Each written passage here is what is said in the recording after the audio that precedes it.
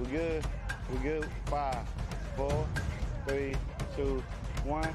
10, 9, 8, 7, 6, 5, 4, 3, 2, 1.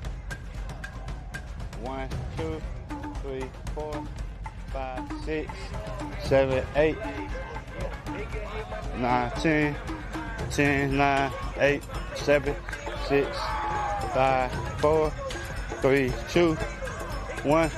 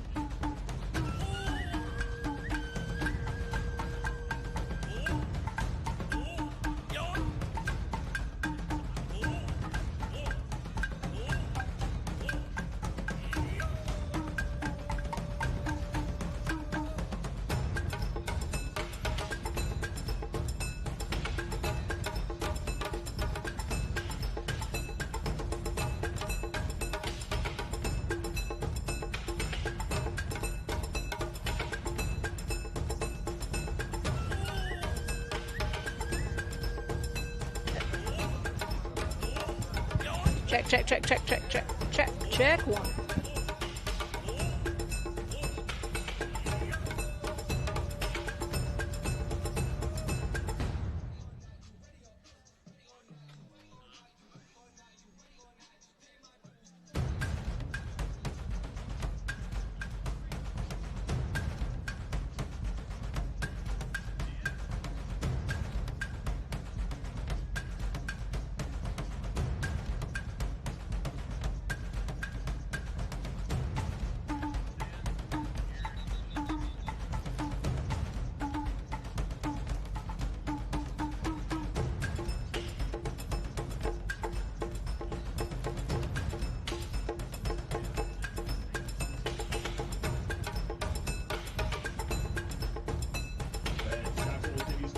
You.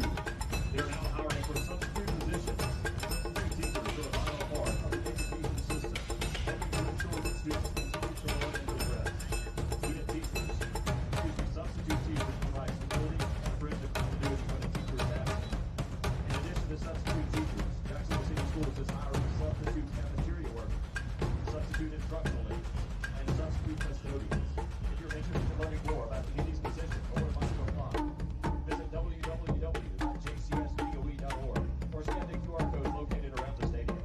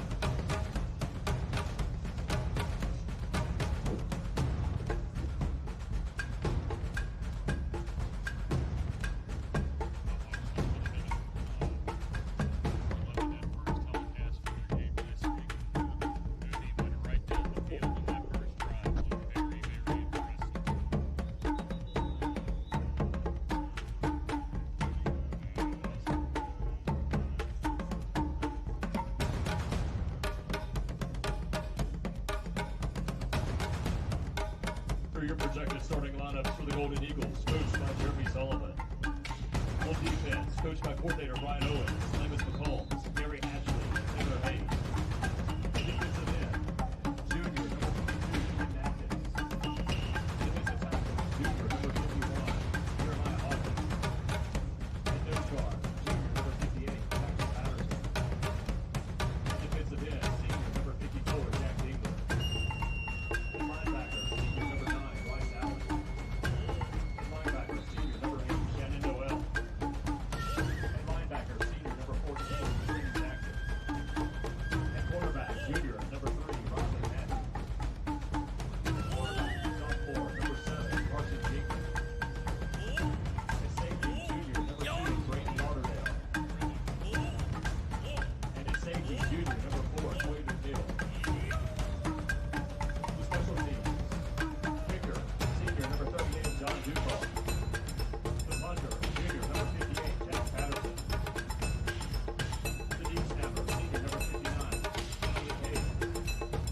The holder, senior number 9, Bryce Allen. And the offense, coached by coordinator Vince Stewart, Alfonso Green.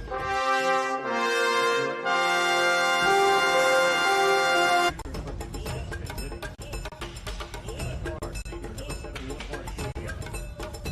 The center, senior number 53, Ben Bridges. At right guard, junior number 73, Derek Hayes. At right tackle, sophomore, number 61, Holden Markham.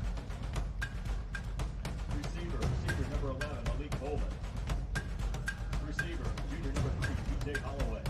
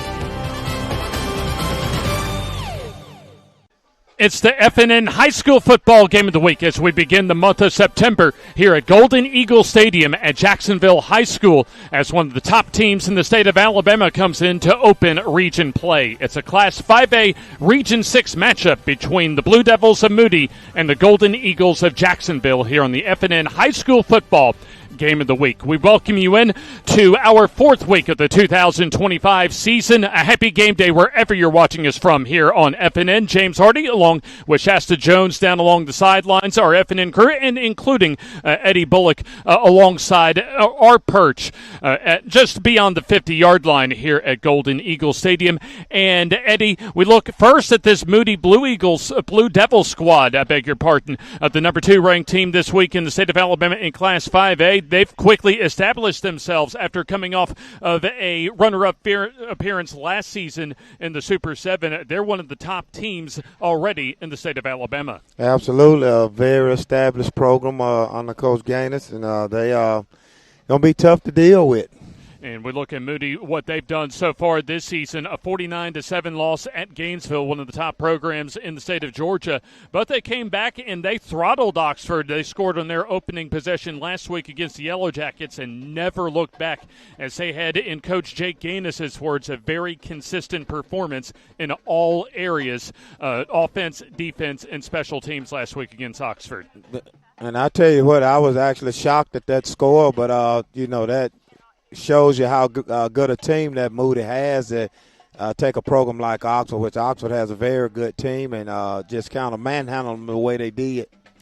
And then you look at the Moody defense, and they'll play up to 18, close to 20 guys as far as their typical rotation. But they are having to replace at least a key piece of their offense from the last couple of years in Charlie Johnston. Jake Lowry comes in at quarterback, the junior, in what Coach Gaines describes as a stud, 6'2", 185 pounds. Pretty much has all the package that you'd want at quarterback. Strong arm, throws it well, accuracy, and also athleticism. Absolutely. Hard to contain and, great threat down the field.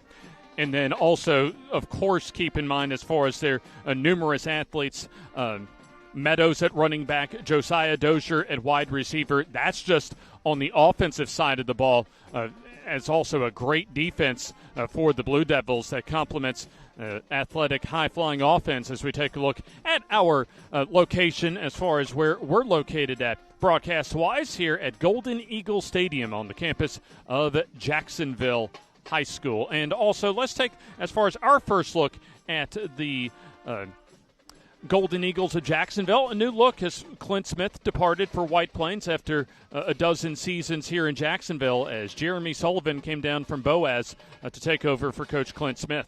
Well, it's a new look. I know a little bit about Coach Sullivan, back from my coaching days. Pretty hard-nosed coach, pretty organized. But it's always a change for a new coach to come into a new program, so it's going to be interesting. I think they're 1-1 right now, so it's going to be interesting to see, what develops over time. And as you correctly mentioned, Eddie, a 1-1 record for Jacksonville after a really unexpected blowout against Etowah, 45-7 a couple of weeks ago, but turned around and lost right here at home to Alexandria, 34-7 in that early season annual rivalry matchup. So certainly a lot of growing pains as far as just getting what Coach Sullivan wants to implement as far as his vision for Jacksonville football. We still have a lot more to go here on our countdown to kickoff here on the FNN High School Football Game of the Week. We'll have the opening coin toss as well as a look at big ones from across our area and the state of Alabama next here on the FNN High School Football Game of the Week. In the interest of health and safety for all fans, the campus of Jacksonville. At Farmers and Merchants Bank, we're showing off our school spirit with our newly designed vertical Spirit debit cards. Now, these are customized with your favorite school's logo, and half of every Spirit card purchased goes toward your school. So, show off your colors and support your local school with the FNM Spirit debit card. You can learn more at fnm.bank. Member FDIC.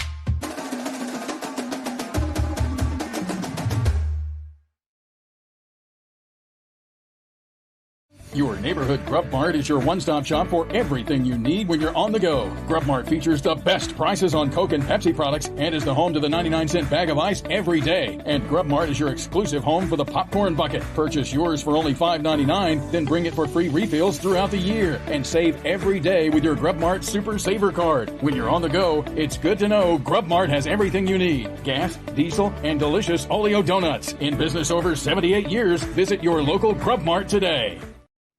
The Calhoun County Commission, made up of Fred Wilson, Danny Shears, Carolyn Henderson, Terry Howell, and Lee Patterson, ask you to take a look at what Calhoun County has to offer. Our beautiful parks, neighborhoods, recreational facilities, historic sites, and museums. Our citizens enjoy a high quality of life and strongly support the arts. If you're considering expanding or starting a new business, take a look at Calhoun County. You'll be glad you did.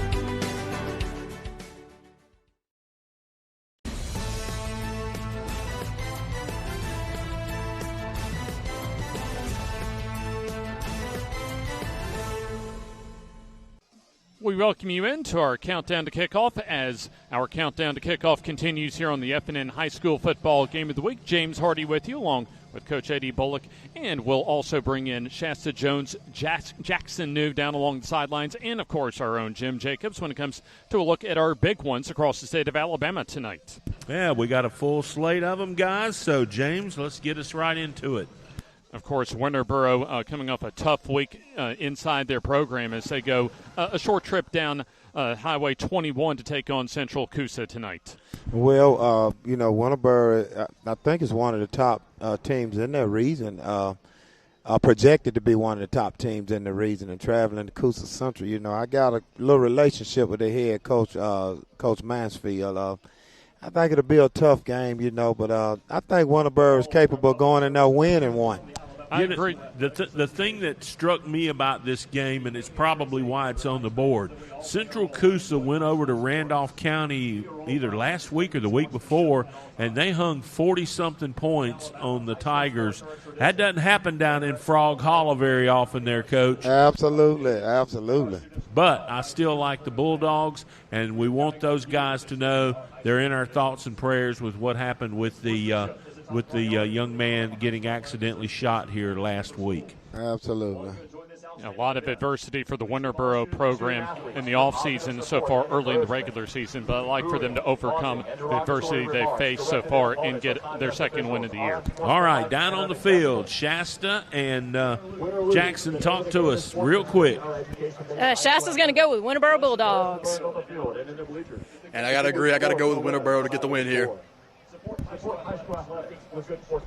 And then we take a look at Aniana going to Cherokee County for the first 4A Region 6 matchup of the season. And Cherokee County's had Aniana's number over the last few seasons with a 3-game winning streak in the series, and I like for that to continue up in center. Well, I agree. I think they have that number, and I'm going Cherokee County at home.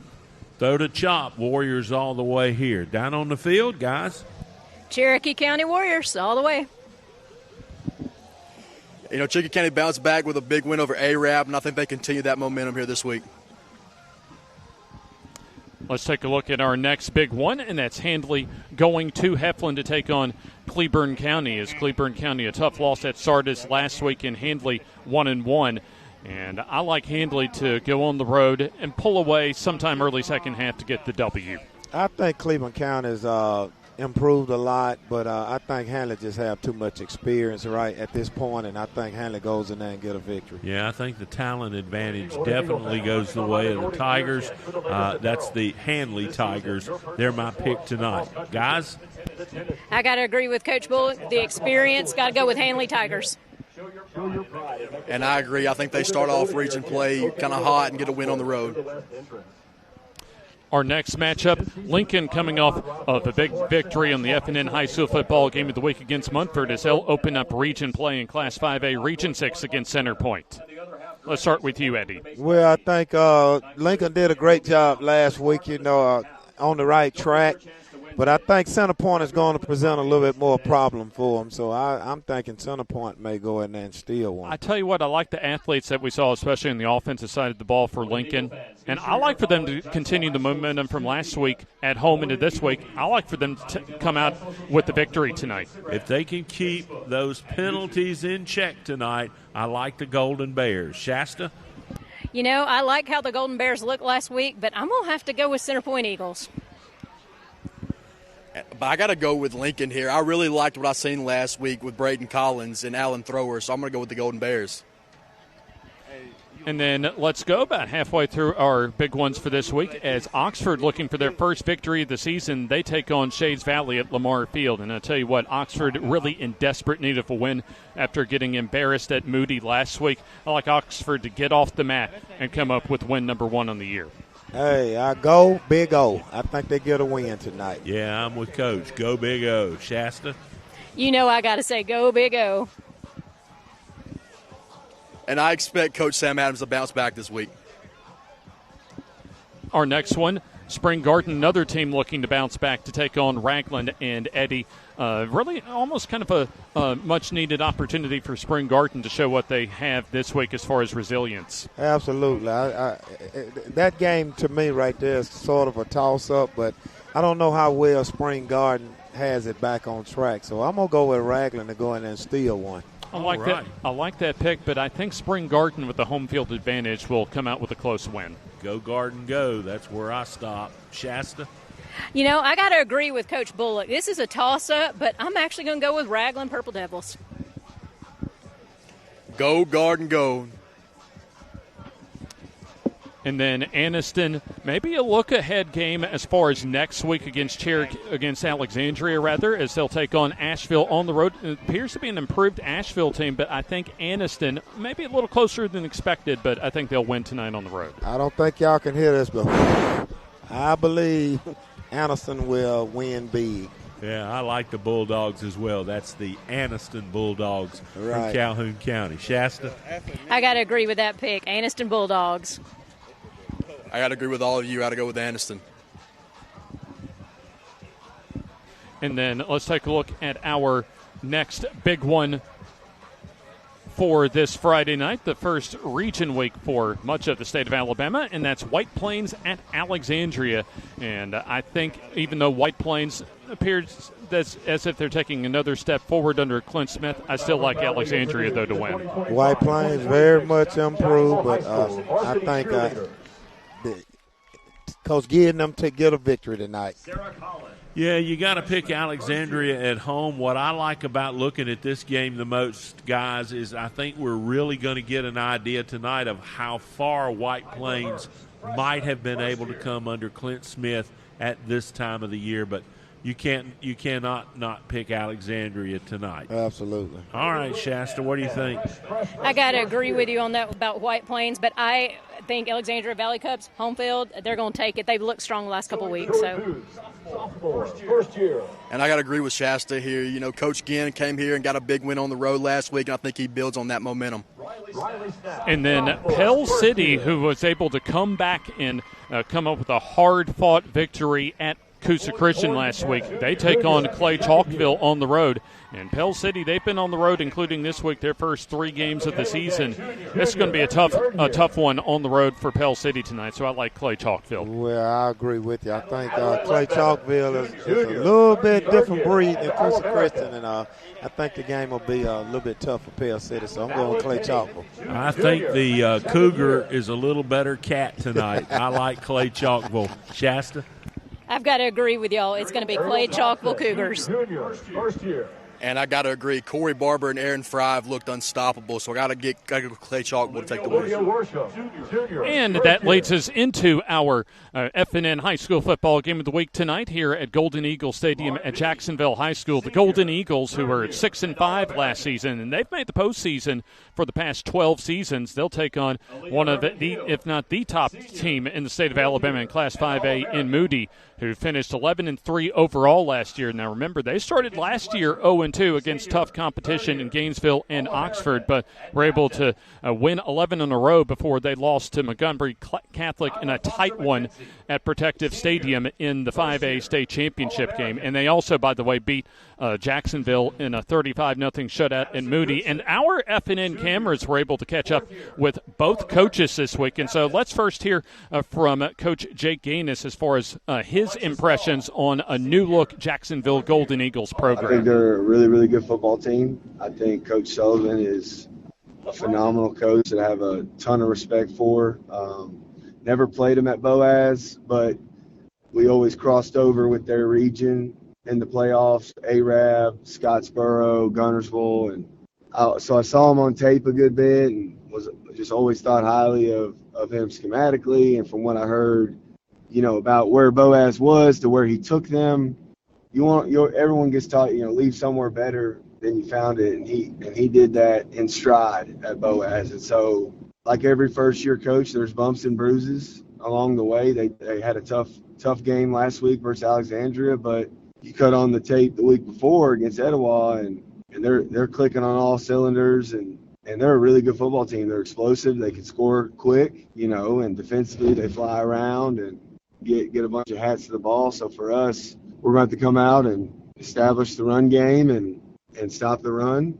So for us, this game is the biggest game we've got. So we got to go and try to start fast and hopefully have a successful night. Jacksonville to possibly compete with and have a chance to upset the number 2 ranked team in Class 5A as new head coach Jeremy Sullivan, in just his 3rd game with Jacksonville, had a lot of praise for an outstanding Moody squad. I think they're a great team, have great players. Coaches do a good job of putting them in the right position to make plays. Very talented, play hard. They're a really solid football team. We'll hear more from both Coach Jake Gaines and Jeremy Sullivan later on tonight, and of course some player features from our own Shasta Jones throughout tonight's telecast. You're watching the FNN High School Football Game of the Week as we still have the toss of the coin to come before toe meets leather for the first region week for the vast majority of the state of Alabama. It's Jacksonville and Moody to begin September here in the FNN High School Football Game of the Week. At Farmers and Merchants Bank, we're showing off our school spirit with our newly designed vertical Spirit debit cards. Now, these are customized with your favorite school's logo, and half of every Spirit card purchased goes toward your school. So, show off your colors and support your local school with the FNM Spirit debit card. You can learn more at fnm.bank. Member FDIC.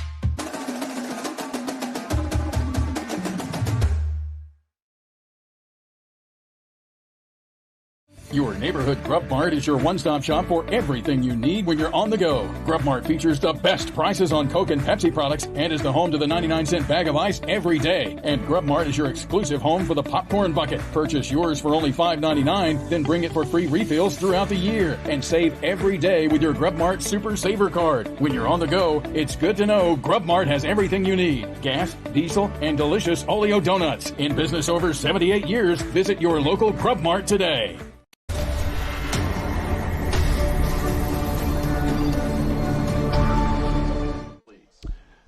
Minutes away, about 10 minutes away from meeting toe to leather, as at Jacksonville High School we are ready to honor the US of A with our country's national anthem here at Golden Eagle Stadium.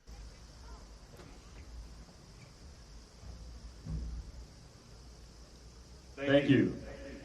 To honor America, we ask all those who are able to remain standing to direct your attention to the flagpole located on the east end of the stadium. With hats removed, hand over heart, and veterans rendering a hand salute. Under the direction of Miss Leslie Street, the Golden Eagle Marching Band now performs our national anthem.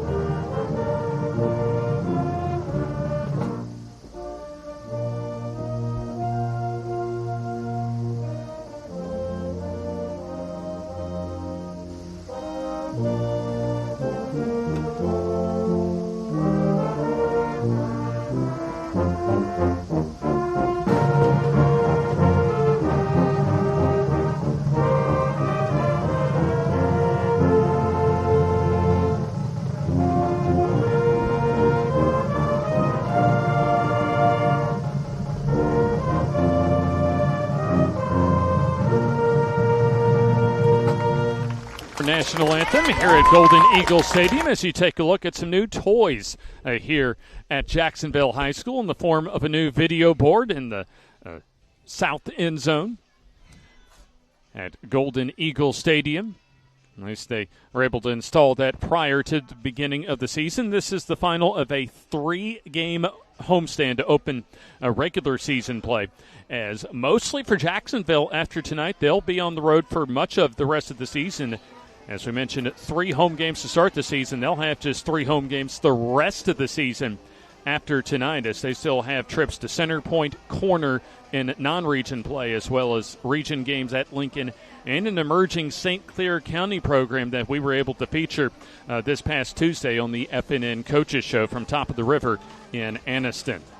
James Hardy, Coach Eddie Bullock, Shasta Jones, and our FNN crew with you as we're awaiting the captains to make their way out to midfield. It looks as if our officiating crew, led by Ken Turner, just making their way out of the officials' locker room off to our right. And outstanding facilities, Eddie, here at Jacksonville High School. One of the, maybe other than Oxford, as far as the strength and training and locker room facilities that they have surrounding Lamar Field. This is one of the nicer campuses we get to go to as far as our FNN coverage area. Absolutely. Everybody seemed like in the county stepping up to the plate. Oxford started it off, and, of course, Jacksonville jumped in, and Anniston jumped on the bandwagon. So, I think everybody's kind of getting with the groove, trying to get those facilities up to attract, students to come to their schools. We just saw some of the assistants come up for Moody as they're gearing up for their big game. And we're gearing up for a busy week coming up next week, as we'll actually have an FNN first for us, flag football up at Boaz, as a couple of the top teams in the state of Alabama go at it on Monday evening at 6 o'clock. I'll be up there. Shasta Jones will be up there. Jim Jacobs, much of the rest of our FNN crew for Moody against Boaz for a little Monday evening flag football. So we'll be certainly enjoy embarking on a new experience for us when it comes to FNN coverage of high school sports in our area. And then, of course, we have a big Friday night coming up. But before, in between our flag football Monday and high school football Friday, we'll have the Coaches Show, FNN Coaches Show on Tuesday nights at 7 o'clock from Top of the River in Anniston. And then, of course, once you get into region play, Eddie, every game becomes just more and more magnified. And Anniston able to make the quarterfinal round last season, as they'll have another potentially big contest coming up next week, as far as what will be, at least right now, our FNN high school football game of the week, as they'll take on Alexandria next week. But right now, Jacksonville looking and Moody also looking to get over the 500 mark. But I tell you what, as we take a look at the Jacksonville Golden Eagles, really nothing to lose for Jacksonville tonight, facing one of the top teams in the state. Well, you just want to go out and, have a good performance, man, and try to establish yourself. There's nothing to lose, so, you go out and try to make a good showing and get your positives from it. Trenton Jackson, as well as Christian Biddix, Malik Coleman, and also the final of the 4 captains, Manelik Hayes, for the Jacksonville Golden Eagles as they make their way out to the 50-yard line. And also now see the Blue Devils captains for Moody out of the visiting locker room, as we'll take a look at their captains here in just a moment. And there we go, as we have one of the offensive linemen, the center Max Myers, as well as Caden Cofield, one of the defensive captains. Moody, really the 31-7 win they had over Oxford the score really did not indicate how much they just throttled and dominated the Yellow Jackets of Oxford from start to finish. Also Noah Hicks, as well as Elijah Rutledge, the captains for the Moody Blue Devils. second-ranked team in the state, and they finished second with a narrow 17-14 loss in Birmingham in early December. A cold night for the 5A state championship game last year that saw Montgomery Catholic and Moody play a physical battle and go right down to the wire, as Montgomery Catholic was able to slip by the Blue Devils and win their second consecutive blue map as the captains make their way out to midfield. Our referee tonight is Ken Turner. It's a big matchup for Jacksonville. Their third consecutive home game to start the season. As Moody, their second road game of the season, and we'll send it down to Ken Turner for our opening coin toss. He's shaking it up. Moody, you the visitors tonight? You're going to have the call. Just a regular old $50 here, nothing special about it. Yes, sir. Let's talk about something before we get started. Sportsmanship. Important tonight.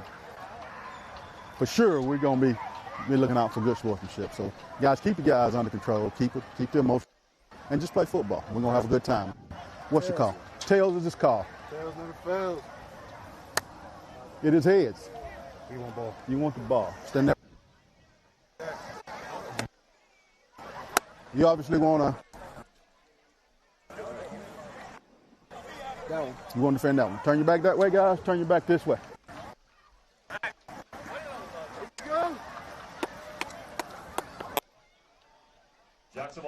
So Jacksonville wins the opening coin toss, and they decide, Eddie, they want the football to begin tonight's ball game. So with that, give us your keys that you have in mind for both teams tonight. Well, first of all, it's a good strategy. I think Jacksonville needs to get started fast.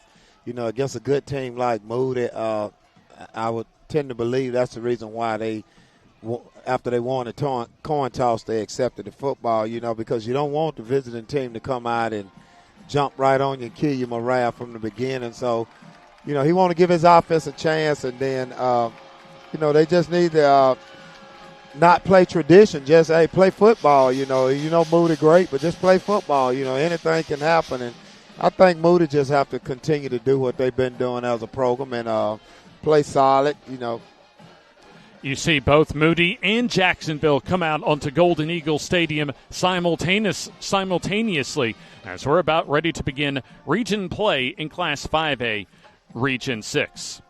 Moody and Leeds have been really that 1-2 punch in the region the last few seasons, and at least that's expected to be the case again here in 2025. Also, when it comes to the other teams in Class 5A Region 6, we saw one of those last week over at Keith Howard Memorial Stadium in the Lincoln Golden Bears. Also, St. Clair County, Springville, and Centerpoint, a part of Class 5A Region 6.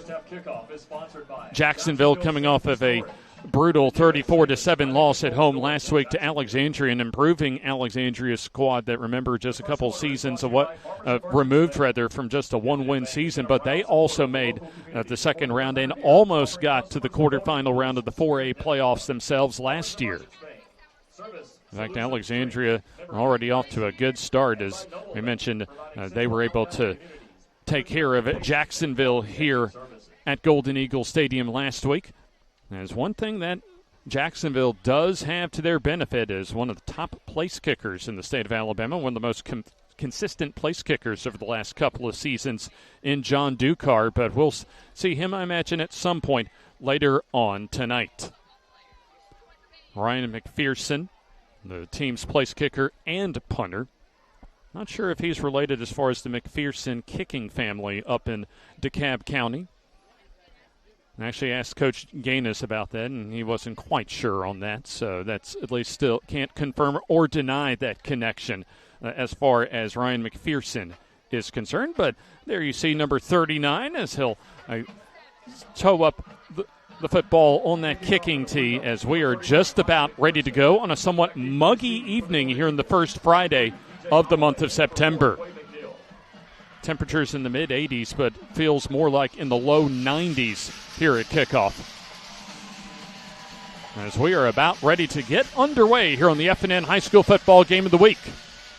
And an over-end kick as that'll drive the deep returner back to the goal line. As Moody with good, solid coverage that time on the kickoff return, as returning it was P.J. Holloway, as he only manages to get to the 15-yard line, as that'll set up Jacksonville with Kamari Harmon at quarterback, his first year to start at quarterback for Jacksonville, the senior. And he'll also have Quay McNeil and Jaden Jones help him out in the backfield. Receivers, Malik Coleman, P.J. Holloway, Gabe Cannell, and then Jack Cadle and Bryce Allen as the H, kind of a tight end position. Here's the give, as trying to bounce it to the outside. McNeil, as he's able to get some decent yardage off the left side to the 20-yard line. Let's take a look at the rest of the Jacksonville starters, as Finn Jennings at left tackle, Damari Sigler at left guard, Ben Pridgeon, the veteran, at center, the senior, Derek Hayes, the junior, at right guard, and then Holden Markham, the sophomore, at right tackle. So 2nd down and 5. The first region week of the season for both Jacksonville and Moody. McNeil dances, and he's going to be driven back for a loss that time, as good penetration up front by Moody. Looked like Josh Willett. And also helping out on the tackle for Moody was number 51, Willie Kimball, the senior. So it'll set up the first 3rd down scenario of the night. That's the toughest place to run against Moody is right up through the A gaps right there. They got two huge freight trains right there in the middle, and it's just tough to get up between the tackles. And look as if we have an injured player down along the field for Jacksonville very early on in the ball game, and that looks like Damari Sigler. In fact, got a good look at him. And thanks to that number on the shoulder, just below the shoulder pad, we're able to at least identify him. Damari Sigler, another veteran along that offensive line, and especially when it comes to your upperclassmen, Eddie. Hopefully he's okay, but for Coach Sullivan, you don't want to lose someone that has as much experience as a Pridgeon, or in this case, a Sigler has along that offensive line. Absolutely. You need experience, to kind of bring the younger guys or the inexperienced guys along, as the game go, kind of get them through the rough patches. And still a long look down, at least for the training staff for Jacksonville. As Damari Sigler's been down for a little bit, as it looks as if they're taking a look around the lower body injury, it looks like. And looks as if Sigler trying to get up, getting a little help from a couple of the trainers, and the fans here, the spectators at Golden Eagle Stadium, give them a round of applause. So it gives both the Jacksonville offense and the Moody defense a little bit of breathing time as far as just figuring out what they need to do on 3rd down, and that does not look good for Sigler. No, I can't really tell. I don't know if it's an ankle. It sort of looks like an ankle. Whatever it is, certainly a slow walk back to the near sideline. Not a good early indication for the senior left guard. So they'll wait for Sigler to get to the sideline. And then a big 3rd down coming up. So they'll spot the football about the 19-yard line. A manageable 3rd down, but they need it. Does Jacksonville the 25 to keep the drive alive? A big early play for Harmon and the Golden Eagles offense. Man in motion. As the sweep to the near side, as Harmon trying to turn the corner, at least hurdles one player, but taken down about a couple of yards shy of the 1st down. Solid D that time by Moody, as Jagger Ludolph, the linebacker, able to help out on the stop. Well, Jacksonville did a great job right there. They actually had the corner sealed, but they didn't turn in the cornerback right there, and he was able to slow it down. Punting time coming up for Jacksonville as Jack Patterson back to punt. Also Josiah Dozier set to receive. And we'll have a stoppage in play here as prior to the snap on 4th down. And looks as if we have a timeout called for by Jacksonville. Let's see if we can hear as far as one of our FNN microphones when we were able to catch up with Coach Gaines, because a lot of expectations as far as coming off of a Super 7 appearance last year for Moody, as far as are they the hunter or the hunted. Let's hear how Coach Jake Gaines views Moody as far as just how they view themselves against their competition. We refuse to be hunted. We're always going to be on the hunt. And so all that means is just like having that constant hungry mindset, where you're never satisfied with 1 win, 2 wins, or whatever ranking or whatever status you may have, because somebody, like you said, is always out to get you. So for us, it's off season, summer, and then now obviously working into game 3, we're a hungry football team. We've got a lot of games left to play, and we got to get a lot better. And there you hear Coach Jake Gaines is not satisfied right now as far as where his team is at, even against a very tough early season schedule. 4th down. Patterson, a quick step, and gets a good punt off as Dozier will have to, or rather the fair catch made at about the Moody, we'll call it 37-yard line, as the fair catch made by Elijah Rutledge. That was a great punt right there. I mean, he got every piece of that one. He actually drove the returner back. We'll take a look at the Moody offense as Jake Lowry pretty much can do everything. A multi-threat quarterback, the junior. He'll call signals. Cameron Meadows, the primary running back, a big physical running back. And we'll take a look at the rest of the Moody offense after their first snap. Here's a flea flicker as the throw down the field, a jump ball, and good coverage that time by Riley Matthews, the safety, as the pass goes harmlessly to the turf. Great coverage right there. Actually, defensive back would have got around. We see on the replay, it probably should have been picked. So Coach Jake Gaines and his coaching staff wanted to go to the back tricks early here, but give credit to the Jacksonville defense. Very disciplined as the ball goes incomplete. Also see Colin Eatman, Josiah Dozier, Elijah Rutledge, and Aiden White at receiver for Moody. Well, you're unbalanced down here to the boundary side, so, Meadows stood up. Not a whole lot that time. Bryce Allen, the linebacker, helps lead the way on the stop, and you also see a couple of others, including number 6, Meadows on the carry. Shot by number 9, Bryce Allen. Allen, as we mentioned, with a flag on the play. Also, Trenton Jackson helps out in support. Flag on the play. We'll find out here from our referee, Ken Turner.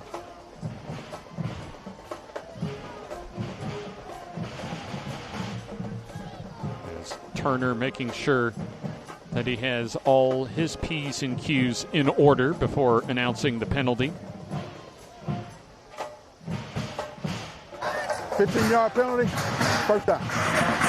Personal foul. That's a bummer for Jacksonville, as they had Meadows bottled up. LaCameron Meadows in the back, or at least for a minimal gain, but the personal foul penalty moves the sticks for Moody. Did a great job. I mean, that's a kill on defense, not a drive killer, but you sustain the drive after you get a sack, a tackle for a loss, rather.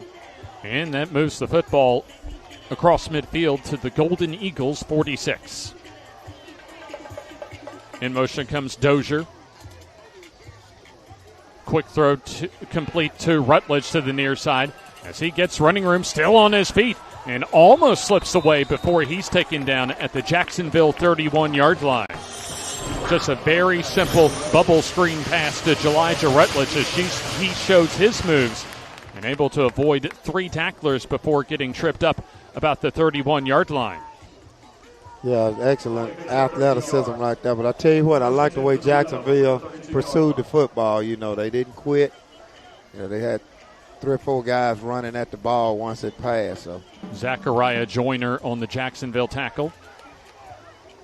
1st and 10 for Moody. Meadows up the middle, lots of running room as he gets taken down inside the 20. A loose football, but the official at the near side comes up and says that the ground forces the fumble. I'd be very interested to get a second look at this, Eddie, to see if it was a fumble or not. Absolutely. Jacksonville was celebrating. I thought they had it at that point. Meadows is the big guy that I'd heard about right there. You know, it's a pretty tough tackle right there, and he lost it. Well, the only question is, did the ground cause the fumble? And the officials said that it did. So it looked like he was losing it as he was going down. So here's a 1st and 10. Lowry to the end zone and caught for the Moody touchdown. Elijah Rutledge on the hookup from 16 yards out. We'll take another look. A simple seam route down the middle, Eddie, for the first score of the night. A straight seam route. It's a choice. He can either go out or in, depending on the leverage. The DB was playing outside leverage, so he cut it in. Little scanty post. Yeah, just a little simple pitch and catch that time as Ryan McPherson on for the point after. 3.5 minutes into the first quarter. Snap holder there, and the kick on the way. That is up, and that is good. We'll take the timeout, our first timeout of the ball game. 7-0 Moody with the advantage here on the FNN High School Football Game of the Week. The Calhoun County Commission, made up of Fred Wilson, Danny Shears, Carolyn Henderson, Terry Howell, and Lee Patterson, ask you to take a look at what Calhoun County has to offer. Our beautiful parks, neighborhoods, recreational facilities, historic sites, and museums. Our citizens enjoy a high quality of life and strongly support the arts. If you're considering expanding or starting a new business, take a look at Calhoun County. You'll be glad you did.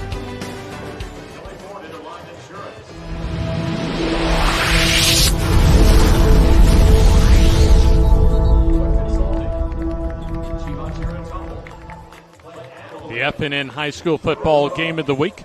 And also you can check out as far as our Game of the Week live and on demand when it comes to our FNN app that you can download on the Apple App Store or the Google Play Store. Just look up in the search tab the FNN Network, and you should be able to download us. And there you go as far as some instructions.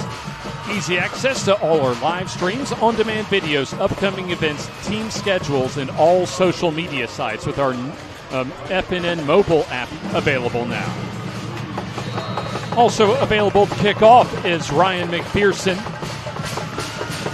as Jacksonville Holloway, as well as Coy McNeil ready to return. That'll go into and out of the end zone for a touchback. And we heard Coach Gaines talk about earlier in the first quarter as far as just having that mentality of always being the hunter, Eddie. And you know, with what they've been able to do really throughout now Coach Gaines' 4 seasons, especially last year, a lot of teams' attentions as far as across the state of Alabama in Class 5A, it's on this Moody Blue Devils squad. Absolutely. He can, and that's a good motivational statement for his players, but as an opposing coach, he is the hunted, regardless of whether he wants to be or not. He's hunted because everybody's game planning and scheming for the run-up in the state championship. That's a 1st down and 10. Jaden Jones in the backfield. As Jones on the call off of left guard, not a whole lot there as he may get to the 21-yard line. And there you see about 5 or 6 different white shirts for Moody on the stop. White tops, navy blue bottoms for the Moody Blue Devils, and then the Golden Eagles of Jacksonville, the all navy blues, navy blue tops and bottoms, and those gold numbers and letters. And also throw in the gold helmets for good measure. They'll give Jones a yard. So 2nd and long. That's the play clock already down to 10. Under 8 minutes to go, opening quarter. As the give goes to McNeil, and not a whole lot as they've tried to, or Jones rather, on his 2nd carry of the drive.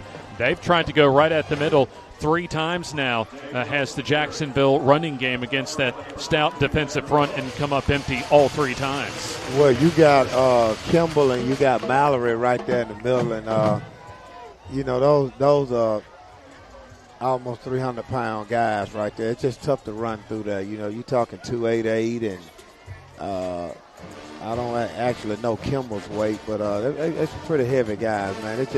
it's tough to run through there, especially when your line is undersized. Third down upcoming. Line to reach the 30 for the first down.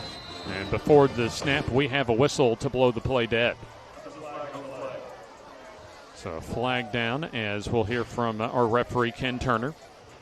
And there you see the false start indication, or rather the delay of game, 5 yards either way. So 3rd and 14 now coming up. As we come up on the 6:59 mark, as Jacksonville wants to take time. And let's also hear, as far as from our FNN microphones, as we were also able to catch up with Coach Jeremy Sullivan earlier this week. And let's hear simply as far as what was able to bring him down to Jacksonville to take over for Coach Clint Smith. Well, it was a place I was familiar with, just being, at Jacksonville State. And, I've had some success in the past. And, I thought it was a place where I could go and maybe build on the success they had and eventually take it to another level. Well, certainly Clint Smith, a very consistent tenure as far as knowing what you were going to get from the Golden Eagles football program into the playoffs, and some more times than not some deep runs in the postseason. And that's certainly a tough task to follow for Coach Jeremy Sullivan coming from Boaz. Well, he did a great job, man. I mean, had great numbers throughout his tenure here, and that's the main thing you want, is to have great numbers. All right, now not so good numbers as far as a third down scenario. They need the 30 for the first down. Harmon on the roll. Under pressure, and it goes into the defense as he throws that, and that's complete across the 30. I don't know, Eddie, how Harmon got that pass completed, but he was able to find his man, Kelvin Hughley, for the first down. Well, he did a great job, man. I mean, stepping up in the, rolling pocket. He's rolling opposite hand, and he steps up in there, and he just make a throw, take it. I mean, that's an athletic play. Incredibly athletic play to keep the chains moving for Jacksonville. The shifting line for the Golden Eagles. Give goes to Jones. Modest yardage, shy of the 35-yard line, maybe a couple of yards that time. As we'll see, coming off the bottom of the pile for Moody was the linebacker, Mobley. In fact, looking at the Moody defense, you have Henry Smith as well as Josh Willett, the defensive ends, Cameron Mallory, the nose guard. And then we saw Mobley at outside linebacker, Caden Mitchell, the other outside backer, Barack Willis and Jagger Ludolph, the inside linebackers. And corners are Kylan Barker, Noah Hicks, and then the safeties, Caden Cofield and Owen Randall. We look like they're on a 44 split right here. Here's the give off right guard, and that's going to get respectable yardage for Quay McNeil as he gets across the 35, close to the 37-yard line. So we're past the halfway mark at the first quarter. Moody able to score on their opening drive, that they were aided on a personal foul penalty by Jacksonville, but able to drive 62 yards, capped off by a Lowry to Elijah Rutledge touchdown pass of 16 yards. A timeout on the field here at Golden Eagle Stadium, as we'll take a look as far as the upcoming schedule for Moody after this week, as they'll return home for a couple of games over in St. Clair County. They have what may turn out to be a huge ball game next week in Class 5A Region 6. We were able to have St. Clair County as one of our teams this past Tuesday on the FNN Coaches Show. And tell you, Eddie, St. Clair County, a rising program as far as Class 5A. And also they'll have a home game in a couple of weeks, will Moody, a non-region game at Helena, or at home against Helena, before they go on the road for a Titanic non-region matchup at 7A Auburn on September the 26th. Well, back in my head coaching days, St. Clair County was a rival. They were a team to be dealt with, and we had some tough battles, very close games. Josh Douthert, our FNN High School Football Player of the Week this week. Certainly happy to have he and his teammates and Coach Robinson over at Top of the River this past Tuesday. And we'll be back there on Tuesday as well. And we'll give out another bit of hardware as far as our next FNN Player of the Week this week. And a lot of opportunities to find out as far as first region games of the season just in our area as far as who will take home our Player of the Week here at FNN. Coming out of the huddle, 3rd down and 5. Harmon. Quick toss, and that's complete on a flare pass. A broken tackle leads to the Jacksonville first down. Nicely done by P.J. Holloway as he flared out to the far side, able to absorb a tackle and then move his way for a first down. Yeah, he did a great job. I mean, missed tackle right there. And, he kept his balance, and he's moving the chain. I'll tell you, Barack Willis, one of the best linebackers in Class 5A, not able to bring down Holloway, as that keeps the Jacksonville offense on the field as they were backed up at one point inside their own 20, and now they're close to midfield. Well, that's what you want to do. I think one of the philosophies for Jacksonville is to shorten the game. You run it as much as possible and keep Moody's defense on the field. Well, they may have ran the clock a little too much that time, as a timeout called for once again by Jacksonville as they're down to just one timeout remaining in the first half, and we still have 5 minutes and change left in the opening quarter. And when I talked with Coach Jake Gaines earlier this week, something that he mentioned as far as Coach Jeremy Sullivan is the job that he did at Boaz, and one word at least that I gathered as far as the impression of Coach Sullivan from Moody's coach Jake Gaines was that of being an overachiever as far as the job that Sullivan was able to do with his players at Boaz against a lot of teams on their schedule that maybe had more talent and depth than they did. Well, and that goes back to experience, though. I mean, when you get a good coach, you don't so much focus on the opponent. You take the talent and you try to get the best out of each individual, and you put all that together, and you're able to accomplish things. In fact, according to Coach Gaines, Coach Sullivan did more with Boaz than most coaches typically do. 1st and 10. McNeil on the give. He'll try and bounce it to the near side and has some running room. And that's a good open field solo tackle that time by the cornerback for Moody and Kylan Baker, or else that might have been another Golden Eagles first down. I'll tell you what, let's take a look at this one-on-one tackle. That is a great job. Good poise that time defensively by Baker, the cornerback, to make the stop. Because McNeil had also good blocking that time on the right side. We've seen a couple of times from the Moody defense it appeared that Jacksonville is going to have something working on that right side, but not as much yardage as could have been on that run. Up the middle, McNeil skips around and able to cross the Moody 45 to the 44. So for the first time really tonight, Eddie, a 3rd and short coming up for the Golden Eagles offense. Absolutely, and something that I did, James, with teams like this, when I played teams that were bigger than me, was I got wider splits to make those big guys have to move more. Well, speaking of moving, Jones able to move his feet against a couple of Moody defenders as the Blue Devils say that it was a fumble. And it looks as if, trying to see the official indication, Moody says they have it. And I think they're going to get the football, Eddie. Let's take another look at this run. And I didn't see the football come out. There's a lot of players around that football looking very closely, and there it goes. Excellent camera work as Jones tried to stretch out for the first down and had the ball stripped, and Moody comes away with the football. Right, and that's just an inexperienced mistake. You never stick the ball out in a crowd. I'll tell you what, that is some phenomenal camera work to be able to take a look at that ball and see it come loose.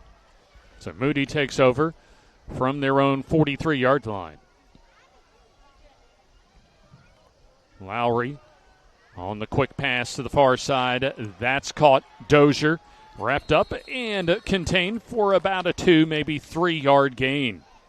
Did a great job covering right there with Jacksonville had 3 guys on the play right there. Carson Jenkins, the senior cornerback, on the tackle for Jacksonville. The unfortunate thing for Jacksonville that time for Jayden Jones, he had the first down, it appeared, until he lost the football. As there's the give to Meadows up the middle as you take a look at our 4-box look here at Golden Eagle Stadium. As coming out of the bottom of that pile is Fred Goodwin, one of the backup defensive tackles for Jacksonville on the stop. So 3rd down coming up. So yeah, Goodwin on the tackle as a 3rd down and about 3 to go. Jacksonville certainly would like to get off the field here on 3rd down. Lowry looks for the fade pass down the field to Rutledge, and that's caught in Jacksonville territory at the 20 and inside the 20 to about the 17-yard line. That was a great throw, great catch. It was great coverage, man. I mean, he was in his hip pocket there. I mean, that just was on the money throw. We'll take a look at Lowry's first down connection. A 30-yard gain on 3rd down is good touch on the ball to Elijah Rutledge, who's already caught a touchdown tonight. So 1st down and 10 in the red zone, play clock under 10. Still in the first quarter. Blitz comes as up the middle goes the running back Meadows into the end zone for another Moody touchdown. Once again, at least this time, of 17 yards. So we'll take a look at LaCameron Meadows as he's able to beat the run blitz right through the teeth of the Jacksonville defense. And there you take a look. Nobody touching at that time. A little Olay on the back end for Riley Matthews as Moody makes it now 13-0. Just a little bit too much size, man. The offensive guard drove his man down the field about 15 yards. A very efficient offensive performance so far for Moody as they've scored on both of their first quarter drives. McPherson on for the PAT. That's up, and that is good. So let's take a timeout as Moody on top, 14-0. Less than 3 minutes to go, opening quarter here on the FNN High School Football Game of the Week. Your neighborhood Grub Mart is your one-stop shop for everything you need when you're on the go. Grub Mart features the best prices on Coke and Pepsi products and is the home to the 99-cent bag of ice every day. And Grub Mart is your exclusive home for the popcorn bucket. Purchase yours for only $5.99, then bring it for free refills throughout the year. And save every day with your Grub Mart Super Saver card. When you're on the go, it's good to know Grub Mart has everything you need. Gas, diesel, and delicious Oleo donuts. In business over 78 years, visit your local Grub Mart today.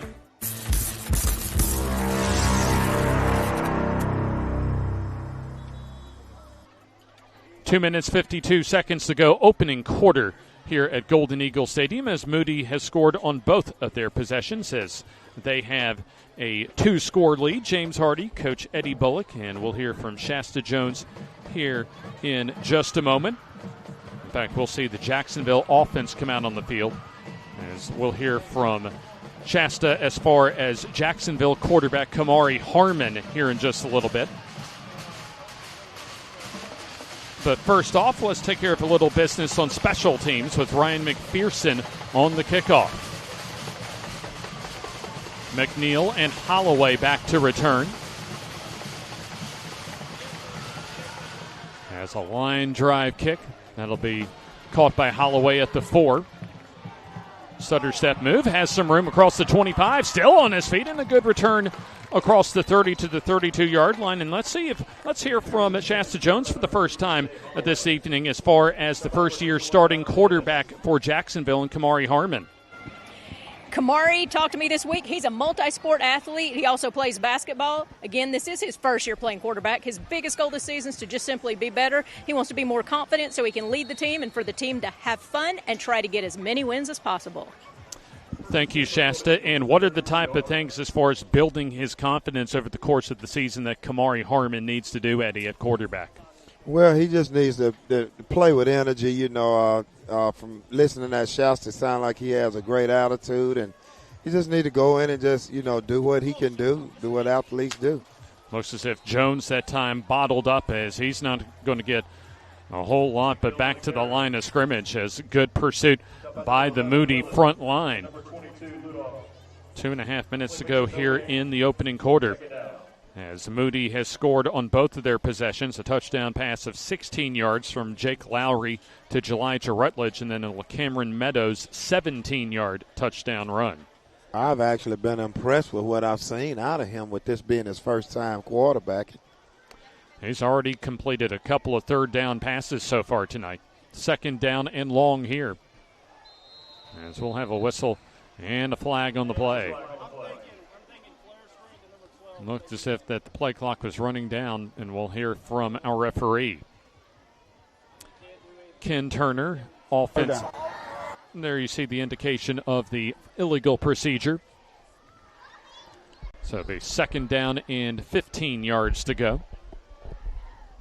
Also taking a look, we'll take a look in a little bit as far as the road ahead for Jacksonville after tonight. Of course, both teams beginning region play in Class 5A Region 6 this evening. Now, Class 3A Region 6 actually began region play last week. Those teams will play all but 2 of their weeks in region play as another flag down on the field. See if Jacksonville also got an early head start there. False start on the offense. 5-yard penalty, second down. Ken Turner confirms that false start. So the Golden Eagles doing what you don't want to do against the Blue Devils, and that's be way behind the sticks on second down. Right, and you don't want to flip the field position either. I mean, that's kind of like shooting yourself in the foot twice. Holloway in motion. And the give goes to the running back, McNeil, as he'll get bottled up and taken down in the backfield for a big loss. A couple of defenders there for Moody, including Ludolph, the linebacker, as well as the outside linebacker, Caden Mitchell, for the Blue Devils on the stop. So the football at the 20-yard line. So they'll say it looks like no gain on the play. So third down and 20. Actually, third down and 23 to be exact, as the Golden Eagles offense needs the 43, their own, for the first down. Jacksonville has converted on third and medium or third and long a couple of times tonight, but a tall task for Harmon. And we'll have a whistle and looks like a timeout call, or rather a flag before the timeout. So Jacksonville struggling with the penalty flag on this possession. Another false start on the Golden Eagles, and so march that back 5 more yards. Not a lot of options in the playbook for third down and about a couple miles to go for Jacksonville, as Moody, a high probability of not only getting off the field on third down defensively, but getting some outstanding field position on the back end. Absolutely. Here's the give. Jones, not a whole lot, back to the line of scrimmage at the 15-yard line. That may be the final play that we see in this opening quarter, as the special teams unit comes out for both teams. And in fact, the clock looks like momentarily has been stopped with 11 seconds to go. But I imagine that whether they get the ball off or not is now, or a head referee blows the clock back into play, as we're coming down on the final seconds of this opening quarter, and that will officially be the end of the first quarter. So Moody with a couple of scores on their 2 first quarter possessions, as the punting situation comes up for Jacksonville to begin the second quarter here on the FNN High School Football Game of the Week. At Farmers and Merchants Bank, we're showing off our school spirit with our newly designed vertical Spirit debit cards. Now, these are customized with your favorite school's logo, and half of every Spirit card purchased goes toward your school. So, show off your colors and support your local school with the FNN Spirit debit card. You can learn more at fnn.bank. Member FDIC.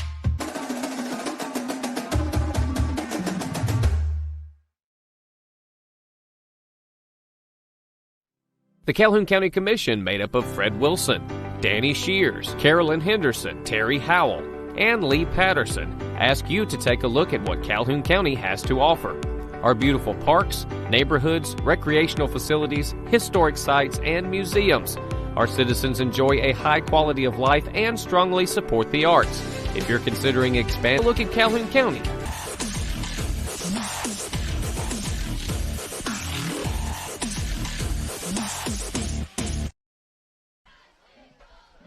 Second quarter about to get underway as Jack Patterson set to punt for the Golden Eagles of Jacksonville. Elijah Rutledge stands back at his own 45-yard line to receive the Jacksonville punt. I think he's respecting the leg now because he got the last one kicked over his head. So able to get that quickly off and a little shorter that time as a fumble on the play as Jacksonville able to recover. The whistle hasn't blown dead as Jacksonville advances it up the field. And let's see if they call that a muff and blow that play dead back closer to midfield. I think it is a muff. You can't advance a muff in high school football. So we'll take another look as an opportunistic play that time for Jacksonville as they're able to get the muffed, fumbled punt from Elijah Rutledge as number 59, Menelik Hayes, one of the captains, able to come up with the recovery. Also the snapper on special teams as Menelik Hayes, Johnny on the spot that time on the first turnover of the night. And that's the break that Jacksonville needed, Eddie. Absolutely. I mean, great opportunity for them, to put themselves in position to try to get on the scoreboard right here. Really the best play that we've seen from Jacksonville tonight as they punted from their own 15-yard line, and now they're going to have the football for the first time, or at least the second time, but the best starting field position that they've had this entire night. And looks like the officials are huddled around that Jacksonville logo. Not sure if there's a flag on the play or not. And there is a flag all the way back up at the 10-yard line. So let's see who that's on. This is going to be a critical call in this ball game. Absolutely. So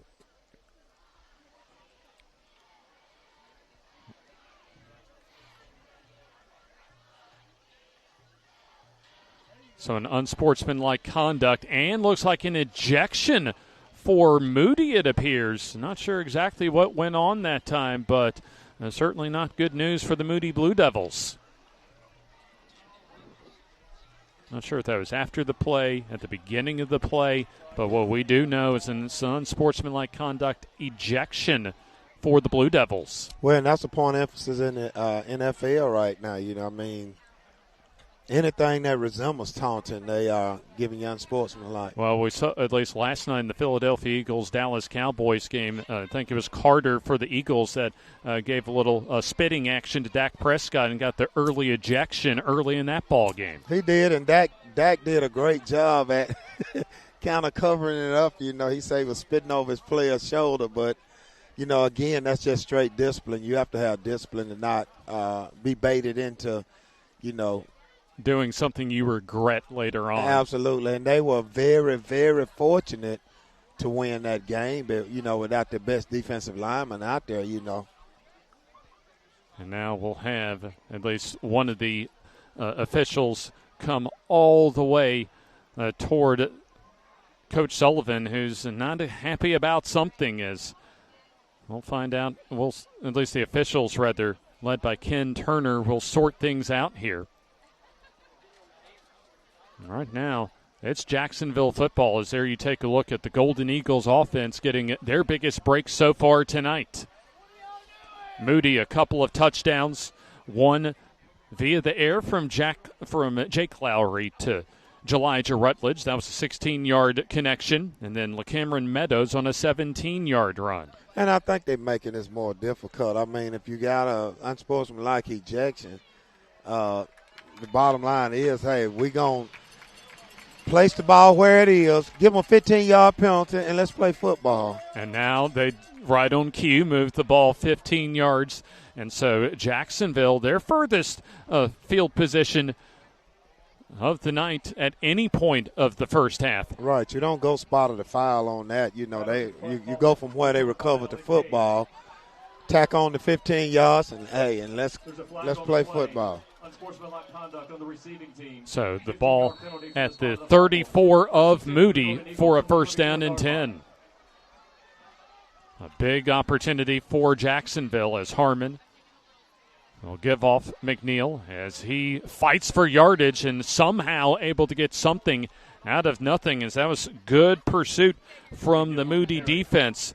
As we'll take a look, number 17 on the tackle looks like DJ Price, as well as Marshall Teofilo that helps out on the tackle.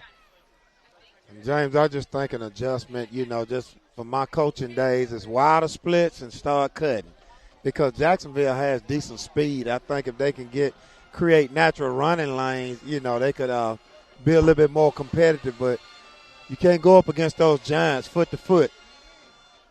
Second down and long.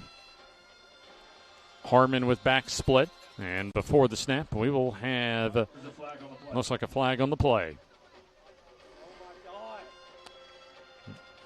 And we'll get the indication offside. 5-yard penalty, second down.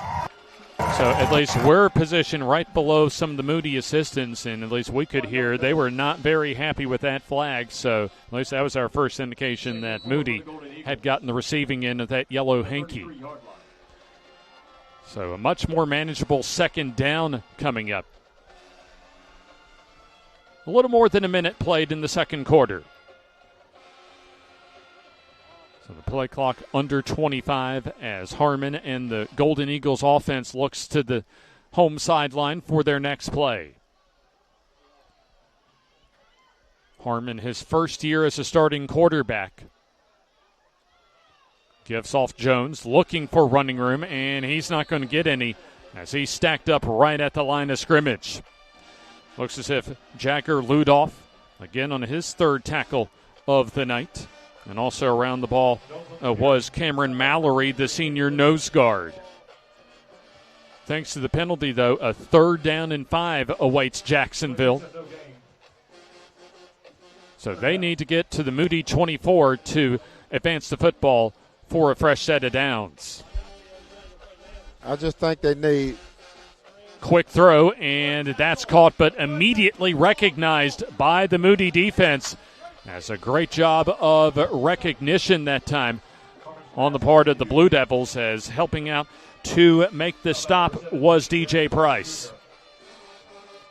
So the catch made, by the way, by Hughley, as that'll move the football back beyond the 30.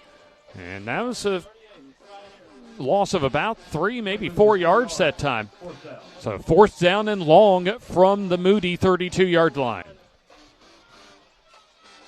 So they're going to go for it, will Jacksonville. Nothing to lose against the number 2 ranked team in Class 5A. Play clock down to 2. Snap off on play action.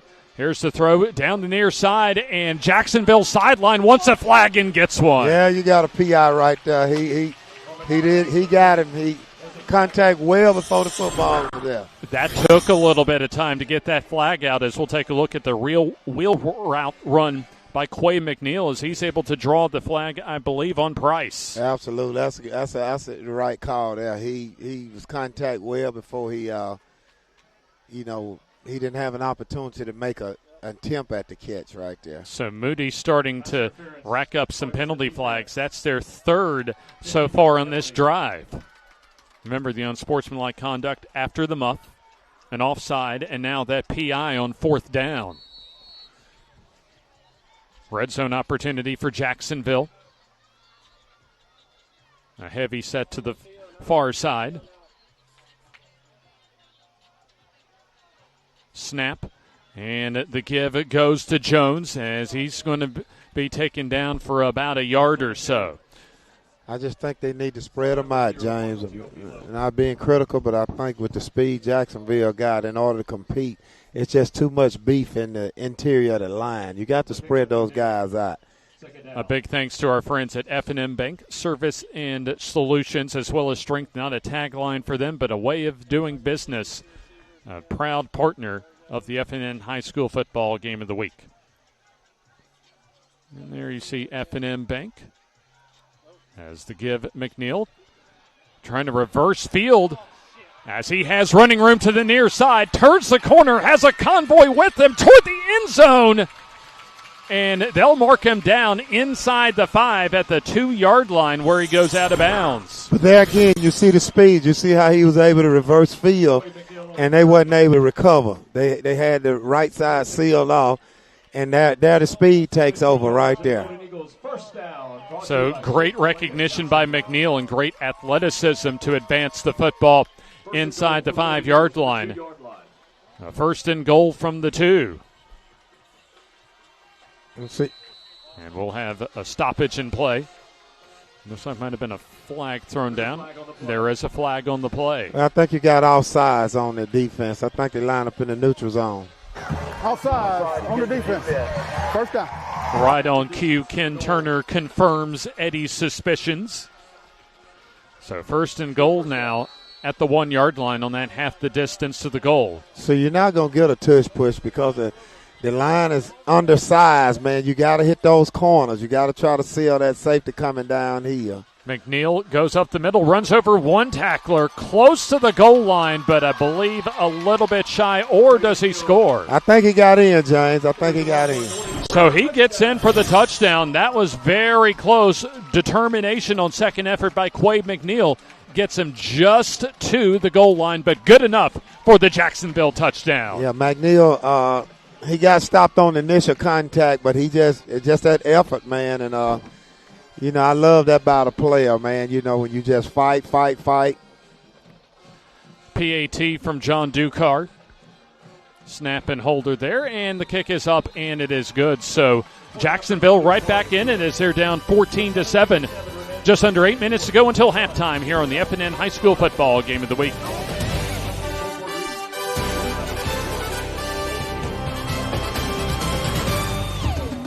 At Farmers and Merchants Bank, we're showing off our school spirit with our newly designed vertical Spirit debit cards. Now, these are customized with your favorite school's logo, and half of every Spirit card purchased goes toward your school. So, show off your colors and support your local school with the FNM Spirit debit card. You can learn more at fnm.bank. Member FDIC.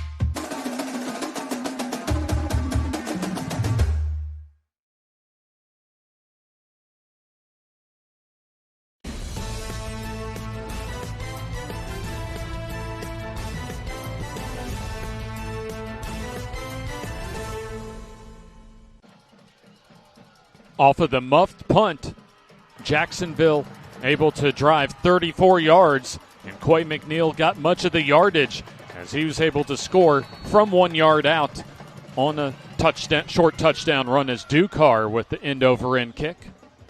As that goes just into the end zone, a very dangerous play that time by the Moody special teams as they were fortunate that just got across the goal line for the touchback. Also, a big thanks to our season-long partner here on the FNN High School Football Game of the Week, the Grub Mart, not too far away as far as their Jacksonville location. And, of course, locations of the Grub Mart, home with that 99-cent bag of ice, as well as those Oleo donuts all across our FNN coverage area and even beyond as far as our coverage area. A big thanks to the Grub Mart for presenting our Game of the Week tonight. And looks as if we're going to get another cameo, as it'll be an unsportsmanlike conduct. So now, after almost having no penalties, I don't think they had a penalty, did Moody, through the first quarter. They're now up to 5 here in the second quarter. Right, and it's, Jacksonville, hey, you ought to be chomping at the chops right there because, it's like Moody. I don't know if they look beyond them, after playing as good a team as Oxford, but it's sort of like they're falling apart, that's uncharacteristic, of great teams getting penalties like that, losing composure. First down from their own 10-yard line for Moody. Lowry at quarterback. Already a touchdown pass tonight. He'll quickly throw to Dozier. That's caught on the bubble screen.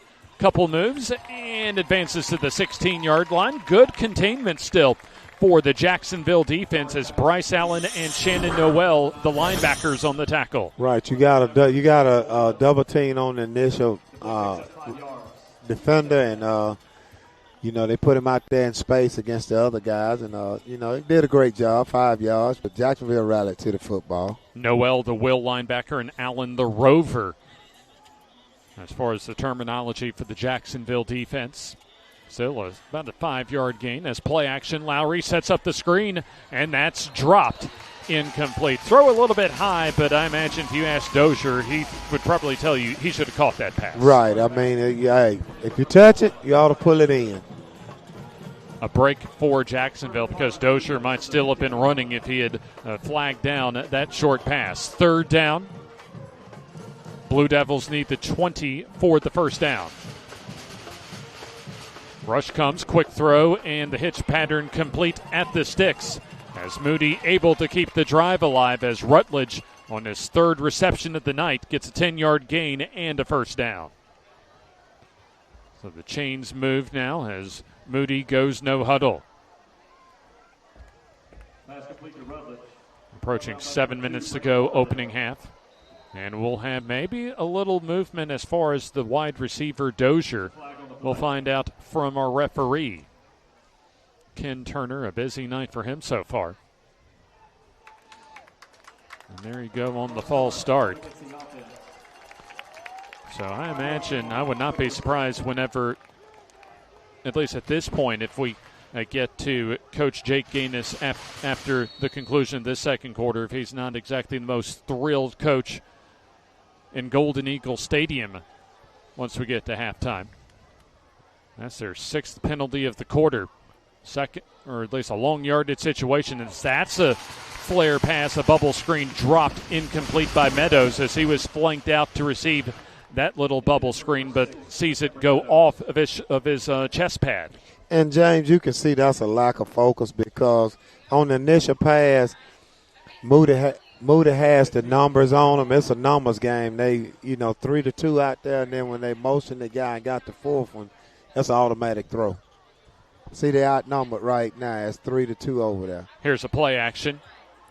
Throw down the field, receiver behind the D, and that's incomplete with a flag on the play.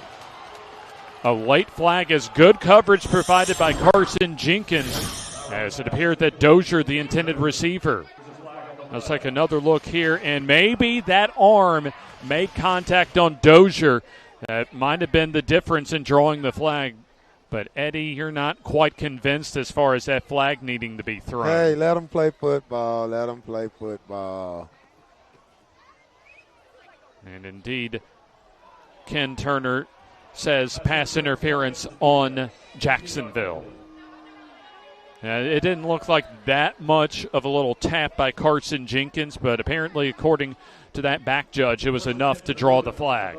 Well, you got a lot. You have to understand you got a lot of hand play with receivers right there. So I'm going to kind of gauge it by, what I started with at the beginning of the game.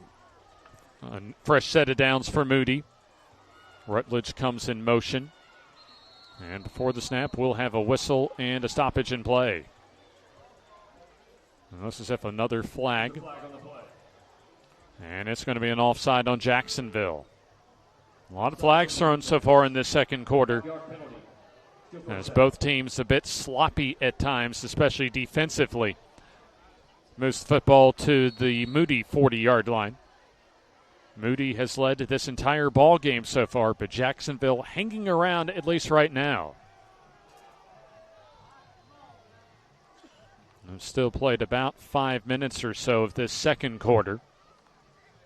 1st and 5 as play fake on the RPO, and the pass complete by Dozier as he spins around and gets the first down into Jacksonville territory. So the tackle made by Noel, the will linebacker, as we'll see another look at this RPO completion. Noel able to come from his linebacking spot as that's a high throw, incomplete to Elijah Rutledge. It's a numbers game, James. When they look out there and see that one defender up there and they got 3 guys, they're going to throw it every time. So 2nd down and 10. That's the second time we've seen a drop pass. This time, more of a high throw from Jake Lowry, the quarterback, as that went off the hands of Elijah Rutledge, the big play wide receiver, who's already scored a 16-yard touchdown pass. Meadows on the call up the middle. Gets a good run to the 39 or so. There's Trenton Jackson from his safety spot. He's had a couple of tackles. Also Bryce Allen, the rover, on the tackle. Also Jaden Jones, the Mike linebacker that got the start for Jacksonville defensively. Jack Dingler, Jeremiah Hawkins, and Jack Patterson up front. And Quentin Atkins also along the defensive front. Here's a play fake on third down. Throw down the field with the receiver behind the D. That's complete for the touchdown.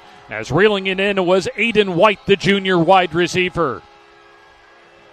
There is a flag on the play, so hold everything.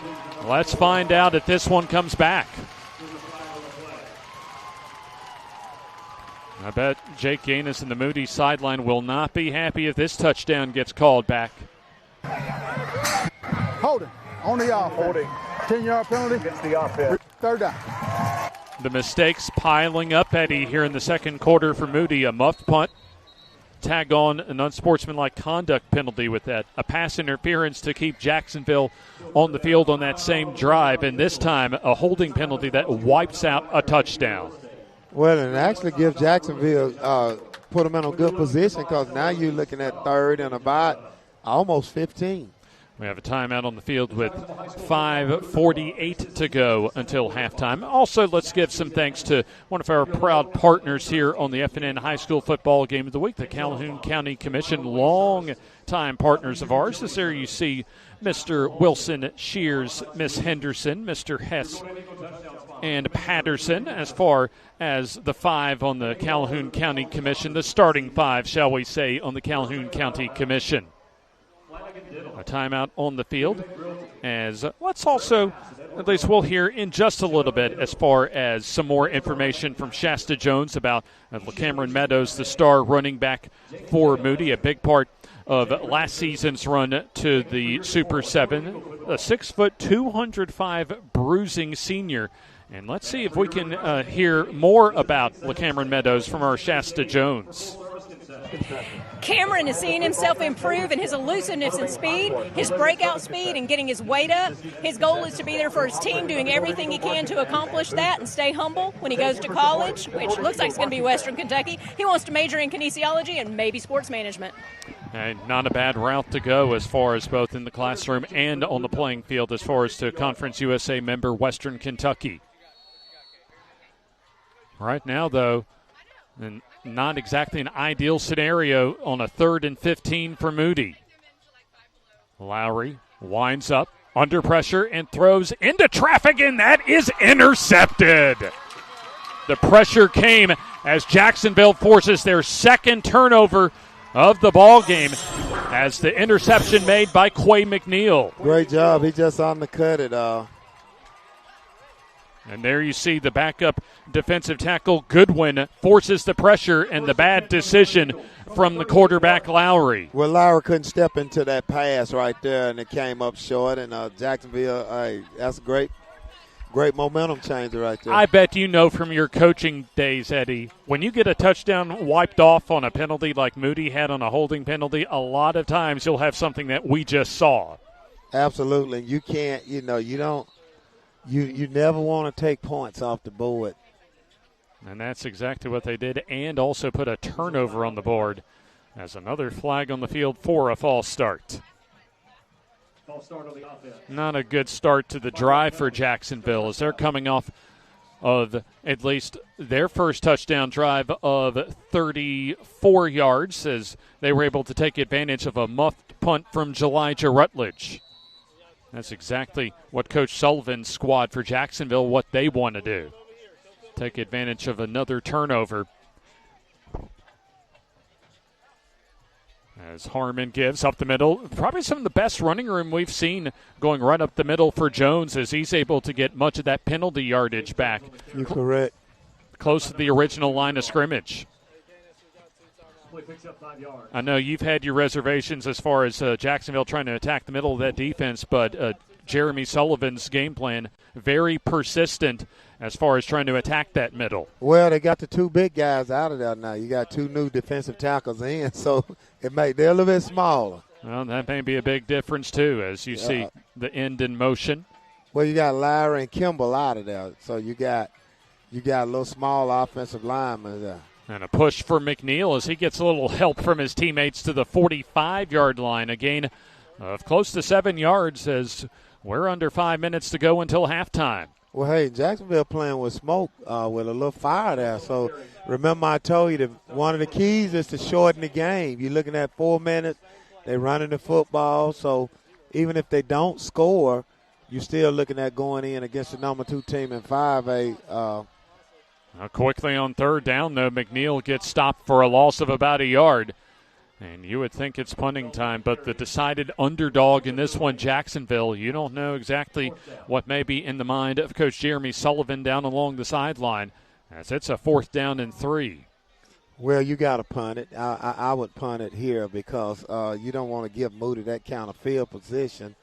You know, you want to go in, you want to flip the field and you want to go in. Although Jeremy Sullivan's playing a little riverboat gambler here on 4th down. And they get the offside. And, Eddie, that is going to keep the Jacksonville offense on the field. Absolutely.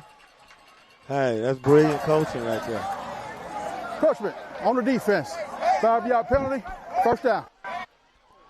So that was a good move by Coach Sullivan as they wanted to see if they could draw the Moody defense offside, and they were able to do so. Well, you got Kimball and Larry back in now, so, hey, let's run away from them guys, even if you have to cut them a couple of times. That's the second time Jacksonville has converted on 4th down by the way of a penalty.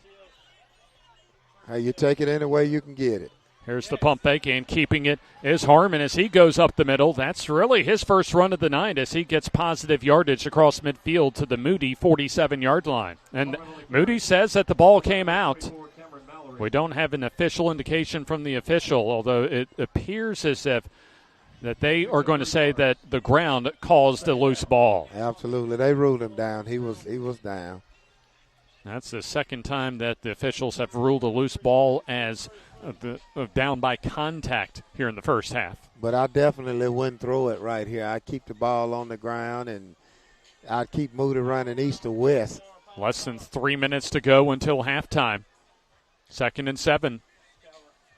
Give McNeil gets some pretty good push as close to the 1st down for Jacksonville. A second effort able to get checked at Jaden Jones, the senior running back. Close to the 1st down, as they may say just a tad hair shy of the 1st down. I think he may have it by the nose, Jane. There we go. Now they change that down marker across the way and say 1st down. As Jones able to officially get the 1st down. Receiver in motion. As the pop pass over to the far side, and good blocking off the right side as the wide receiver Hughley able to get some running room and get inside the 35 to the 33 of Moody. And Jacksonville has a great kicker now, so, hey, if we get out there in range, we run that clock down, hey, what can we lose? Let's take a shot. Hey,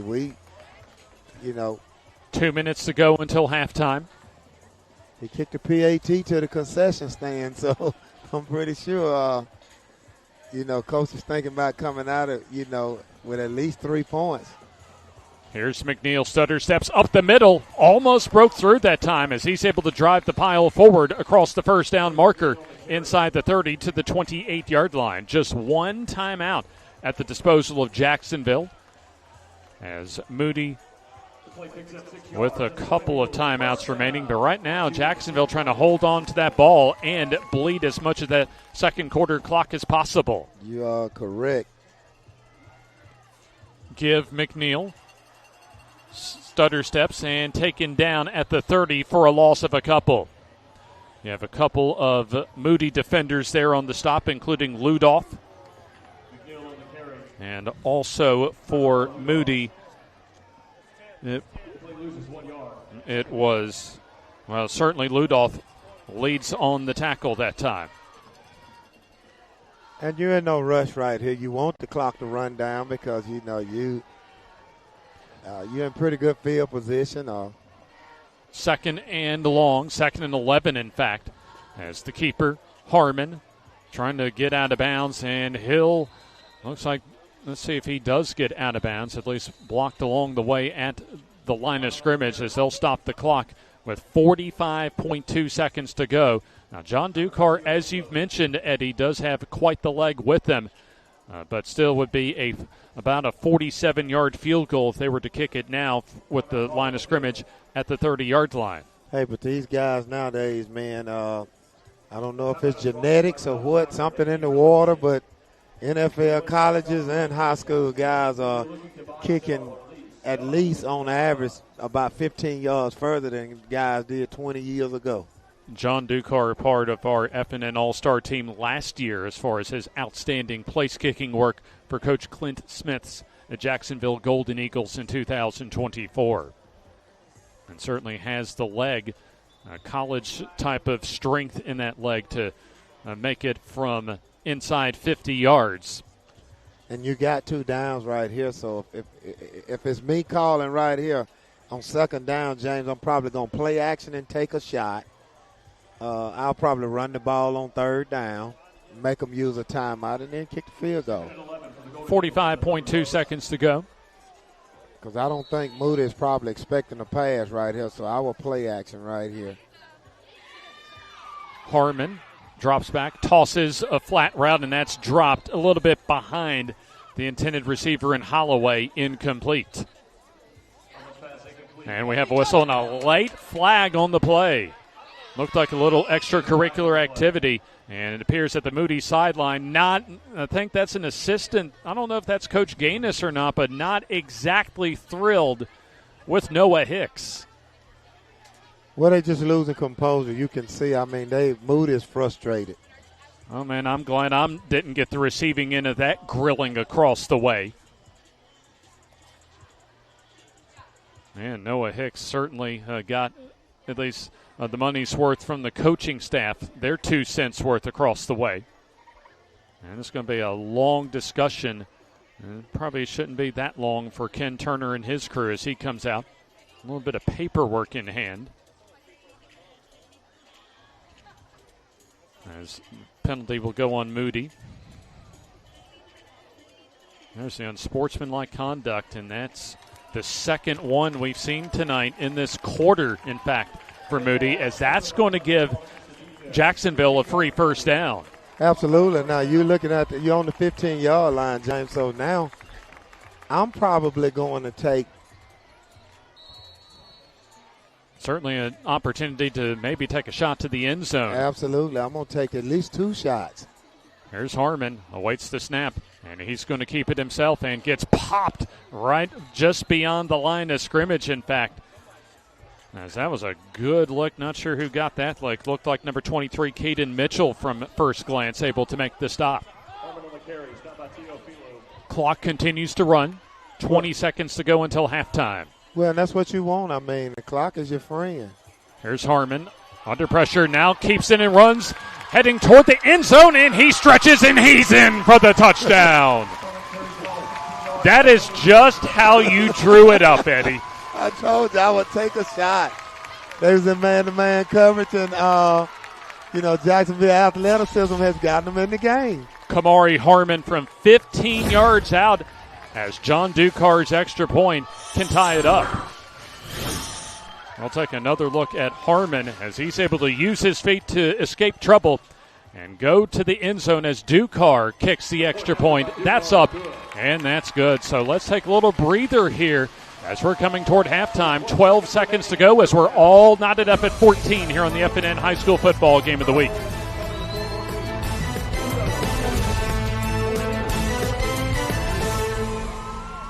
You are neighborhood Grub Mart is your one-stop shop for everything you need when you're on the go. Grub Mart features the best prices on Coke and Pepsi products and is the home to the 99-cent bag of ice every day. And Grub Mart is your exclusive home for the popcorn bucket. Purchase yours for only $5.99, then bring it for free refills throughout the year. And save every day with your Grub Mart Super Saver card. When you're on the go, it's good to know Grub Mart has everything you need. Gas, diesel, and delicious Oleo donuts. In business over 78 years, visit your local Grub Mart today.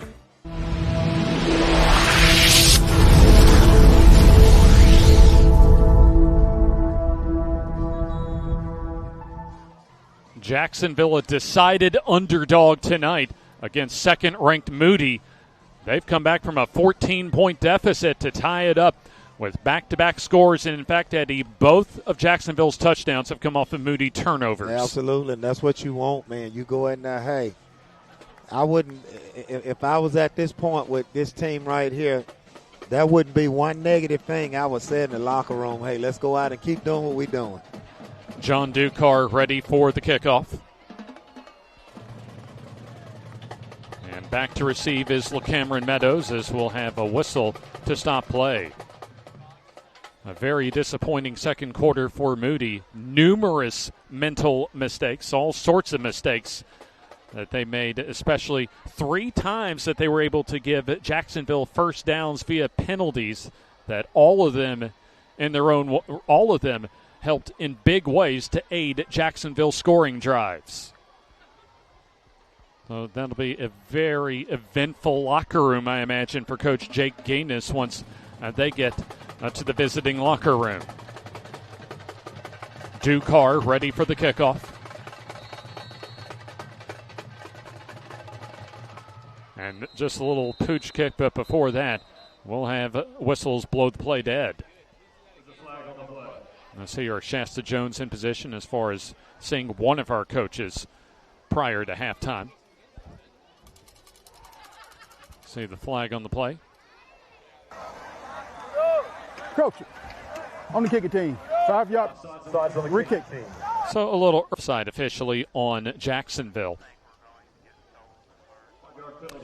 Well, the only objection I would have to that, James, the greater kickers Jacksonville got, I'd kick it to the end zone. You know, I mean, he did it before. I'd kick it through the end zone and then come out and play, you know, those 11 seconds. We'll hear from Coach Sullivan for Jacksonville once we get the final 12 seconds in the books for this first half. Moody able to score on their first 2 drives in the first quarter, but Jacksonville, thanks to many Moody mistakes, 2 turnovers, multiple penalties, almost double-digit penalties, in fact, for Moody in this second quarter alone, including 3 that kept Jacksonville scoring drives alive.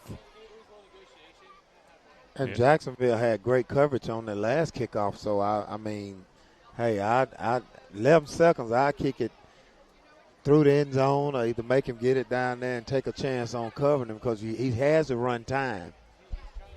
And looks as if the clock have a clock issue here, as we have just 12.4, but the stadium clock has 1 minute 24 seconds. So right, they were trying to get it back. It was they ran it down to 11.3, so they were trying to get the time back. So now the clock's squared away, and we're about ready to get play back underway. Dukar ready to kick it away. There's a line drive kick to the far side, and that will get into and out of the end zone. Eddie's been pretty good here as far as coaching suggestions up here from our broadcast perch so far in this second quarter. Absolutely, James. Hey, you gotta play every advantage that you have right here. That's a longer drive from right there where they're going versus giving them the ball on the 35 or 40-yard line. You know, as explosive as Moody is. Let's see what Moody does here with likely just one more play before halftime. They may get 2 plays off, but I'm going to go too deep. Nothing gets behind you, so they run it. That's what you want right there. Meadows turns it off the right side of the line as he's stacked up and taken down shy of the first down, as we have come to triple zeros and a little bit of extracurricular activity following the play after an 8-yard run from LaCameron Meadows. And still a little bit of woofing down on the field between both teams, as it's been a very sloppy second quarter penalty-wise, as Moody took a 14-0 lead after one. Well, the clock should wind into play. There it is, and it should be. And indeed now there was 0.6 seconds to go. It's the Jacksonville sideline hyped up as they go to the halftime locker room.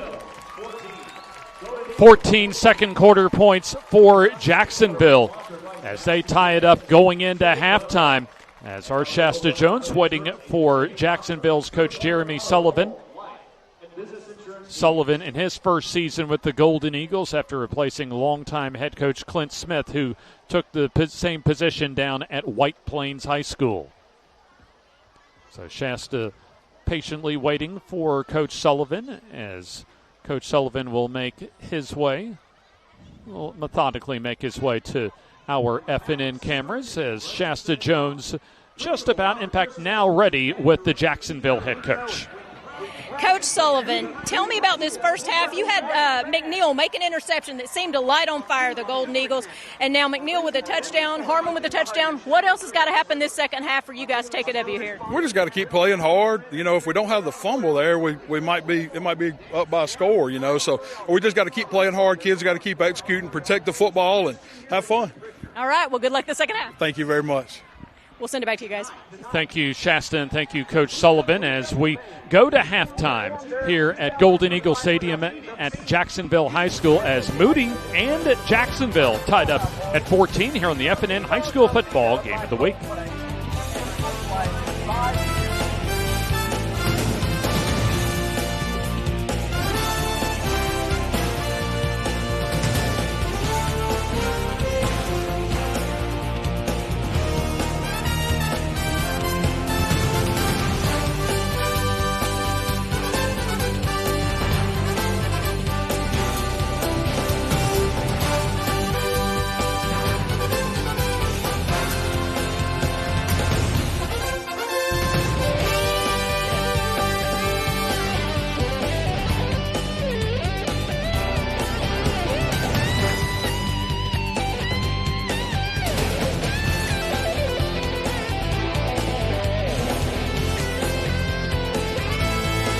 The Calhoun County Commission, made up of Fred Wilson, Danny Shears, Carolyn Henderson, Terry Howell, and Lee Patterson, ask you to take a look at what Calhoun County has to offer. Our beautiful parks, neighborhoods, recreational facilities, historic sites, and museums. Our citizens enjoy a high quality of life and strongly support the arts. If you're considering expanding or starting a new business, take a look at Calhoun County. You'll be glad you did. Your neighborhood Grub Mart is your one-stop shop for everything you need when you're on the go. Grub Mart features the best prices on Coke and Pepsi products and is the home to the 99-cent bag of ice every day. And Grub Mart is your exclusive home for the popcorn bucket. Purchase yours for only $5.99, then bring it for free refills throughout the year. And save every day with your Grub Mart Super Saver Card. When you're on the go, it's good to know Grub Mart has everything you need. Gas, diesel, and delicious Oleo donuts. In business over 78 years, visit your local Grub Mart today. At Farmers and Merchants Bank, we're showing off our school spirit with our newly designed vertical Spirit debit cards. Now, these are customized with your favorite school's logo, and half of every Spirit card purchased goes toward your school. So, show off your colors and support your local school with the FNM Spirit debit card. You can learn more at fnm.bank. Member FDIC.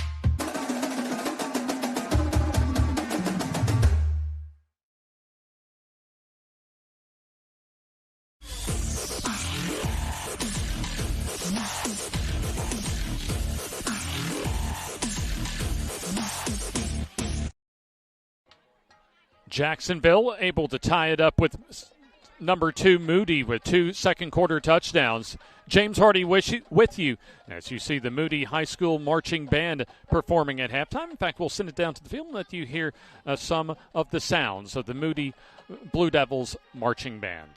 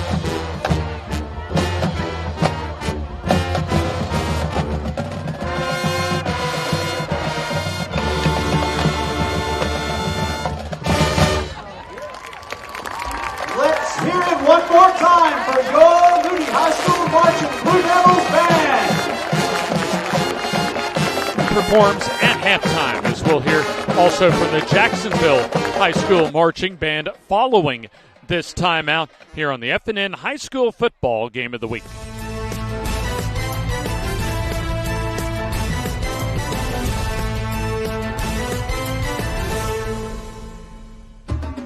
At Farmers and Merchants Bank, we're showing off our school spirit with our newly designed vertical spirit.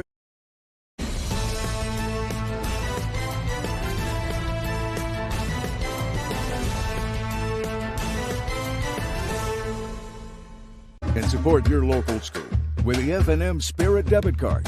You can learn more at fnm.bank. Member FDIC.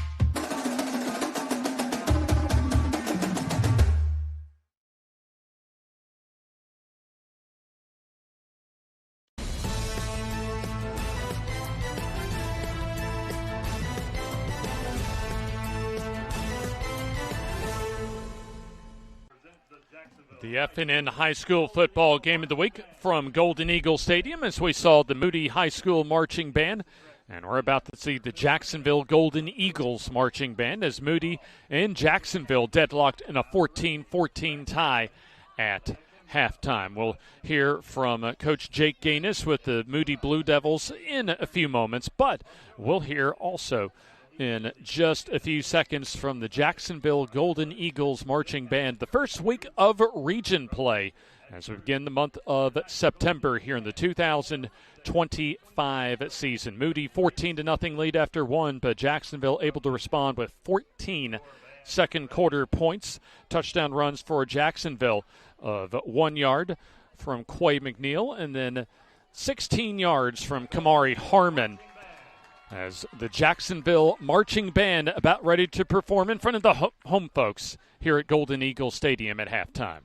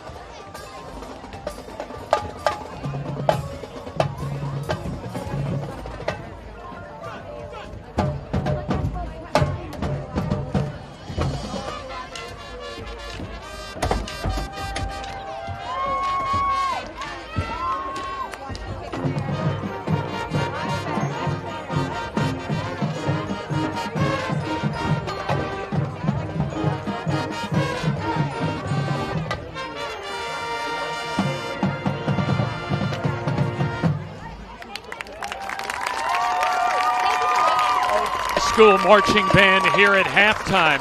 A couple of outstanding performances from the marching bands of Jacksonville and Moody High School. As we'll go ahead and take the timeout, we'll hear from Coach Jake Gaines on the other side of this timeout as we're knotted up at 14 apiece here on the FNN High School Football Game of the Week. At Farmers and Merchants Bank, we're showing off our school spirit with our newly designed vertical Spirit debit cards. Now, these are customized with your favorite school's logo, and half of every Spirit card purchased goes toward your school. So, show off your colors and support your local school with the FNM Spirit debit card. You can learn more at fnm.bank. Member FDIC.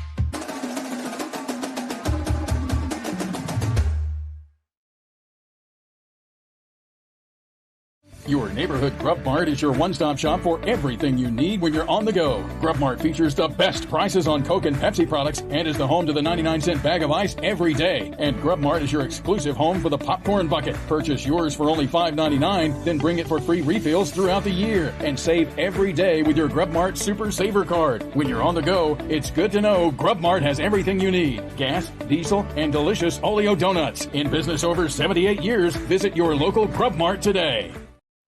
The Calhoun County Commission, made up of Fred Wilson, Danny Shears, Carolyn Henderson, Terry Howell, and Lee Patterson, ask you to take a look at what Calhoun County has to offer. Our beautiful parks, neighborhoods, recreational facilities, historic sites, and museums. Our citizens enjoy a high quality of life and strongly support the arts. If you're considering expanding or starting a new business, take a look at Calhoun County. You'll be glad you did.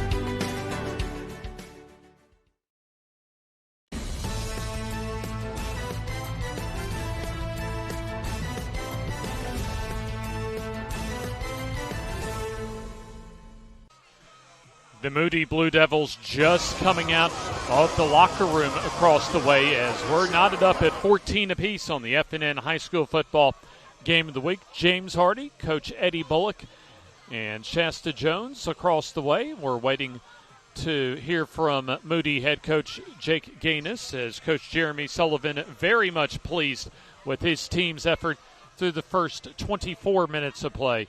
And I imagine is just the polar opposite for Jake Gaines, and that's especially that second quarter alone. Minimum 7 penalties in that second quarter for the Blue Devils, and 3 big ones that kept Jacksonville's scoring drives alive that came off of 2 Moody turnovers, a muffed punt by Elijah Rutledge, and then an interception on 3rd and long, and prior to that, a touchdown wiped off on a holding penalty. 6, 1, 3. Waiting for Coach Gaines as Shasta Jones, I believe, has him, and we'll send it down to Shasta with Moody's head football coach.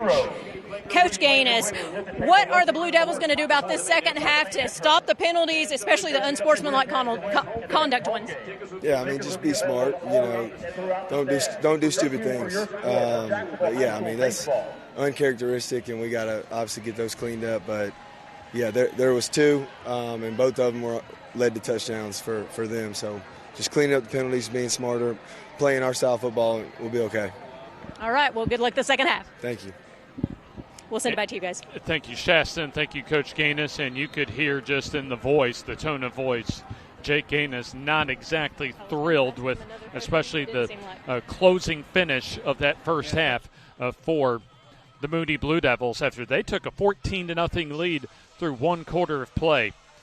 Scoring started on the very first drive for Moody as Jake Lowry was able to hook up with Elijah Rutledge from 16 yards out to make it 7-0. That was after the Ryan McPherson extra point. And then the second drive of the ball game saw LaCameron Meadows go up the middle from 17 yards out against the Jacksonville run blitz, and McPherson's extra point made it 14-0. But when Moody was about to get great field position around midfield, Elijah Rutledge muffed a punt, recovered by Jacksonville, as that helped set up their first scoring drive. Also aided by a couple of penalties, unsportsmanlike conduct right after that muffed punt. And then also a pass interference penalty on 4th and long that kept the Golden Eagles offense on the field and eventually led to a 1-yard touchdown run by Quay McNeil, and the Ducar extra point made it 14-7. And then after what appeared to be a Moody touchdown connection from Lowry to Aiden White, that was wiped off on a holding call in the very next play. The blitz came to Lowry as Fred Goodwin forced the pressure, and in the defensive backfield, McNeil playing safety came up with the interception. And then after getting flushed out of the pocket, Kamari Harmon was able to zigzag his way down the near sideline to pay dirt from 17 yards out, and Ducar's PAT had made it where we are now, a tied ball game, as both teams back out on the field for their pre-second half warm-ups, as Jacksonville a lot of momentum in their favor in that second quarter. A couple of touchdowns thanks to two Moody turnovers that at least led to shorter fields for the Golden Eagles, as Jacksonville will go on defense to begin this third quarter. As we take a look ahead for us next week, as will be down Highway 21, what is a very critical matchup in Class 4A Region 6 for both Alexandria and Anniston over at Lott Mosby Memorial Stadium. Of 6:30 for our countdown to kickoff, and 7 o'clock when Toe meets Leather. As Eddie Bullock gets his way out of the mass of humanity down there.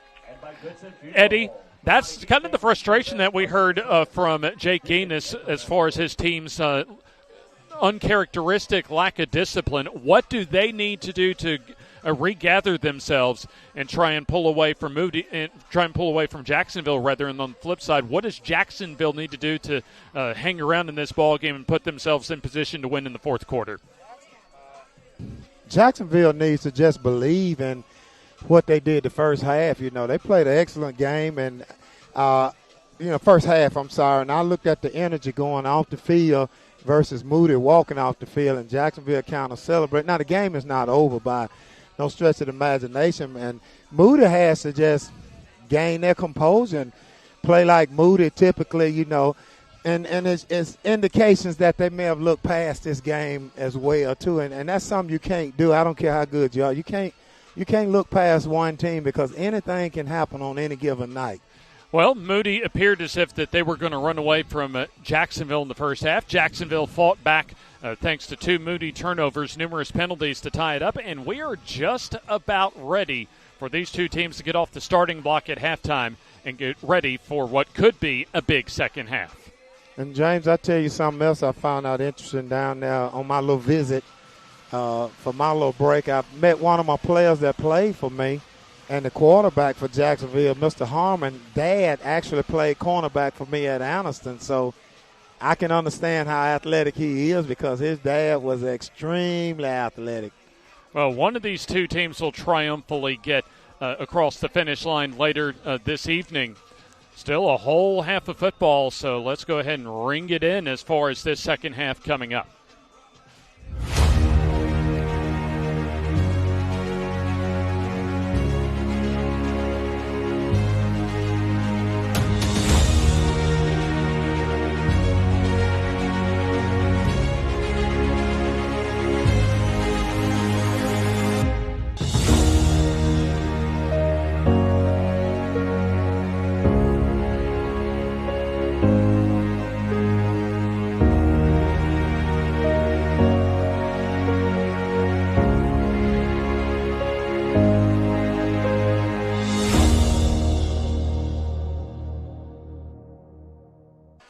Our 15th season of airing the best of high school football in our part of the Yellowhammer State, as right now Moody and Jacksonville deadlocked at 14 apiece, as John Ducar ready to kick things away as we conclude our halftime coverage, brought to you always by the Calhoun County Commission, as the second half underway, as that kickoff goes out of bounds about a couple of yards shy of the end zone. And let's see if Moody decides they want to take the field position here. So it would be football at the 35-yard line, be a nice break for the Blue Devils offensively. And they may have a little bit to prove after an extremely sloppy second quarter for them. Oh, they got a lot to prove right here. I mean, especially with that reputation of being, the number 2 team in state right now in 5A. They got to turn it up. Meadows in the backfield. Man coming in motion. High snap as Meadows evades a couple of defenders and now bounces it to the near side as he'll get wrapped up around the 40-yard line. I thought, Eddie, that Meadows was going to get a whole lot more until Quay McNeil came up in support for the tackle as there's a flag on the play after the play. Well, you got a great tackle right there, and you got unsportsmanlike for clapping in his face.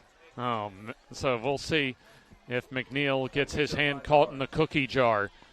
As we'll find out again from a busy white hat in Mr. Turner. So Ken Turner, our referee, he's had to come tell us a whole lot of penalties just in that second quarter alone. 7 for Moody. About a trio for Jacksonville in that second quarter. Well, here comes Turner, Mr. Ken Turner, the referee. And that's going to go on Jacksonville. On the defense, 15-yard penalty, first down. So the sportsmanlike conduct, as Eddie mentioned, on Quay McNeil following his solo tackle on LaKendrick Meadows. So that aids Moody and pushes the football across midfield to the Golden Eagle 45-yard line. Lowry awaits the snap. There's still plenty of time on the play clock. Moody trying to retake the lead on their opening drive of the third quarter. Meadows throws far side, wide open receiver. That's complete. As down the sideline goes Rutledge, as he'll advance inside the 30 to about the 23-yard line where they'll spot the football. Elijah Rutledge, a big game so far. His 4th catch, has a touchdown already early in the first quarter as he's able to advance that football another 22 yards on that pass reception. And that's what you can't do, James. You can't help out a good team. They're already good. You got to try to keep their backs against the wall. 1st and 10. They'll spot the football officially at the 24. Meadows up the middle, bangs in, but not before he gets 5, or they'll check that 3 yards on the play to the 21-yard line. Just underway in the second half as Jacksonville has never led so far, but Moody has had as much as a 2-score lead. So second down.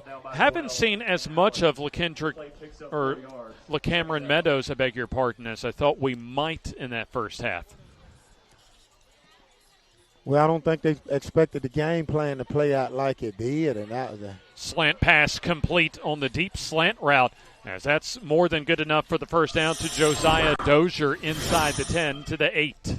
That's just too much space on the too much cushion on the pass right there. And there you see a bit of a cushion provided by Carson Jenkins, who comes up for the stop, as there is a man down for Jacksonville. And it's trying to find out, it appears Bryce Allen, I think, the linebacker. That's the man down. Hopefully it's not anything more than a cramp, as it is a fairly muggy evening, and especially a little bit hotter on that artificial surface. Take a look at some scores from around the area, and Aniana right now in the third quarter on the road. They're leading Cherokee County 26-21. A little bit of surprise as far as Aniana, and then Oxford taking care of Shades Valley right now with a 28-0 advantage. So Oxford appears that they're on their way to win number 1 so far on the season, and Anniston taking care of business on the road at Asheville. We'll see Anniston next week, but right now Jacksonville trying to pull off a shocker tonight against the number 2 team in Class 5A. First down and goal off the injury timeout as the ball at the Jacksonville 8. You probably see Meadows. And indeed, Meadows dances around and now goes forward close to the goal line and marked down inside the 5 as they'll spot the football back upfield, it looks like. Meadows on the carry. As they'll spot the football about the 3-yard line. So gain of 4. We've played almost 2.5 minutes of this third quarter. Second and goal from the 2-yard line. Second and goal from the 2. Here's Meadows up the middle, trying to fight his way into the end zone. And let's see, they'll say he stopped just shy of the goal line. Inside the 1-yard line, so Jacksonville trying to keep Moody out of the end zone. And I imagine Meadows is going to get the call here on third and goal from inside the 1. That would be my guess. Is Third and goal from the 1. Big play for the Jacksonville defense. Third and goal. Give Meadows, and he'll walk into the end zone for the touchdown to put Moody back on top. 1-yard carry by Meadows. A good drive was aided by an unsportsmanlike conduct penalty, but give credit to Moody as they were able to take the opening drive and get into the end zone for the touchdown. I'll take another look at LaKendrick Meadows on his second rushing touchdown of the night as Ryan McPherson on for the PAT. Snap and holder there. Kick, that is on its way, and it is good. We'll take the timeout. 8:55 to go third quarter as it's now Moody 21 and Jacksonville 14.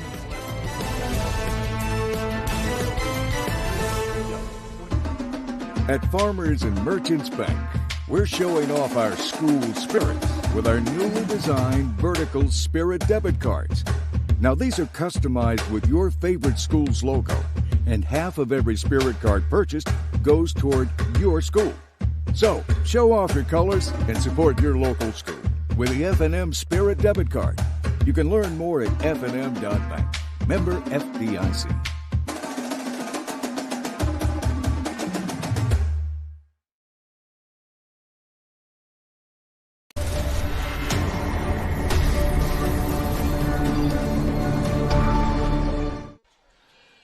Moody 21 and Jacksonville 14 as Kendrick Meadows able to just walk in from less than a yard out. Moody back on top as Ryan McPherson to kick off. Back to receive Quay McNeil and P.J. Holloway. So now Jacksonville looking to once again come back from behind.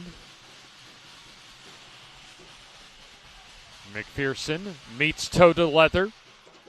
Gets a good kick halfway, or at least in the back half of the end zone, actually, and goes out of the end zone for the touchback. And let's find some more scores. We'll send it to Jim Jacobs as far as some more scores on this first region week across the state for much of the teams across the state of Alabama.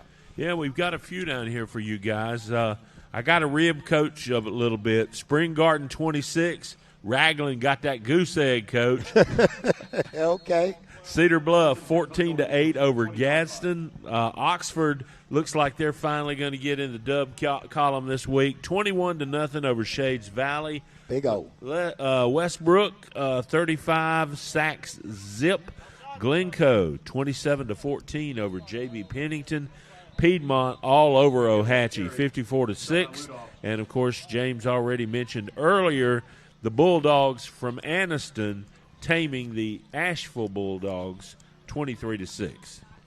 Well, we return to play. A flag on the play. It says a holding call on Jacksonville. We'll see Anniston and Alexandria at Lot Mosby Memorial Stadium next week. Actually, still a newly refurbished Lot Mosby that was basically totally redone prior to last season. A new field turf surface among the at least additions as far as Lot Mosby's renovations. First and long from their own 10 for Jacksonville. Harmon, the quarterback. So he'll give off McNeil as he gets taken down from behind at the line of scrimmage. Outstanding tackle that time and pursued by Caden Mitchell, the outside linebacker. I'll tell you what, James, if he don't make that tackle, he's still running now. There was nobody on this side. We've seen that about 3 times tonight, twice in the first quarter from Moody's defense where it appeared on that right side of the line that Jacksonville had the corner sealed off, but Jacksonville was able to make a decisive tackle to prevent a bigger gain. So I'm seeing a lot of quickness tonight on the edges as well from the Moody defense. A second down and 20. Play clock down to 6. There you see Harmon with Jones beside him. Harmon on play action, steps up, needs some help as he'll try and escape trouble, and this time, let's see, ball is loose, and the ball in the end zone, and it recovered for a touchdown by the outside linebacker, Caden Mitchell.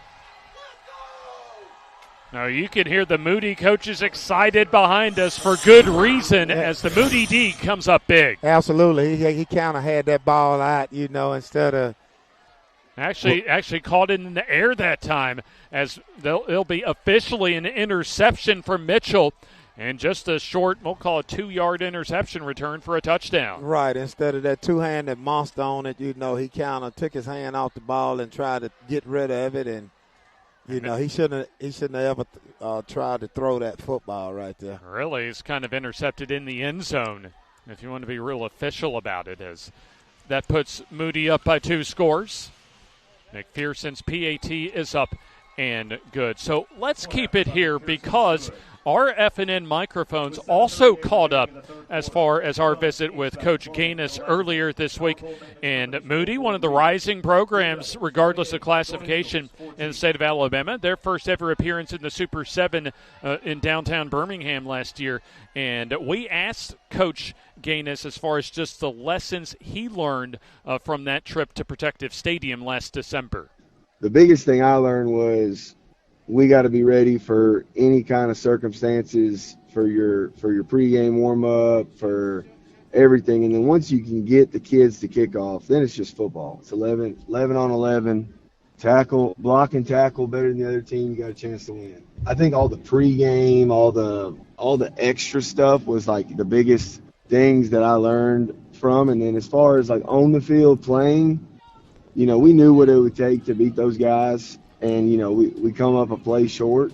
And so for me, I look back to the off season. I point everything back to the weight room, to the 6 a.m. workouts we do every day from January to May.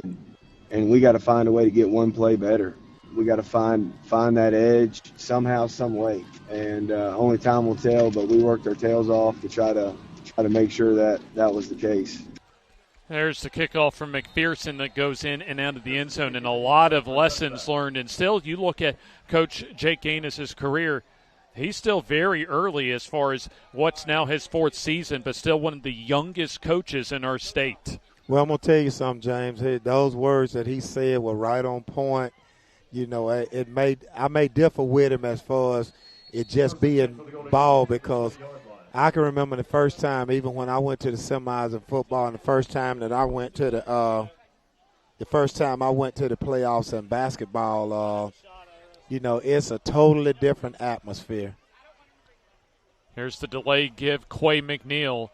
Tough running room, in fact, no running room, as McNeil somehow might have gotten a yard out of that. I don't know how he got anything with all those white shirts around the football.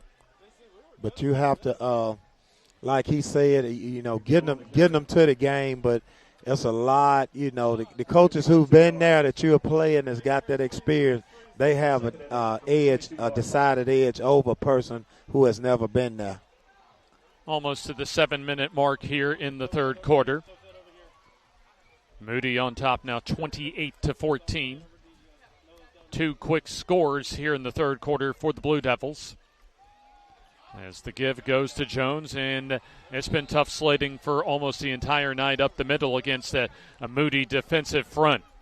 Going right into Cameron Mallory, the senior. Also Josh Willett and Henry Smith along the defensive line. Caden Mitchell's been outstanding so far as he was able to get that short walk-in pick 6 for the last Moody score as well.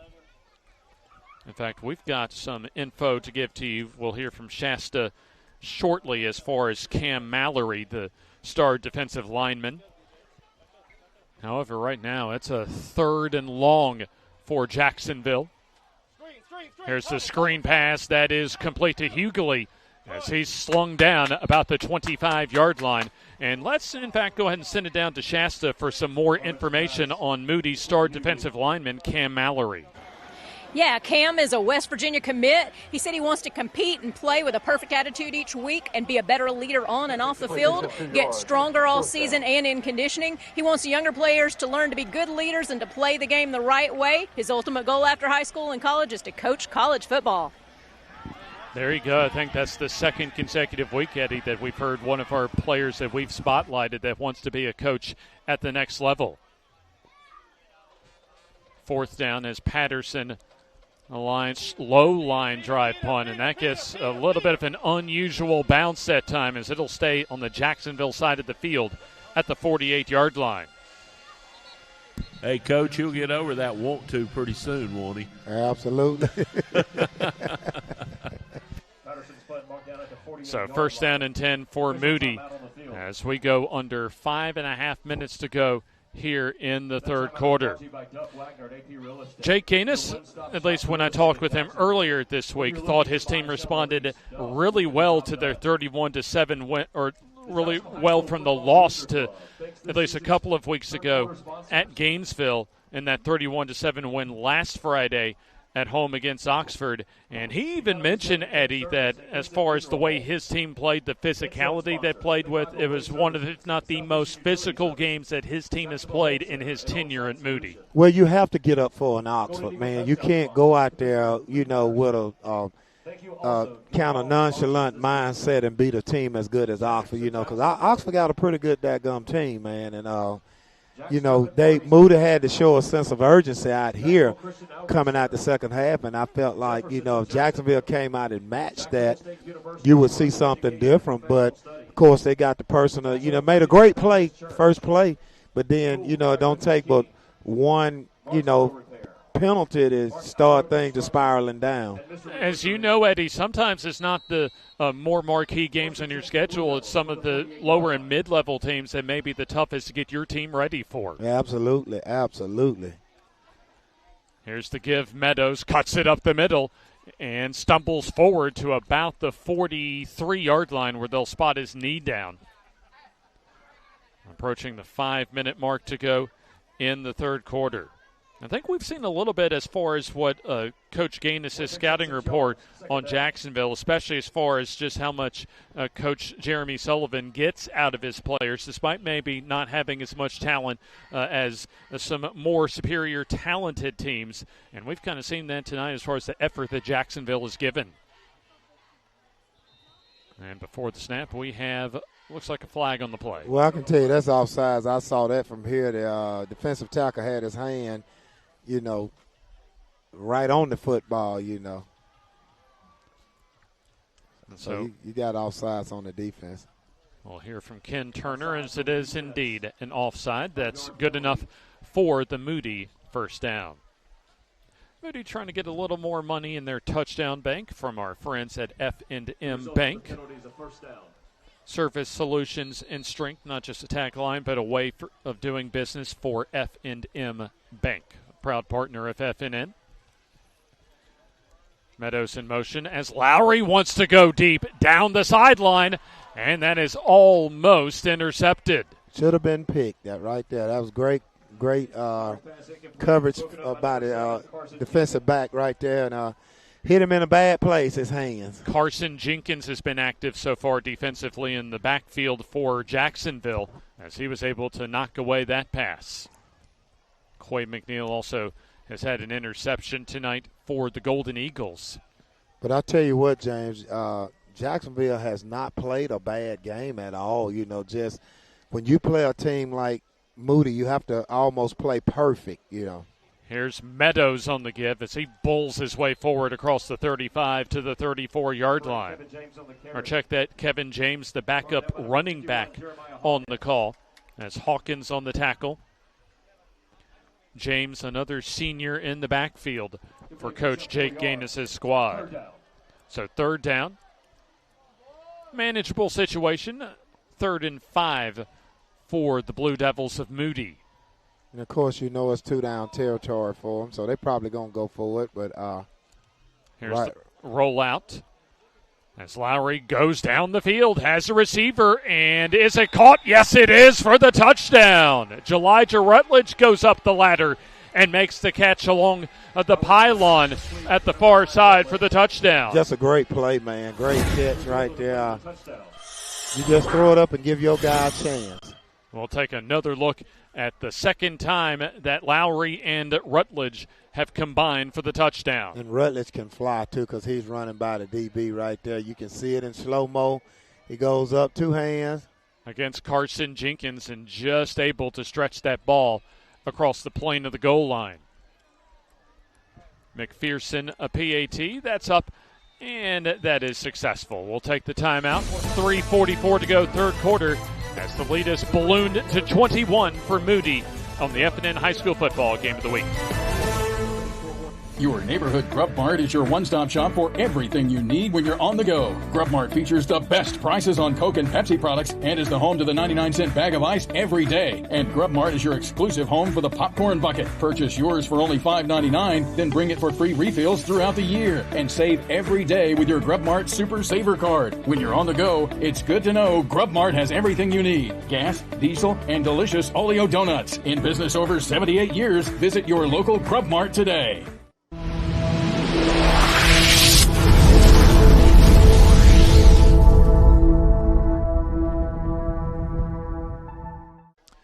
The FNN High School Football Game of the Week here at Jacksonville High School, Golden Eagle Stadium. As the Golden Eagles of Jacksonville tied it up at 14 going into halftime. So, by the way, after we went to the timeout, an unsportsmanlike conduct penalty was assessed on Moody, so they'll have to kick off from their own 25-yard line. That's, I think, what, the fourth unsportsmanlike conduct we've seen from Moody this evening? Right. And, of course, a couple of those helped a lot in second quarter touchdown drives for Jacksonville. Absolutely correct. And here's the strategy behind it. If they pooch kick, you got great field position. If he kick it deep, Jacksonville has an opportunity to return. So, you know, they basically on a win-win situation as long as you don't let them kick it over your head. Golden Eagles next week on the road at Center Point. And then Moody returns home to take on St. Clair County. And that's going to be a pretty big ball game for Moody next week. An opportunity for St. Clair County to put their name on the map. Right now, Moody just wants to finish some business this evening here in Jacksonville as the end-over-end kick dropped at the 30-yard line. And a break for Moody as Jacksonville will just have to take over the football from their own 31-yard line. And looks as if trying to find out, Jeremiah Gladden looks like just dropped the kickoff that time. But thankfully for the Golden Eagles, was able to fall on it. And a good visit as far as our most recent coaches show this week with St. Clair County. They're coming off a huge win over Montgomery Catholic at home last Friday night. The first time that Montgomery Catholic had lost in 2 calendar years.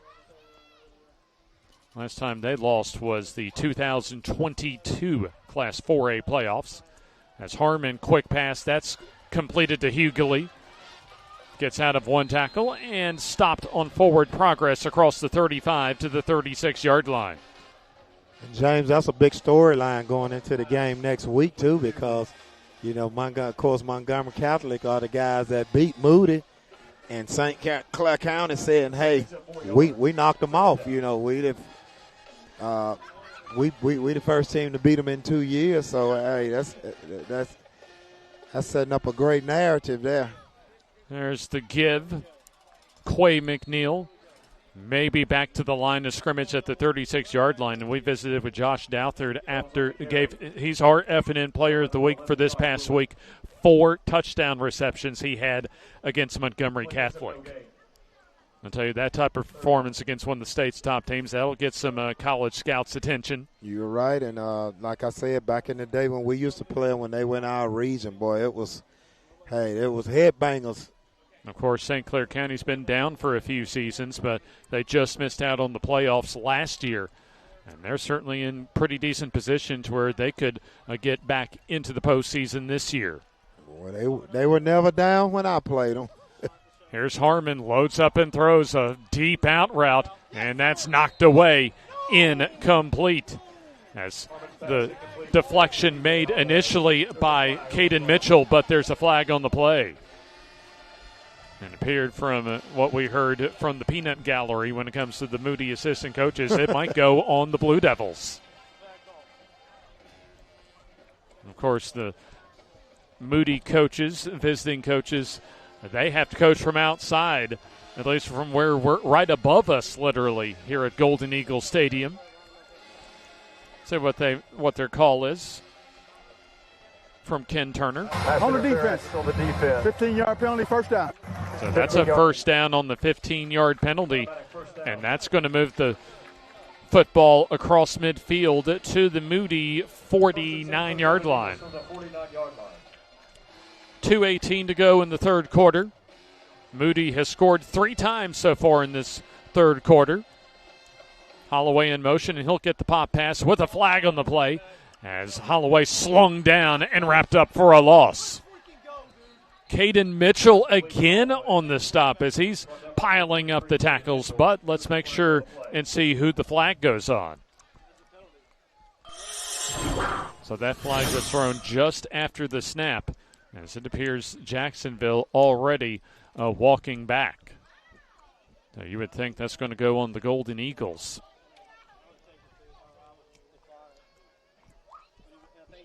We'll find out. There's a false start on Jacksonville, but due to the outstanding defensive play by Mitchell, that'll wipe off the penalty. And so a 1-yard loss to set up a 2nd and long. Regardless of what happens for Jacksonville, still, I imagine for Coach Jeremy Sullivan, there'll be a lot of positives to take out effort-wise against a superior, talented team in number 2 Moody tonight. Still a lot of football to play as McNeil just buries his head, and he'll get back to the line of scrimmage no further. Well, you have to be proud of the effort that they've given so far. Even, they're a little inexperienced, and you got a new coach. And, hey, I'm going to lift him up, man. And he has a lot of positives to build on with these young guys. So 3rd down, and remember, it's a Coach Jeremy Sullivan that his Boaz team a couple of years ago defeated one of Miles Holcomb's best and still his best Southside team 2 years ago in the first round of the playoffs on the road. And with it being your first year too, hey, it's an automatic buy-in for them to do something like this against a Moody team, A flag on the play as the throw down the field into coverage with a flag on the back end for pass interference, but let's also see what this first flag is on. First flag was thrown right after the snap.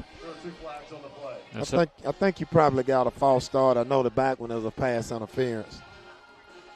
Well, for Ken Turner, he wants to make sure that everything's in order. Comes out to tell the folks. Illegal shift on Jacksonville and pass interference on Moody. So offsetting penalties, we redo 3rd down. I'm sure the 99-cent bags of ice are piled up for both teams. Probably as many headaches from the hearing from Ken Turner a lot tonight. And they'll need those bags of ice from our friends at the Grub Mart following this one. Also, maybe a few Oleo donuts to go on the way home. A little more than a minute to go in the third quarter. James, I love those Oleo donuts, but I'm just a little bit old. They kind of stick to me. There's a reason they're called a treat. Here's the screen, deflected and caught by Quade McNeil, but he'll get wrapped up and taken down in the backfield. It got tipped. The initial pass was tipped and threw the timing off. Henry Smith, the defensive end, comes back to make the tackle, a tackle for loss, as it'll bring the punting unit out for Jacksonville. They had it set up beautifully, but pass got tipped at the line of scrimmage. Jack Patterson back out to punt. Looks as if right now, or at least initially, nobody back for Moody. Patterson to punt. good angled punt to the far side as that'll land inside the 20, goes inside the 10, and that'll be fielded about the 4-yard line. That's a rock-solid punt that time. I think 45 yards officially. So Moody will be backed up deep inside their own 5-yard line, and they'll have likely one more play to close out the third quarter with just under 20 seconds to go. But he's punted the football great all night.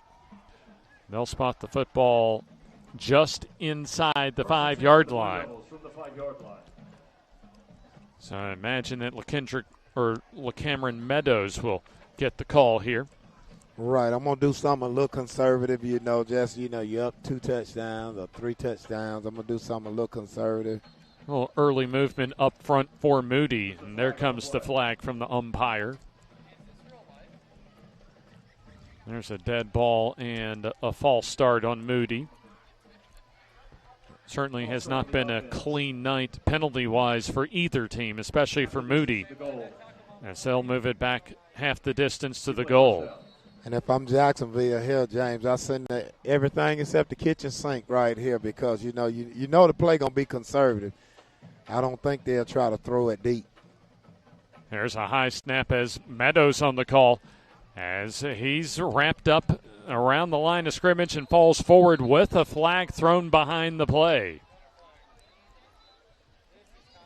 So let's see who the penalty goes on here. I'll take another look. I know you got a body slam on that offensive lineman. He just picked one of the guys up and slammed him. You may have a face mask in the backfield. We got to get at least one WWE move out of the offensive line before the night comes to an end. Absolutely. I think that's what you got on the right side. I clearly saw the tackle pick up one and just slam him down. So, and looks like an injured man for Jacksonville about to come off to the near sideline. Looks as if Christopher Reynolds, the injured man. There are 2 fouls on the play, holding against the offense. So a couple of fouls. Foul against the offense. Holding and a personal foul on Moody. Hey, I take both of them. Why not? Why not at this point? See if you can back him up even closer to that goal line. So officially 5.5 seconds to go, but I imagine this should be getting us closer to the end of the third quarter. So I'm blitzing everything, and I'm letting the linebackers play the gaps, and We'll find out if Jacksonville does that defensively when we begin the fourth quarter. So the two teams will make the trip all the way across the field as we're through 3 quarters of play in Jacksonville as Moody, a big third quarter on top, 35-14.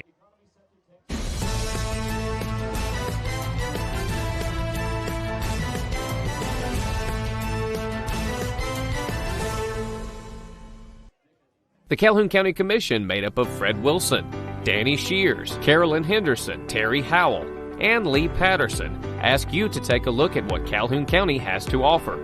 Our beautiful parks, neighborhoods, recreational facilities, historic sites, and museums. Our citizens enjoy a high quality of life and strongly support the arts.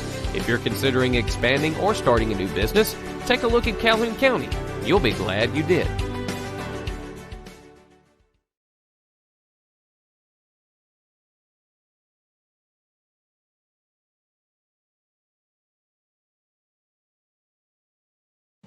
Moody backed up inside their own 5-yard line as we begin the fourth quarter. Moody able to score 21 third quarter points as they have a 3-touchdown lead to begin the final quarter of play. This is the opening week of region play for much of the vast majority of the state of Alabama. Moody and Jacksonville compete in Class 5A Region 6. Moody trying to make that a final destination again to Protective Stadium in December after making the state championship for the first time, state championship game, that is, for the first time in program history last year. Fell 17-14 in Birmingham to Montgomery Catholic. A battle that went down right to the final play late in the fourth quarter.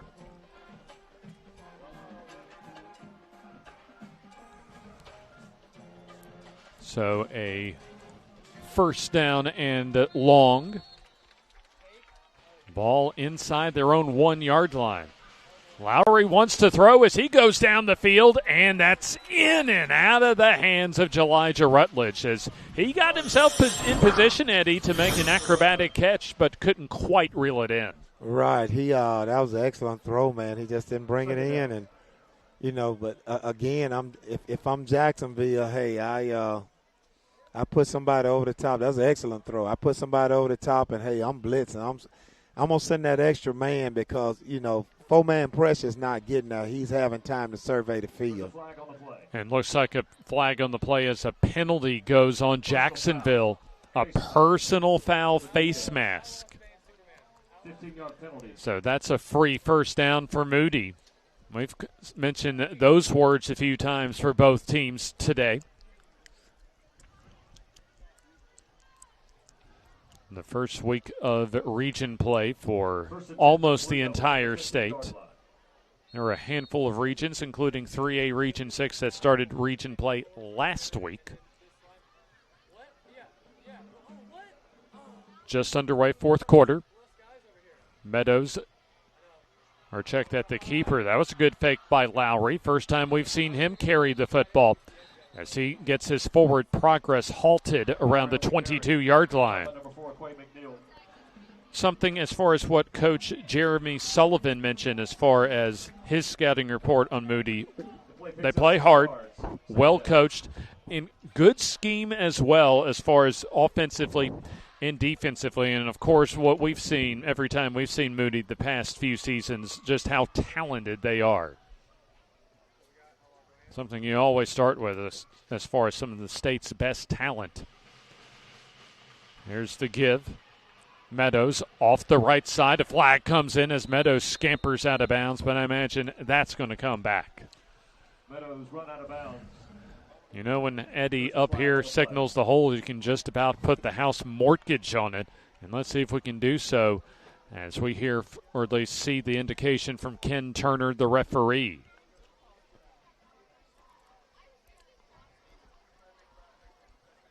Turner getting plenty of FaceTime tonight on our FNN cameras as he indicates the holding call on Moody. Ken Turner might be our real star of the show tonight. He may be the MVP. We've seen him a lot. We thought we saw a lot of penalties last week at Lincoln between Munford and Lincoln. Well, he probably going to have to get a couple of those 99-cent bags of ice till ice is on. You may be right. You are right on that, actually. Here's a deep throw toward Dozier. Good position by the cornerback in Jenkins as he comes away with the interception. That was excellent. He had great cut. And what he's doing is he's allowing for speed because he can fly, man. And you want to put that on a film and show everybody that. One of the top receivers in the state as Carson Jenkins, stride for stride, got inside position and came up with the pick. Hey, if I'm Jenkins, I got that on my highlight film 5 times. I'll tell you what, he's not going to face a lot of receivers better than what he's facing in the combo of Rutledge and Dozier. You are correct. Hey, every other highlight will be that interception. Hey, I wouldn't blame him as well as Carson Jenkins playing his final season with Jacksonville. There's Jones as he's stopped behind the line of scrimmage for a loss. We heard from Jeremy Sullivan earlier in our telecast as far as just why he came down, decided to take the Jacksonville job. A solid hire as far as Clint Smith's replacement here at Jacksonville. And still, a lot to follow up as far as what we've mentioned, the consistency that Clint Smith had built here in Jacksonville with the football program. A tough region also that they're playing in, certainly Leeds and Moody right at the very top, but you also got a St. Clair County program that's emerging, or at least toward the upper half of Region 6. There's Jones on the call. He's not going to get around the right side. Well, maybe he does for minimal yardage, though. Gets across the original line of scrimmage, the 45-yard line.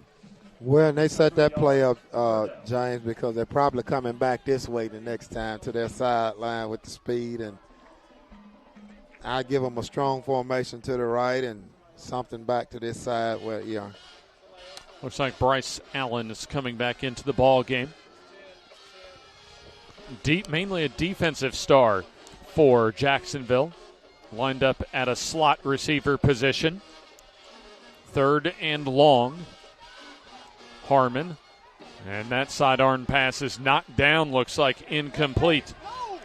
As we have a flag on the play after the play, as Josh Willett had the initial pass breakup. But I think that may be a personal foul or an unsportsmanlike conduct against Moody. Well, he hit him. The ball tipped, the ball hit the ground, boom, and he just come in and hit him. Yeah, you can't do that. Right in front of the official, too, Eddie. Well, and he saw the ball bounce. I mean, it's clearly an incomplete pass. That's what I mean by composure. A little too much of a love tap that time, as that's going to give Jacksonville a free first down.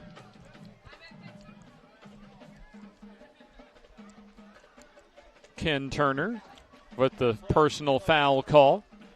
Dead ball penalty, personal foul on the defense.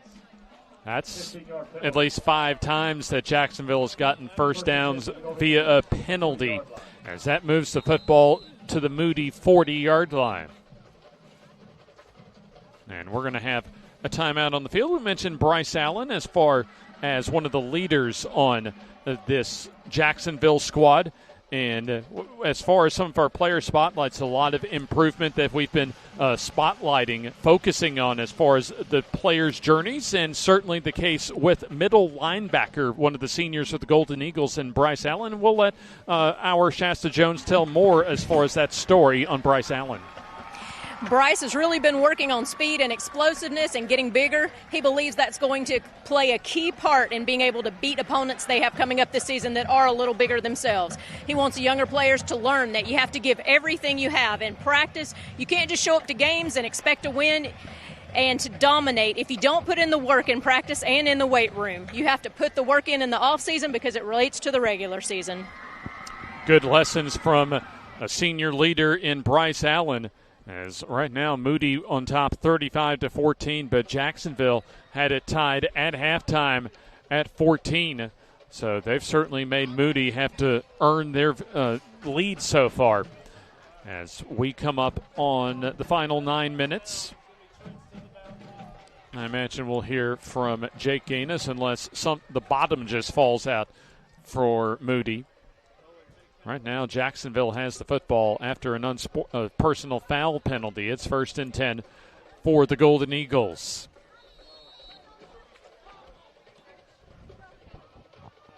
Harmon. He'll toss down the field into coverage, and that is deflected and incomplete. Trying to come up with a one-handed grab was Kelvin Hughley. I was about to say he was trying to make an Odell Beckham Jr. catch right there. He almost did.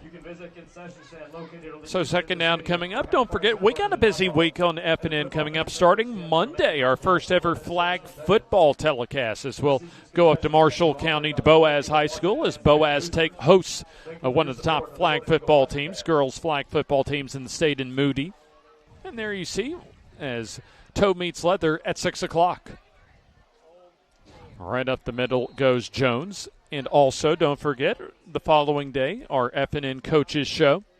It'll be an interesting recap for us for our game tonight, as well as our flag football telecast Monday between Moody and Boaz. And then, as always, the FNN Coaches Show on Tuesdays at 7 o'clock from Top of the River. We'll hand out another FNN Player of the Week honors. And also, don't forget, before all of that, later on tonight, it's the Bucks Island Friday Night Football Scoreboard Show, featuring scores, interviews, game look-ins, a look at standings, and a whole lot more. Coming up in about 35 minutes or so. There's a flag on the play.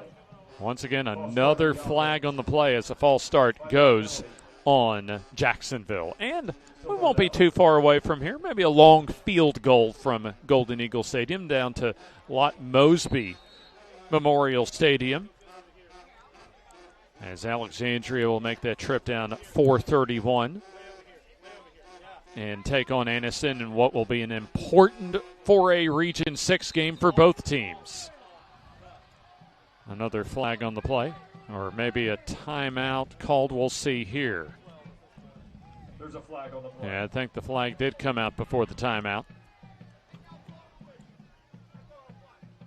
Now some of the fans on the home side not exactly thrilled with the amount of appearances they've been seeing from Ken Turner tonight. I imagine there'll be some Thanksgiving invitations given to Ken Turner from the folks both in the stands and on the field as far as tonight's game. In fact, we should have an outstanding matchup coming up, a key early season region matchup for both Alexandria and Anniston. Both teams actually starting their seasons in officially the second week or week one of the AHSAA seasons, and both teams coming up with solid wins. Anniston on the road last week at Beauregard, and then for Alexandria, they were also able to come on the road and take a decisive win right here over Jacksonville. Yeah, I believe that one is going to be a headbanger there. An early season measuring stick for both of those teams, as we are certainly looking forward to making that trip to Lot Mosby Memorial Stadium. Their first trip over there in a couple of seasons. I think maybe since the 2022 quarterfinal round loss for Anniston to Andalusia. It's been a little bit since we've been to Lot Mosby. We come back out of the timeout. Under that 9-minute mark to go. 3rd and long. Harmon winds up. Wants to go down the field. Has a receiver in Allen a little bit behind him. And incomplete. And now the fans, after they weren't exactly happy with seeing Ken Turner, they wanted a flag on that incomplete pass. Clearly, I agree. That was 100% pass interference. Now let's take a look here. Ball is in the air. There's the contact right there. So you had Marshall Teofilo that officially makes the pass breakup, but at least according to our cameras, should have gotten a flag. 4th down, as we'll have a whistle and a stoppage in play. And looks as if we have a timeout called for by Moody. Let's go ahead and step aside for this timeout. Approaching 8 minutes to go in the football game as Moody leads 35-14. Your neighborhood Grub Mart is your one-stop shop for everything you need when you're on the go. Grub Mart features the best prices on Coke and Pepsi products and is the home to the 99-cent bag of ice every day. And Grub Mart is your exclusive home for the popcorn bucket. Purchase yours for only $5.99, then bring it for free refills throughout the year. And save every day with your Grub Mart Super Saver card. When you're on the go, it's good to know Grub Mart has everything you need. Gas, diesel, and delicious Oleo donuts. In business over 78 years, visit your local Grub Mart today.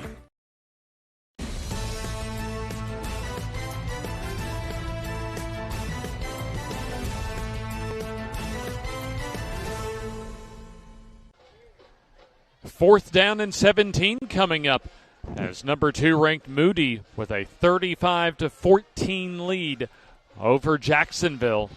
An undermanned Jacksonville squad, but has certainly given it everything they've had so far tonight. They had it tied up at 14 after they trailed by 2 scores going into the second quarter. It was 14-14 at halftime, but Moody with 3 touchdowns in the third quarter, so far able to pull away from Jacksonville.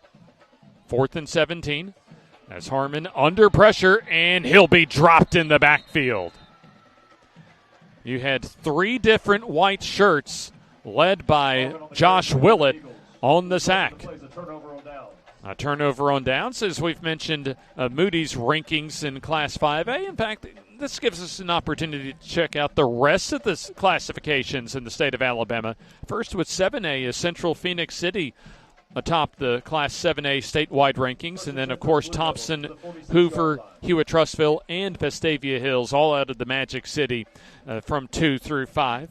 And then Auburn that Moody will play in the top 10. And then Class 6A, Oxford out of the top 10 rankings this week as Parker and Clay Chalkville in the top 2 spots. And then Mountain Brook and Homewood 8 and 9.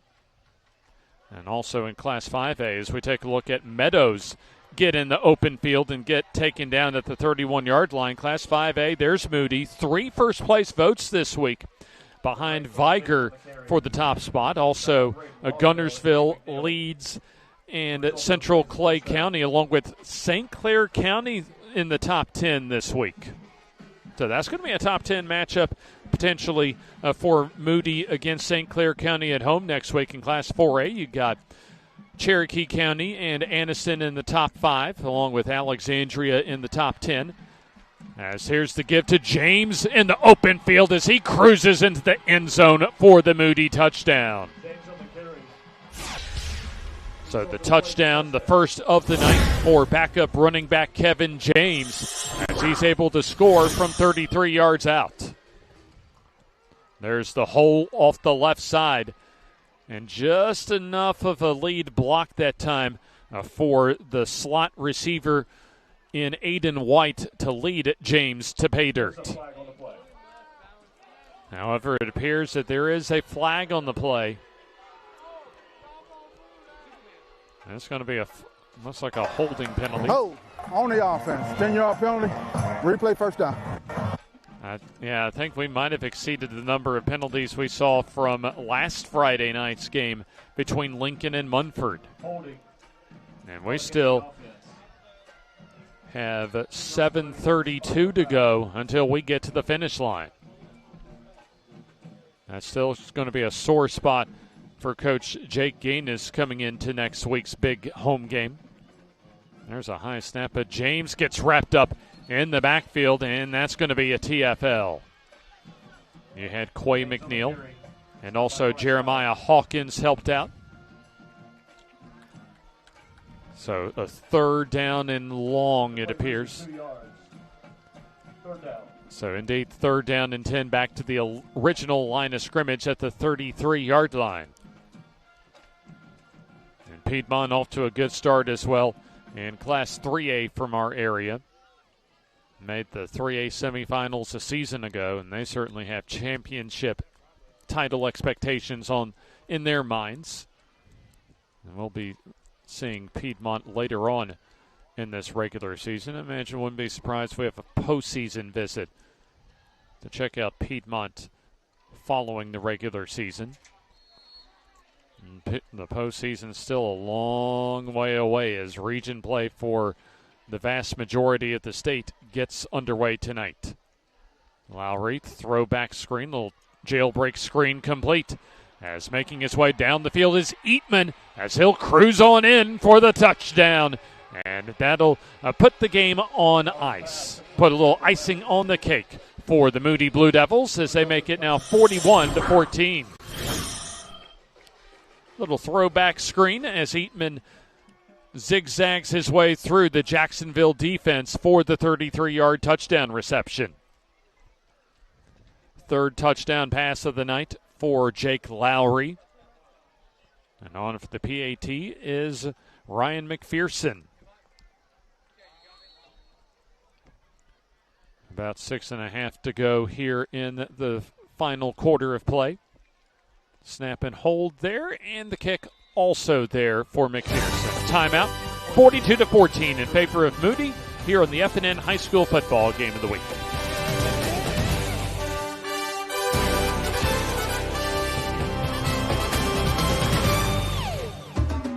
At Farmers and Merchants Bank, we're showing off our school spirit with our newly designed vertical Spirit debit cards.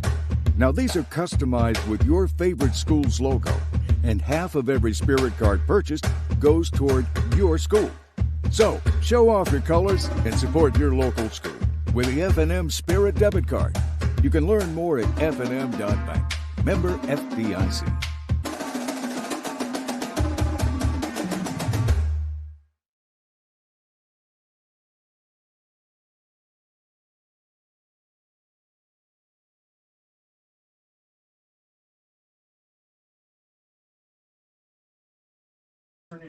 A big second half for Moody as they were able to break away after a deadlocked score at halftime. Moody now up 42-14 with 6 minutes and 24 seconds to go until we get to the finish line. James Hardy, Coach Eddie Bullock, Shasta Jones down along the sidelines.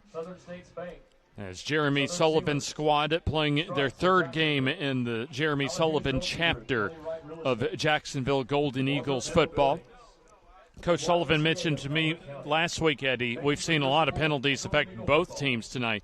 Same case for Jacksonville against Alexandria last week, as according to Coach Sullivan, Jacksonville did 3 touchdowns wiped off and was a pretty big factor, as it turned out, in the direction of that, what ended up being an Alexandria 34-7 win. Oh, that's a big turnaround. You're talking about 21 points, so. Also, Kamari Harmon, a couple of picks last week, but growing pains as far as Harmon at quarterback, but we've certainly seen his athleticism and ability to make big plays in the open field and make good reads in the zone run scheme. McPherson set to kick off. But still for Moody, it's going to, at least on paper, look like a dominating win, but we all know, as far as what our FNN cameras have shown, still some work to do for Moody going into what's turning into more and more to be a big game next week at home for Moody. Absolutely. I was about to say, they're going to have to do a lot of soul searching because even though they, got a big lead tonight, this is not championship play what they displaying tonight. Kickoff coming up. McPherson will send McNeil to the end zone as he'll just settle for the touchback. And a first down and 10 coming up for Jacksonville.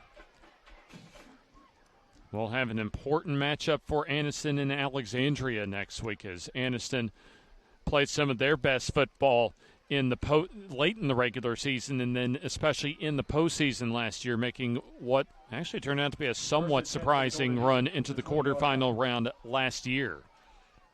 Coach Rico Jackson now in his third season at Anniston has got the Bulldogs off to at least what appears to be a 2-0 start on the season, as there's the give to Trenton Jackson now into the ball game at running back, as he'll take the football to the 26-yard line as Williams on the tackle for Moody. So now both teams starting to go in to their bench as far as their depth. 6 minutes to go in the football game, now under 6 minutes to go. Moody just more depth tonight and certainly have shown their manpower in the second half. Absolutely. Jacksonville has played a good game, ran out of gas. And certainly run out of gas as there's a first down run. And I know, as we've mentioned, the score says one thing, but really Jacksonville played a lot better tonight than what the score would indicate. Right. That score is not indicative of how hard they fought and, what they did. Like I said, Coach Sullivan has to be proud of those guys. I mean, you coming in facing a perennial powerhouse, and, you just got to be proud of them, man. And also something that Moody has shown under Jake Gain is consistency. They've won more than 10 games in every one of his first 3 seasons, as there's a solid run by Jackson close to the 40-yard line. So next week, it will be Jacksonville taking on Center Point. So they'll go on the road to the northeastern part of the Birmingham metro area to take on Jacksonville. To take on Center Point. And then for Moody, as we've mentioned, they'll take on St. Clair County next week. So second down. There you see the football at the 38-yard line. And there's the give and running room for Jackson as he runs through a defender into Moody territory at the 45-yard line. Nice run. He almost broke it. He's one tackle away from taking it to the house. Got past the initial wave of defenders as he gets the football into Blue Devils territory at the Moody 45-yard line. Under 5 minutes to go. Jacksonville trying to put a touchdown on the board here in the fourth quarter. Quay McNeil and Kamari Harmon with touchdown runs in the second quarter. And then Jackson pushes his way across the 40 to about the 38-yard line. I imagine we'll hear from Coach Jake Gaines and a couple of, at least one of his Blue Devils players following tonight's ball game. Job well done so far by our FNN crew this evening. Our first trip to Jacksonville on the season. That was a good run by Jackson to set up a second and short.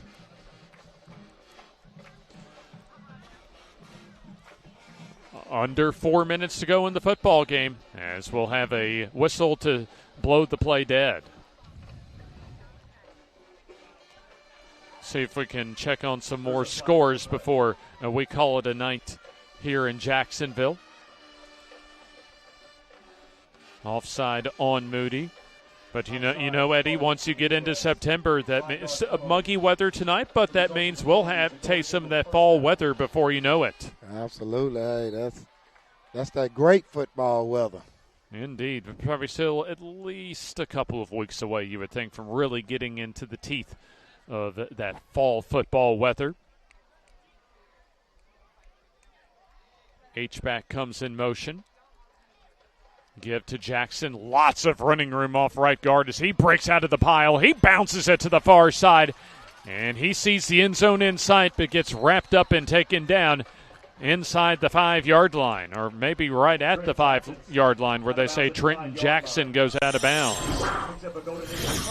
That's a good run by Jackson as he was taken out of bounds, and they say that foot touches on the white stripe at the far side at the 5-yard line. Yeah, that's another tough run right there. I mean, he just kept fighting, and like I said, one thing Jacksonville has not done, they have not given up. Indeed, not giving up as they're looking to at least add one more score onto the board. Up the middle, tough yardage, trying to get to the end zone, and just a little bit shy is Jakari Roberson. Or check that number 39, I beg your pardon, Jameer Graham, the sophomore running back. The play picks up 4 yards. 4-yard gain for Graham. From the 1-yard line. So second and goal at the 1. Positives take out for Jacksonville as we come to the 3-minute mark of the final quarter of play. The Calhoun County Commission, our starting 5 from the Calhoun County Commission, help bring us our FNN Game of the Week. As Jackson goes up the middle, and he's into the end zone for the Golden Eagle touchdown. So Trenton Jackson, the third different Golden Eagle ball carrier to score tonight. A 1-yard touchdown run on second and goal makes it 42-20. There you see Jackson just powers his way off of center Ben Pridgeon as the PAT coming up from Ducar. There's the kick, and plenty of leg, and that's good. We'll take the timeout. 2:29 to go in the ball game. It is Moody 42 and Jacksonville 21.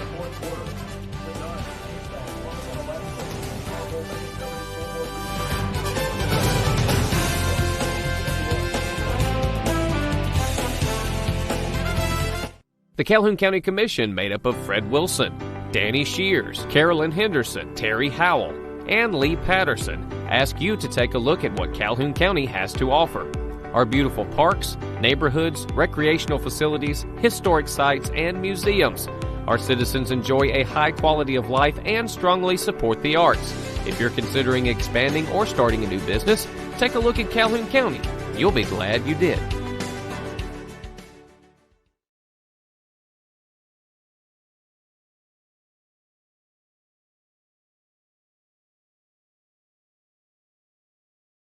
Moody lead, but we're getting close to the end of the ball game. Just 2:29 left until we reach the finish line.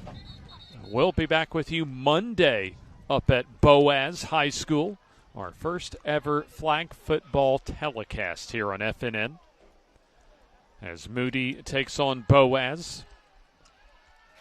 Definitely will be a learning experience for all of us as far as one of the HSAA's newest sports to get off the ground in girls flag football.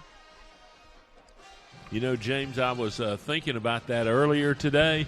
I wonder which one of us is going to look stupid first. Probably yours truly. As here's the Ducar kickoff into and out of the end zone for the touchback. 6 o'clock, our kickoff time for Boaz and Moody. So we'll get double dipping as far as Moody, our fix of the Moody Blue Devils over the next few days. Let me hit you with some scores real quick. 26-21, Aniana over Cherokee County. Hoax Bluff handling Etowah tonight, 14-3. Piedmont 61, Ohatchee 6. Oh, those Bulldogs look good, don't they, Coach? Absolutely, man. Hey, it's ugly for somebody in that region. And what about Pleasant Valley? I mean, they've got all kind of props last week. Team of the Week awards everywhere, and tonight they didn't do anything to hurt that cause. The Pirate ship sails to a 41-0 win over Donahoe. Coach Jonathan Nix will take that every week after coming off of a dominating win at Spring Garden. One of those, for the season at least for Pleasant Valley, a springboard win, as they'll have a big game coming up next week at Pisgah. A big Class 2A region game in Region 7 for Pleasant Valley.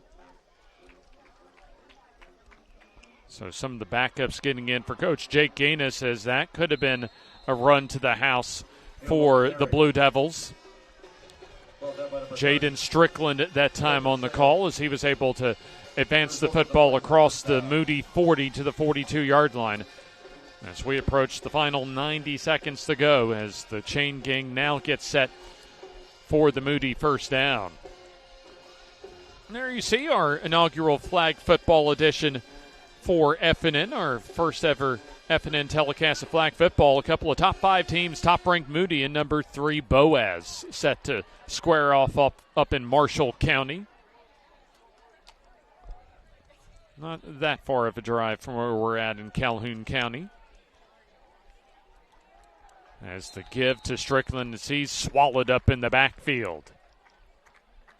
Good effort by Jacksonville throughout the night, just overmanned, especially once they got to the third quarter, as Moody scored 3 of their 4 touchdowns in the third quarter to pull away from the Golden Eagles. Right, they just ran out a little gas, man. You know, they a little on the man, a little on the size, you know, but hey,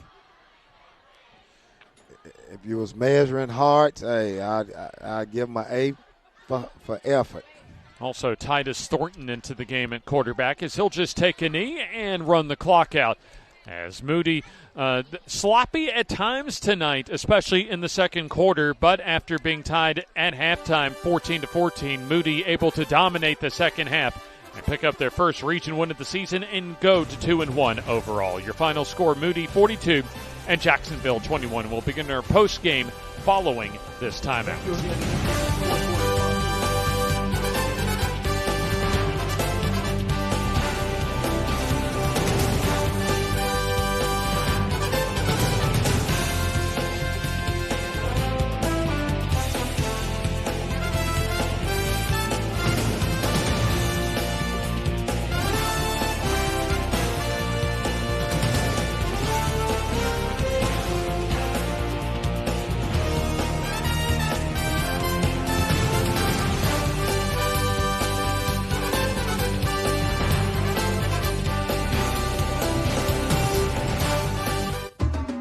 At Farmers and Merchants Bank, we're showing off our school spirit with our newly designed vertical Spirit debit cards.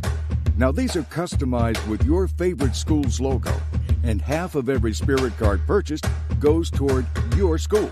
So, show off your colors and support your local school with the FNM Spirit Debit Card.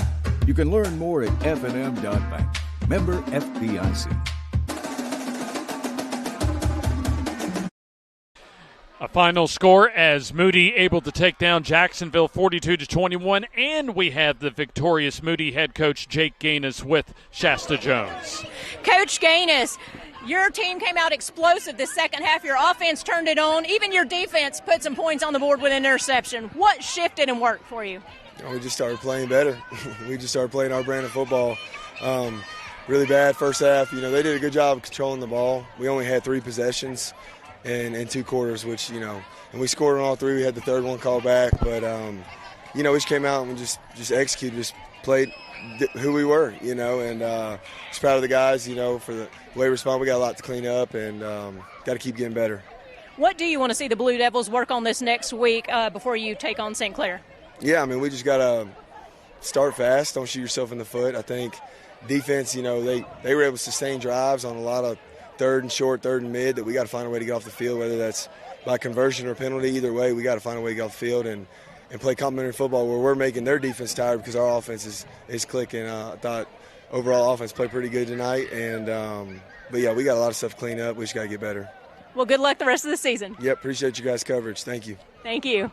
We're going to send it back up to you guys.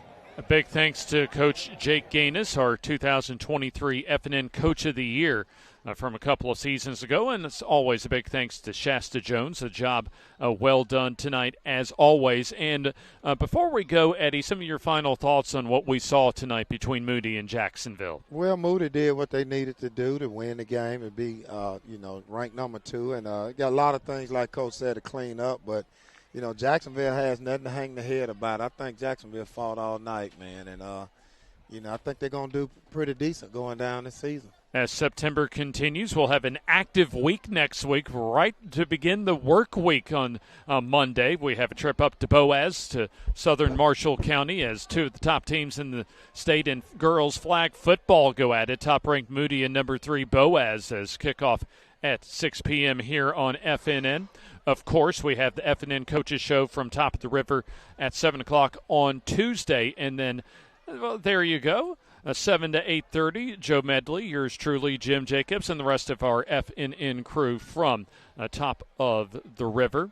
And we'll find out as far as our FNN social media outlets, as far as who we will have as far as our Player of the Week and our guest lineup for this upcoming Tuesday. And then that leads all into a grand Friday night, what should be a grand Friday night. Critical Class 4A Region 6 tilt between Alexandria and Anniston. So we'll wrap things up tonight as the victory goes to Moody as they improve to 2-1 on the season. They'll host St. Clair County next Friday night. And then on the road goes Jacksonville as they drop to 1-2 on the season. And they'll go to Center Point next Friday night. Moody 1-0 in region play, and Jacksonville 0-1. A job well done by our FNN crew that you see on the left-hand portion of your screen. So for Jackson New, Shasta Jones, Jim Jacobs, and the rest of our crew, including Eddie Bullock, James Hardy, wishing you a good Friday evening and a great weekend coming up as you have been watching the FNN High School Football Game of the Week.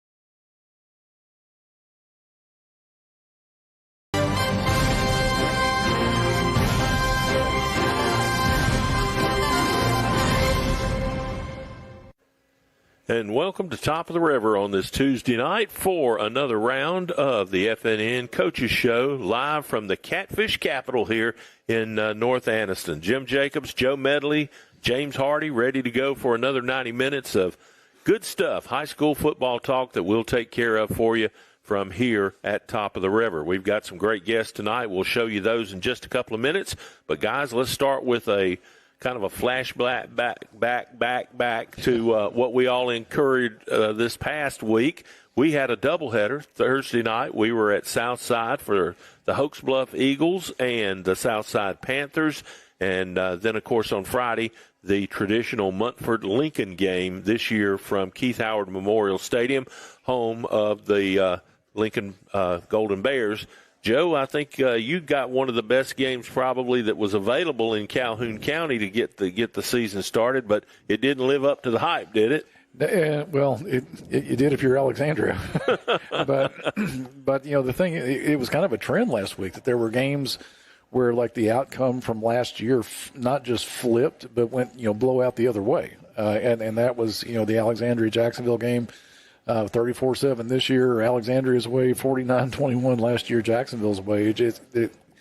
Some of the things that we think that we can hang our hat on, especially when it comes to picking games, like I try to do. Yeah. They are not as reliable indicators anymore as they used to be. Yeah, knowing what you know is not what you really know. That's right. I know what I know, if you know what I mean. Yeah.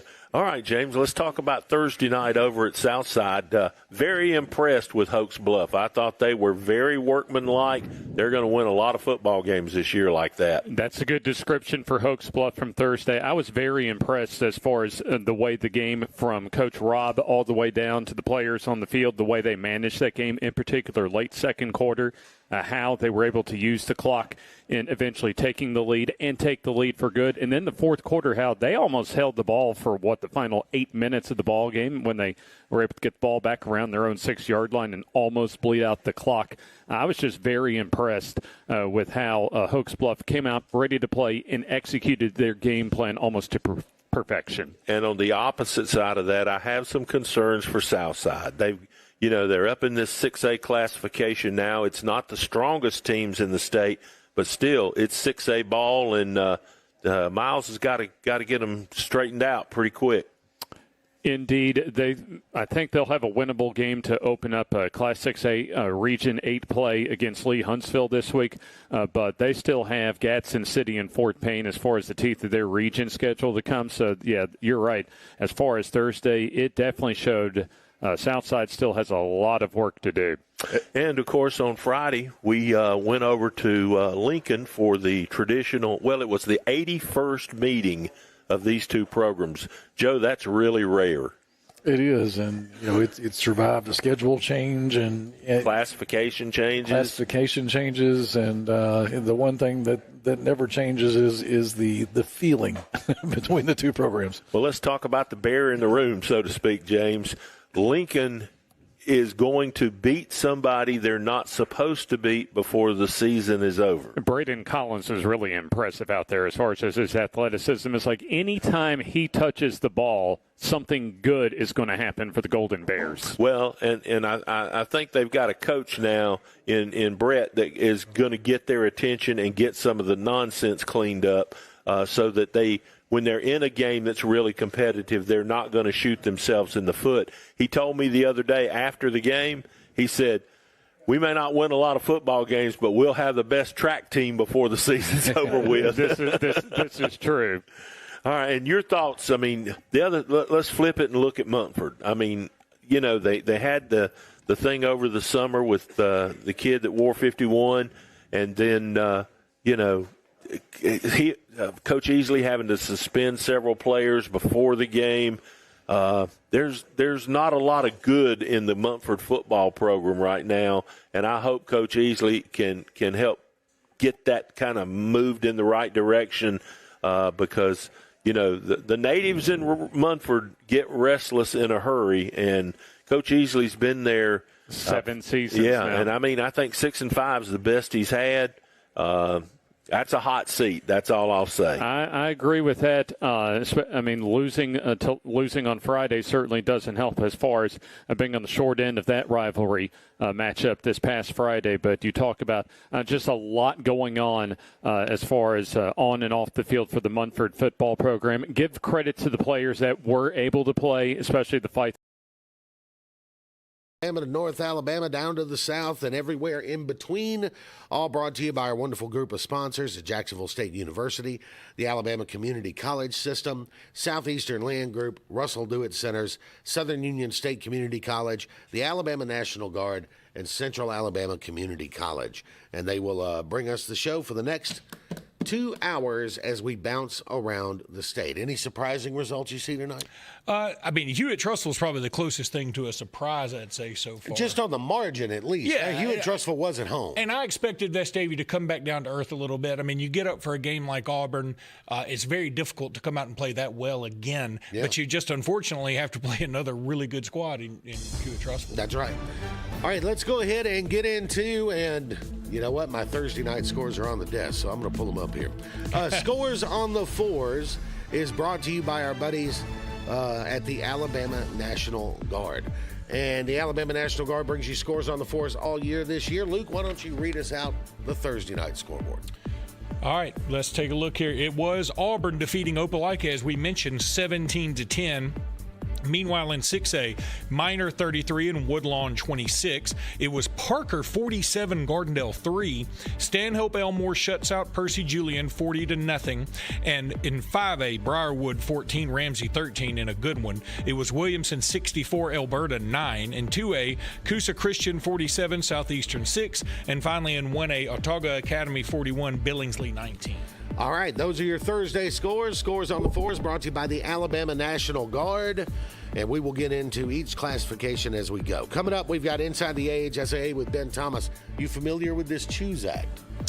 A little. And I'll tell you, it's something that, is creating a lot of controversy one way or the other. One way or the other. Well, we're going to talk about that with Ben coming up. And yes, it is creating a bit of controversy, but basically it is a piece of legislation that passed the Alabama legislature that, I guess, financial incentives can be given to students who choose to transfer schools.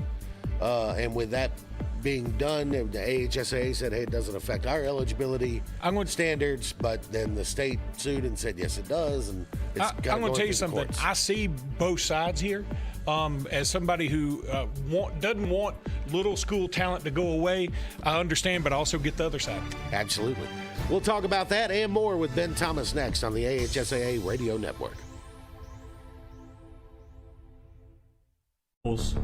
Supporting our allies, no matter if it's today or tomorrow, we will guard it all.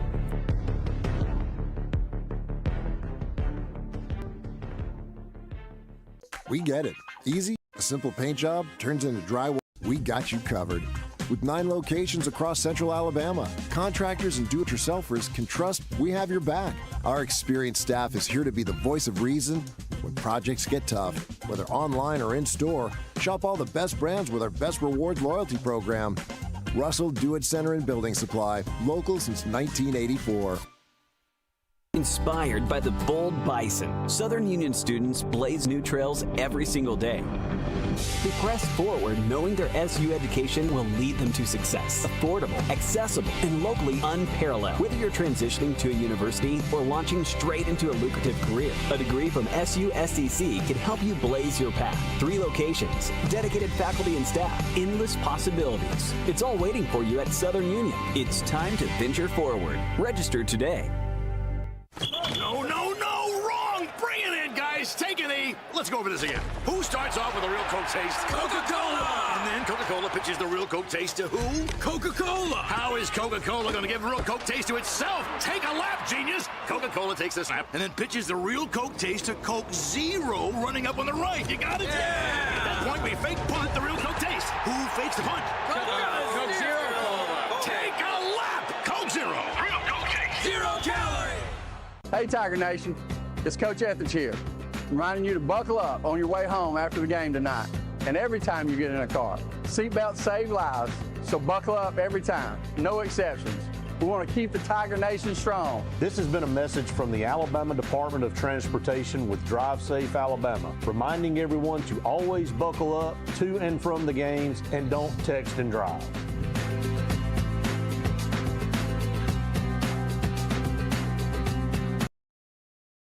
It's game day, and from all of us at Bucks Island, from the Loft Tackle Store, from the team in service, from the team in parks, from the sales team,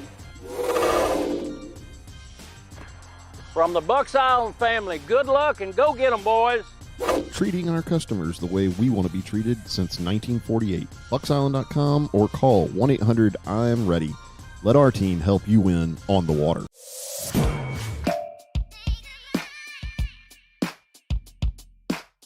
Bama Sheds and Pole Barns. Locally and family owned with the best customer service. Custom built to fit your needs with free delivery and setup. Design and price online or stop by and see what we can do for you. Nobody beats our prices and nobody beats our quality. Built in Alabama, made in Alabama. BamaSheds.com. The Calhoun County Commission, made up of Fred Wilson, Danny Shears, Carolyn Henderson, Terry Howell, and Lee Patterson, ask you to take a look at what Calhoun County has to offer. Our beautiful parks, neighborhoods, recreational facilities, historic sites, and museums. Our citizens enjoy a high quality of life and strongly support the arts. If you're considering expanding or starting a new business, take a look at Calhoun County. You'll be glad you did. Step into the offices of J. Britt Middlebrook, CPA, where you'll find professional one-on-one service for business and individual clients. In this ever-changing tax and economic climate, you can count on receiving the expert advice you need. J. Britt Middlebrook works hard to provide every client what they need to meet all deadlines. Tax season will be here soon. For all your accounting service needs, call or stop by at 1913 Berry Street in Oxford. That's J. Britt Middlebrook, CPA. At iCare Alabama, our goal is to meet the needs of every patient. Dr. Dwayne Mohan and Dr. Ryan Price always strive for excellent outcomes. We want each patient to get the best vision and medical care possible. At iCare Alabama, we utilize all the latest technological advances to ensure that you receive the best quality eye care. So call for an appointment at any of our 4 locations in Piedmont, Heflin, Roanoke, or Atala and see the difference. Most insurance is accepted. Eye Care Alabama. Efficient, effective eye care close to home. In Alabama, school spirit is in the air on Friday nights. At Farmers and Merchants Bank, we're giving our customers the opportunity to show their school spirit every day with our new Spirit debit card. We've designed a unique card for every Calhoun County school that includes the school's logo. So every time you use the card, you're showing your school spirit. Come in and get your school spirit debit card today. We've got spirit at FNN Bank. Service, solutions, and strength. Member FDIC and equal housing lender.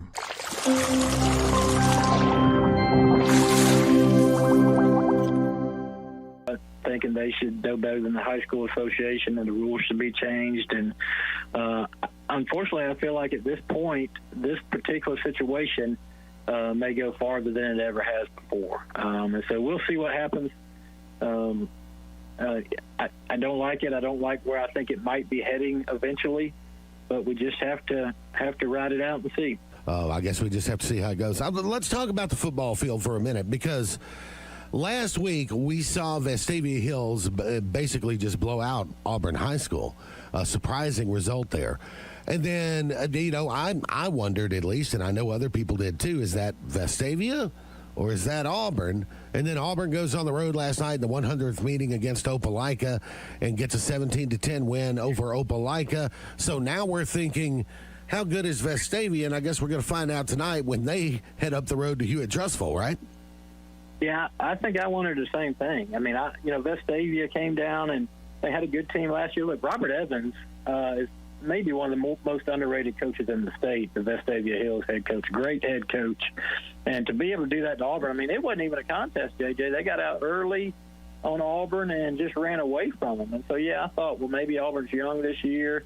But their win over Opelika, which I didn't predict, I predicted Opelika to win that game, but their win over Opelika on Thursday night told me, okay, maybe they're not as young as I think, and maybe Vestavia Hills is really good. I think that we'll see tonight. We'll get a better indication tonight when they play Hewitt Trustful, which has also looked good through the first 2 weeks of the season. I think we'll know a lot more about those two teams, but whatever happens, I think Vestavia is maybe just not and maybe Hewitt as well, maybe just not a playoff contender, but maybe a state title contender. We will see as the season plays out. Ben Thomas from AL.com with us for Inside the AHSAA. Ben, thank you so much for the time. We'll catch up with you next week. All right. Thank you, JJ. Have a good weekend. Brought to you by the Alabama Department of Transportation, who reminds you to drive safe and buckle up, Alabama. Thanks again to Ben for joining us for Inside the AHSAA again. And once again, I'm kind of like Ben. Like I like my politics and my sports separate plates, right? I mean, and I guess you could say public education is part of government. But again, I get both sides. I just wish it hadn't become such a public feud. Right now, especially. Yeah. All right, let's get into scores on the fours. It's brought to you by the Alabama National Guard. And Luke, you've got the 7A top 10. Yeah, let's go through 7A here, where Central Phoenix City, they continue to roll on. They defeat Smith Station 56-20. It was Thompson over Tuscaloosa County 69-0. Number 3, Hoover, they are upset tonight by Hillscrest Tuscaloosa. When we mentioned surprises, that's one we should have brought up. 34-26, Hillcrest over Hoover.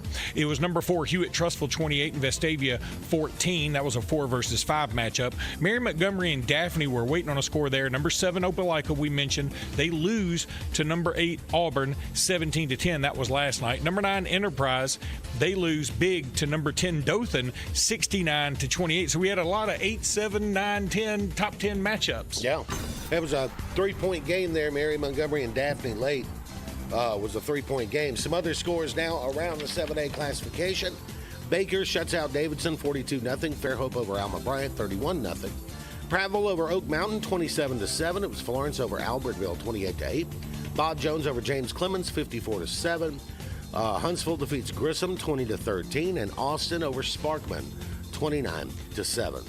Scores on the fours is brought to you by the Alabama National Guard. When we come back, we'll start our journey around the state tonight, talk to some folks who were at some games, and our coverage continues here in a moment on the AHSAA Radio Network.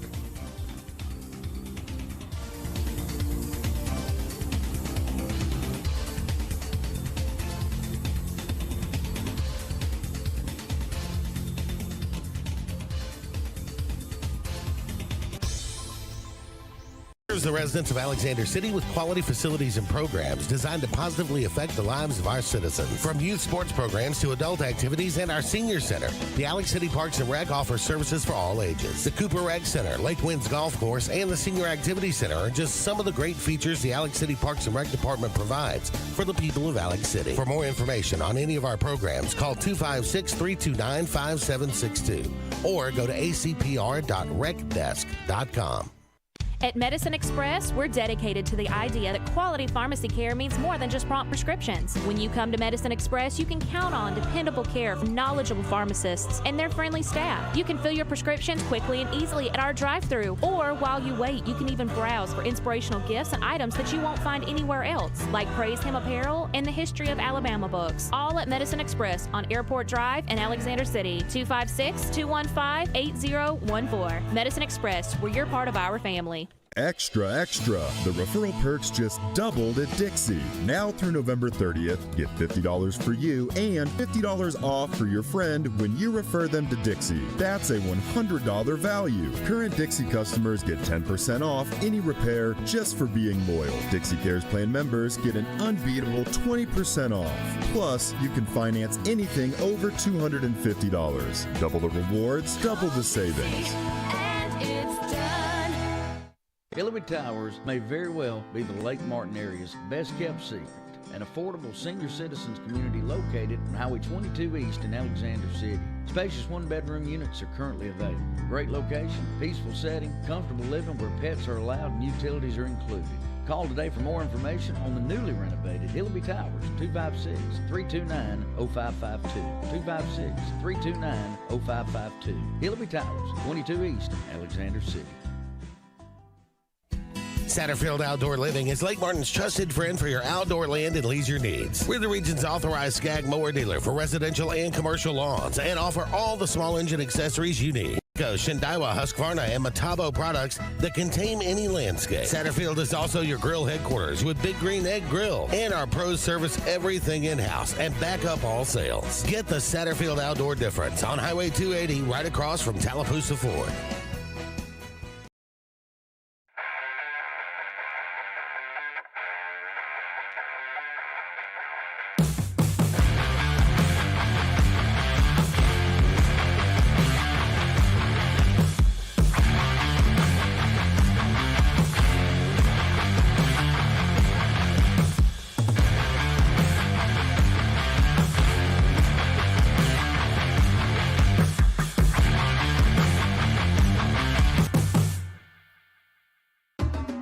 At Farmers and Merchants Bank, we're showing off our school spirit with our newly designed vertical Spirit debit cards.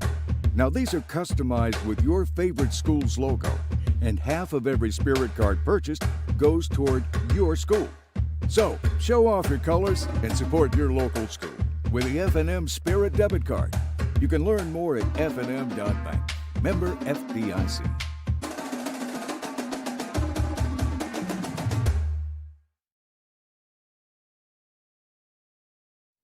The Calhoun County Commission, made up of Fred Wilson, Danny Shears, Carolyn Henderson, Terry Howell, and Lee Patterson, ask you to take a look at what Calhoun County has to offer.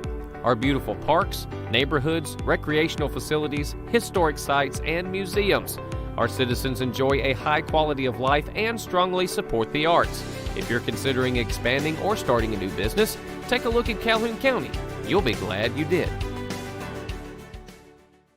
Wise Environmental Solutions Incorporated is a leader in the enhanced waste collection, septic system, and resource recovery services industry in Alabama. With over 40 years of experience, we are committed to delivering superior customer service, innovative solutions, and protecting human and natural resources. Equipped to handle any situation, from regular residential services to emergency response situation. Some of the services that Wise Environmental Solutions offer is portable restrooms for events, restroom trailers, shower trailers, septic services, dumpsters and roll-offs, and industrial pumping.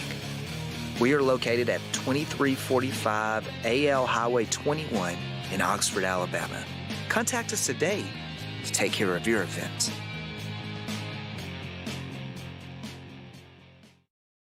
Your neighborhood Grub Mart is your one-stop shop for everything you need when you're on the go. Grub Mart features the best prices on Coke and Pepsi products and is the home to the 99-cent bag of ice every day. And Grub Mart is your exclusive home for the popcorn bucket. Purchase yours for only $5.99, then bring it for free refills throughout the year. And save every day with your Grub Mart Super Saver card. When you're on the go, it's good to know Grub Mart has everything you need. Gas, diesel, and delicious Oleo donuts. In business over 78 years, visit your local Grub Mart today.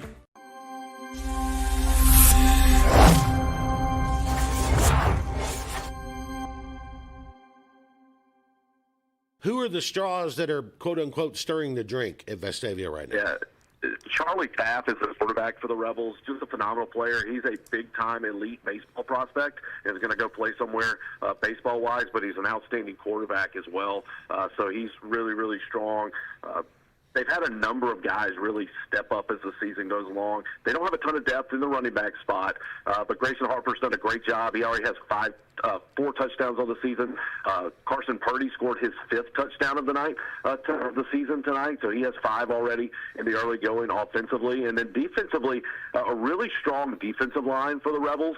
Paxton Usry had a great game tonight, had 12 tackles on the defensive line, and then not as strong in the secondary, but they've had some guys really play well as the season's gone along. So they've gotten good job of getting pressure up front and just been able to slow teams down. And that's one thing they did in the first half, is they slowed this Hewitt's Trussville team down. 2 of Hewitt's drives, their scoring drives, were 16 plays, and so they made them take time to put those points on the board, but then they had just scored a little bit quicker in that second half, and that was ultimately the difference. Chad Pitcher's with us, NFHS Network for Vestavia Hills. Again tonight, number 4, Hewitt Trussville 28, number 5, Vestavia Hills 14. Chad, thank you so much for the time. We hope to get you back later in the year. Thank you very much. Thank you, Chad. So we asked earlier about, a final yet on Mary G. and Daphne. Yeah, that game's got a long way to go, last I saw. As of 3 minutes ago, Mary Montgomery tacked on a touchdown to take a 10-point lead, but there was still 3.5 left in the game. Yeah, well, I just seen an update from 8 minutes left, and Daphne had just scored to cut it to 3. So with a 2-score lead with 3 minutes left, you feel good for Mary Montgomery there. But, Daphne's putting up a fight. Oh, no question. And I think that it'll be fascinating to see what happens the last 3.5 if Daphne can make another push and maybe try to get back into that one. Again, Chad and all of our guests come to us on the Southeastern Land Group hotline. Whether you're buying or selling rural land in the Southeast, Southeastern Land Group is the place to start. Visit selandgroup.com. Let's get into our next scores on the fours. It's brought to you by the Alabama National Guard, one of our new sponsors this year. We're awful proud to have you men and ladies helping us sponsor and bring you this great show every Friday night. The Alabama National Guard scores on the fours. Luke, what do you got for 6A? Let's go into 6A, where it was number 1 Parker defeating Gardnell 47-3. That was last night. Number 2 Clay Chalkville 52, Pell City 9. Number 3 Saraland, they keep rolling 43-14 over Gulf Shores. It was number 4 Muscle Shoals 49, Columbia 6. Number 5 Hartselle had the week off, as did number 6 Spain Park. Number 7 Pike Road, big win over Rehoboth 63-0. We're waiting on a score from Mountain Brook and Hueytown. Mountain Brook, the number 8 team in the state. Number 9 Homewood, they get a win over Mortimer Jordan 49-7. And Benjamin Russell 42-13 over Calera. And let me tell you something, that Benjamin Russell team is going to be a hard out for everybody. There's some skill position talent out there, no doubt. Other 6A scores: Spanish Fort over Baldwin County 42-7. Blunt shuts out Murphy 32-0. It was Theodore 27, McGill-Tulin 10. Pelham 19-7 over Chelsea. Helena defeats Chilton County 23-6. It was Northridge losing to McAdory 33-24. Pinson Valley over Huffman 42-0. Oxford over Shades Valley 45-7. We'll talk about that one later. Athens and Coleman. Athens gets the win 41-38. Jasper over Decatur 48-13. Gadsden City over Buckhorn 31-6. And Southside defeats Lee Huntsville 38-19. Again, scores on the fours is brought to you by our buddies at the Alabama National Guard. When we come back, more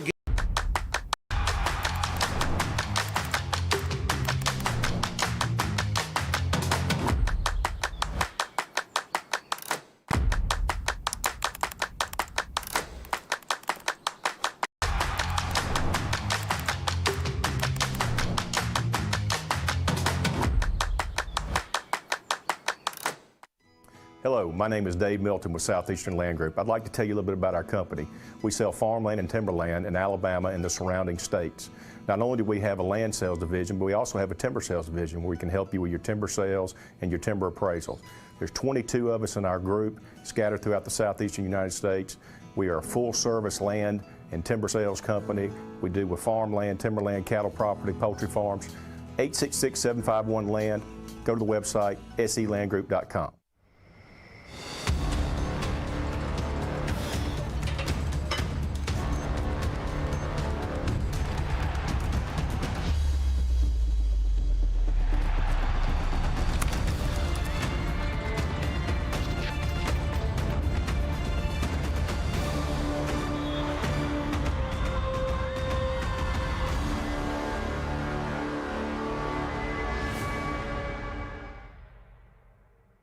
At Central Alabama Community College, we provide a quality education that will set you up for success. Whether you're pursuing a degree or advancing your career with technical training, CAC offers premier programs at 4 campuses in Alexander City, Childersburg, Prattville, and Talladega. From industrial, electronics to machining, our students are prepared for the workforce or further education. At CAC, you'll enjoy vibrant campus life, exciting athletics, and personalized support, all at an affordable price. Your future starts here at CAC. Apply today.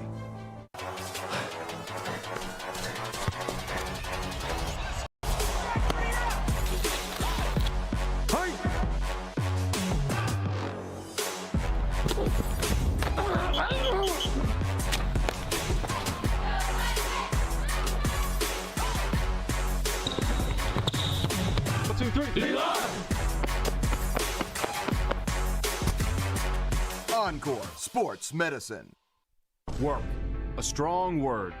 Together with force, it's something pretty powerful.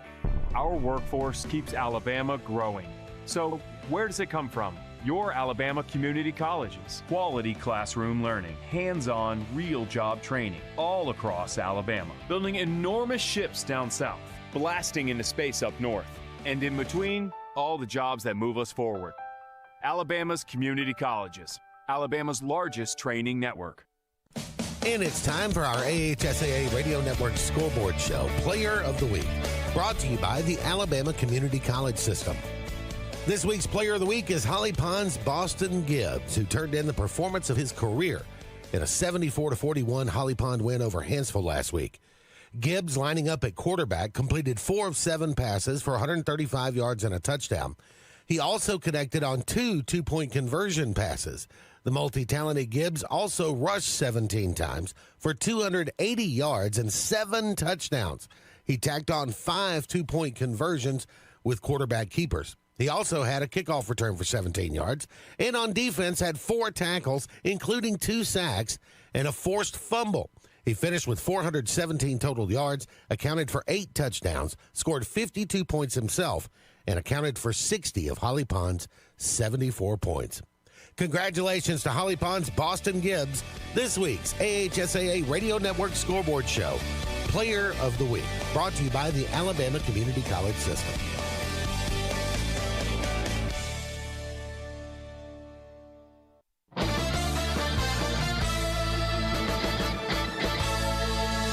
Welcome back to the AHSAA Radio Network Scoreboard Show. JJ and Luke with you as we go back now to the Southeastern Land Group hotline. We're going to talk to Bruce Carr, WFEB Radio in Sylacauga, where he's the voice of the Sylacauga Aggies. 5A Region 4 matchup tonight. Holtville gets the win in Sylacauga, 34-31. Seems like a back-and-forth kind of game, Bruce. Yeah, it was, JJ. Thanks for having me on. And it was a great football game. It was a great night for football here in Sylacauga. And Sylacauga jumped out to a lead. And then all of a sudden, when the ensuing kickoff, they had a good drive, Sylacauga did, to start the game. And on the ensuing kickoff, the Holtville returns at 95 yards for a touchdown. So all of a sudden, it's 7-7. And then they block a punt in the end zone, ball on that for a touchdown. The Calhoun County Commission, made up of Fred Wilson, Danny Shears, Carolyn Henderson, Terry Howell, and Lee Patterson, ask you to take a look at what Calhoun County has to offer. Our beautiful parks, neighborhoods, recreational facilities, historic sites, and museums. Our citizens enjoy a high quality of life and strongly support the arts. If you're considering expanding or starting a new business, take a look at Calhoun County. You'll be glad you did. It's game day, and from all of us at Bucks Island, From the Loft Tackle Store. From the team in service. From the team in parts. From the sales team. From the Bucks Island family, good luck and go get 'em, boys. Treating our customers the way we want to be treated since 1948. BucksIsland.com or call 1-800-I'm-READY.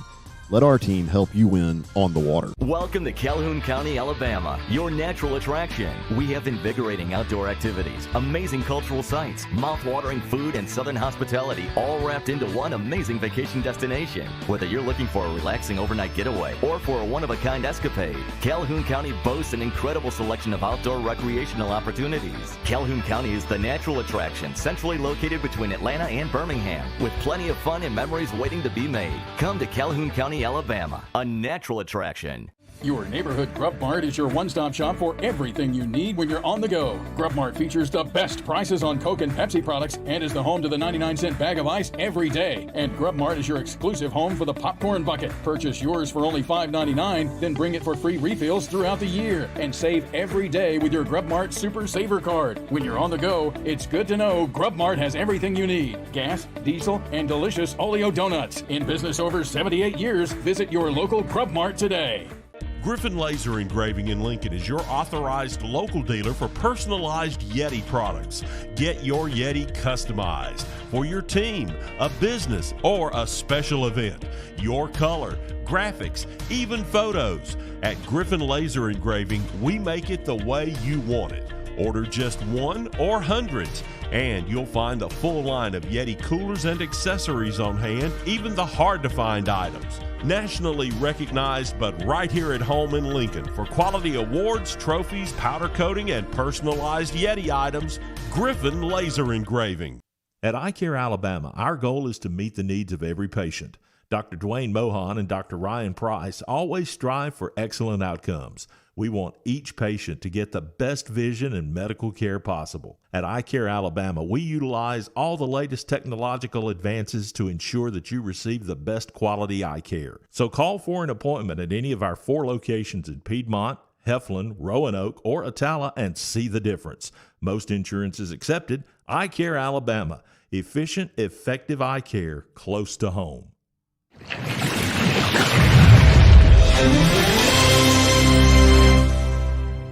All right, Luke, get us into 5A. Over in 5A now, it was number 1 Viger. The game's not over, but the game is over. It's 50-0 in the 4th over LaFleur.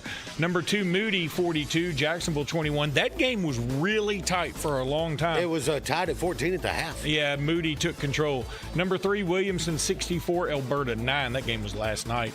Number 4 Fairview, they defeat West Point 42-14. Number 5 Gunnersville 63, AP Brewer 12. It was number 6 Leeds over Springville 42-0. Number 7, Montgomery Catholic. How about this? They lose at home to Eufaula 35-24. Number 8, Central Clay. They get a win over Valley 29-21. Number 9, Corner. They defeat Winona 28-13. And number 10, St. Clair County. They had the week off this week. All right, some other scores now out of 5A with Citronelle over Faith Academy 28-16. UMS right over BC Rain 39-20. Andalusia defeats Headland 36-15. Elmore County over Carroll 36-20. Charles Henderson over Greenville 21-13. Northside shuts out Montevallo 56-0. It was Shelby County 31 and Sipsey Valley 8. Marbury defeats Beauregard tonight 16-14. Douglas defeats Hayden 62-34. Lincoln over Center Point 49-26. Priceville over Ardmore 49-13. It was Russellville over Lawrence County 35-6. Scottsboro defeats Boaz 41-7. And Sardis takes down Arab 21-15. Scores on the 4s is brought to you by the Alabama National Guard. More guests on the Southeastern Land Group hotline. Going to talk about the Oxford Yellow Jackets coming up next on the AHSAA Radio Network Scoreboard Show.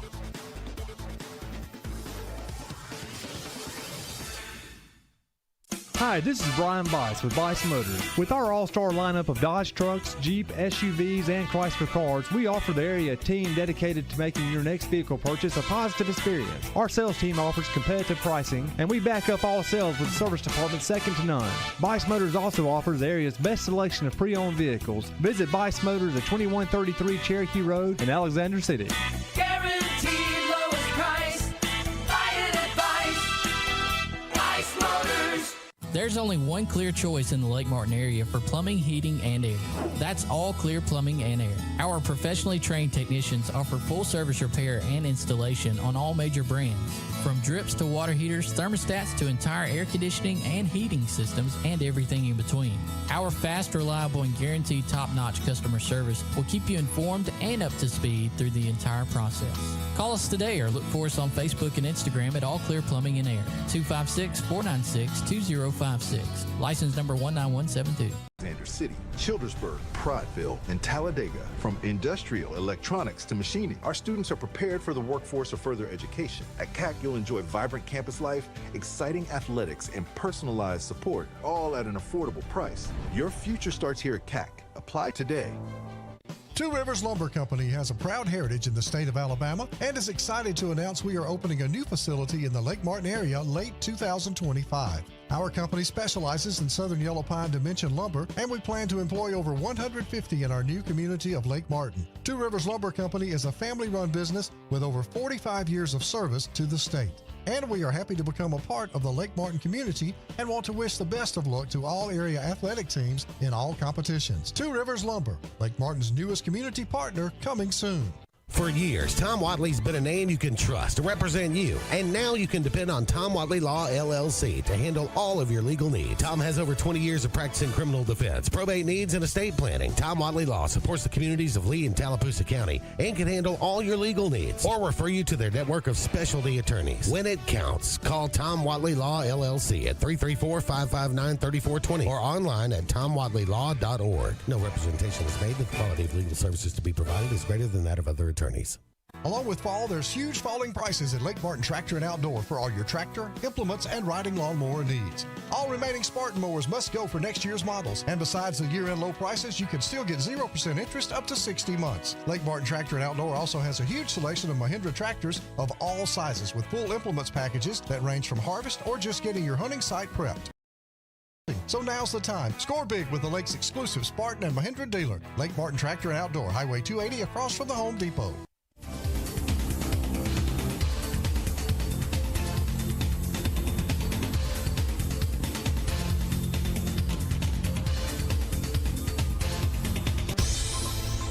Welcome back to the AHSAA Radio Network Scoreboard Show as we go back now to the Southeastern Land Group Hotline.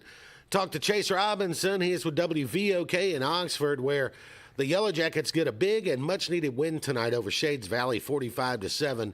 Chase, welcome in. Hope you're doing well.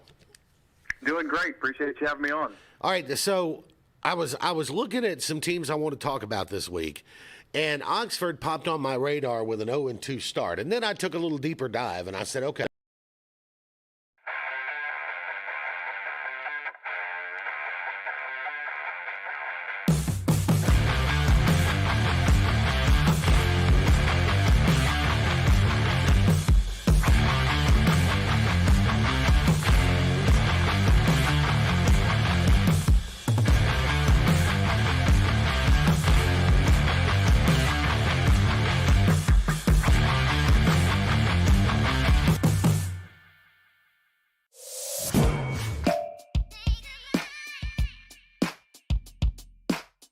Bama Sheds and Pole Barns, locally and family owned with the best customer service.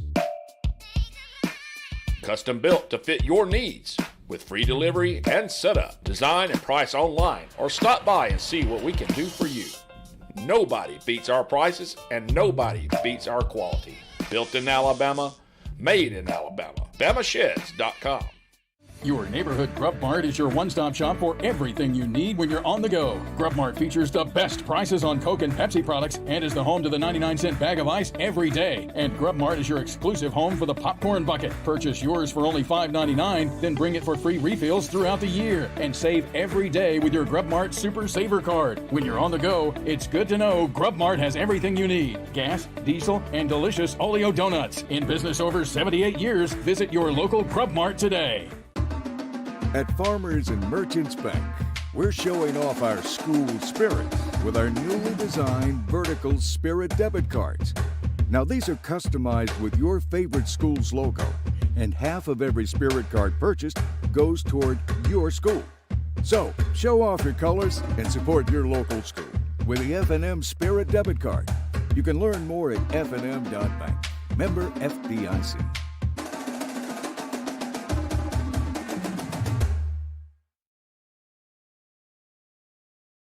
Step into the offices of J. Britt Middlebrook CPA, where you'll find professional one-on-one service for business and individual clients. In this ever-changing tax and economic climate, you can count on receiving the expert advice you need. J. Britt Middlebrook works hard to provide every client what they need to meet all deadlines. Tax season will be here soon. For all your accounting service needs, call or stop by at 1913 Berry Street in Oxford. That's J. Britt Middlebrook, CPA. Griffin Laser Engraving in Lincoln is your authorized local dealer for personalized Yeti products. Get your Yeti customized for your team, a business, or a special event.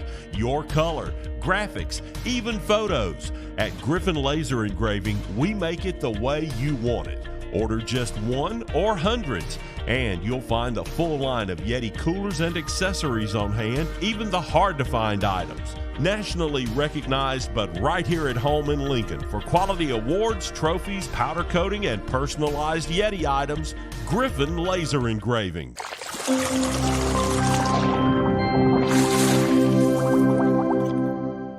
Jackets get a win 45-7 tonight over Shades Valley to open region play. Chase, thank you for the time. We'll catch up with you later. Appreciate it, guys. Enjoyed it. All right. Yeah, I'm kind of with you, Luke. Like, you start off with Carrollton, Georgia. You go play. I mean, Moody's a lower classification than. It's game day, and from all of us at Bucks Island, From the Loft Tackle Store. From the team in service. From the team in parts. From the sales team. From the Bucks Island family, good luck and go get 'em, boys. Treating our customers the way we want to be treated since 1948. BucksIsland.com or call 1-800-I'm-READY. Let our team help you win on the water.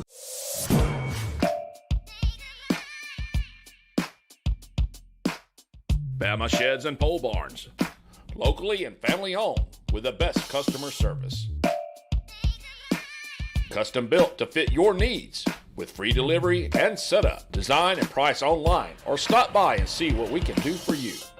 Nobody beats our prices and nobody beats our quality. Built in Alabama, made in Alabama. BamaSheds.com. Welcome to Calhoun County, Alabama, your natural attraction. We have invigorating outdoor activities, amazing cultural sites, mouth-watering food, and southern hospitality, all wrapped into one amazing vacation destination. Whether you're looking for a relaxing overnight getaway or for a one-of-a-kind escapade, Calhoun County boasts an incredible selection of outdoor recreational opportunities. Calhoun County is the natural attraction, centrally located between Atlanta and Birmingham, with plenty of fun and memories waiting to be made. Come to Calhoun County, Alabama, a natural attraction. Griffin Laser Engraving in Lincoln is your authorized local dealer for personalized Yeti products. Get your Yeti customized for your team, a business, or a special event. Your color, graphics, even photos. At Griffin Laser Engraving, we make it the way you want it. Order just one or hundreds, and you'll find a full line of Yeti coolers and accessories on hand, even the hard-to-find items. Nationally recognized, but right here at home in Lincoln for quality awards, trophies, powder coating, and personalized Yeti items, Griffin Laser Engraving. Your neighborhood Grub Mart is your one-stop shop for everything you need when you're on the go. Grub Mart features the best prices on Coke and Pepsi products and is the home to the 99-cent bag of ice every day. And Grub Mart is your exclusive home for the popcorn bucket. Purchase yours for only $5.99, then bring it for free refills throughout the year. And save every day with your Grub Mart Super Saver card. When you're on the go, it's good to know Grub Mart has everything you need. Gas, diesel, and delicious Oleo donuts. In business over 78 years, visit your local Grub Mart today. At iCare Alabama, our goal is to meet the needs of every patient. Dr. Dwayne Mohan and Dr. Ryan Price always strive for excellent outcomes. We want each patient to get the best vision and medical care possible. At iCare Alabama, we utilize all the latest technological advances to ensure that you receive the best quality eye care. So call for an appointment at any of our 4 locations in Piedmont, Heflin, Roanoke, or Atala and see the difference. Most insurance is accepted. iCare Alabama. Efficient, effective eye care close to home.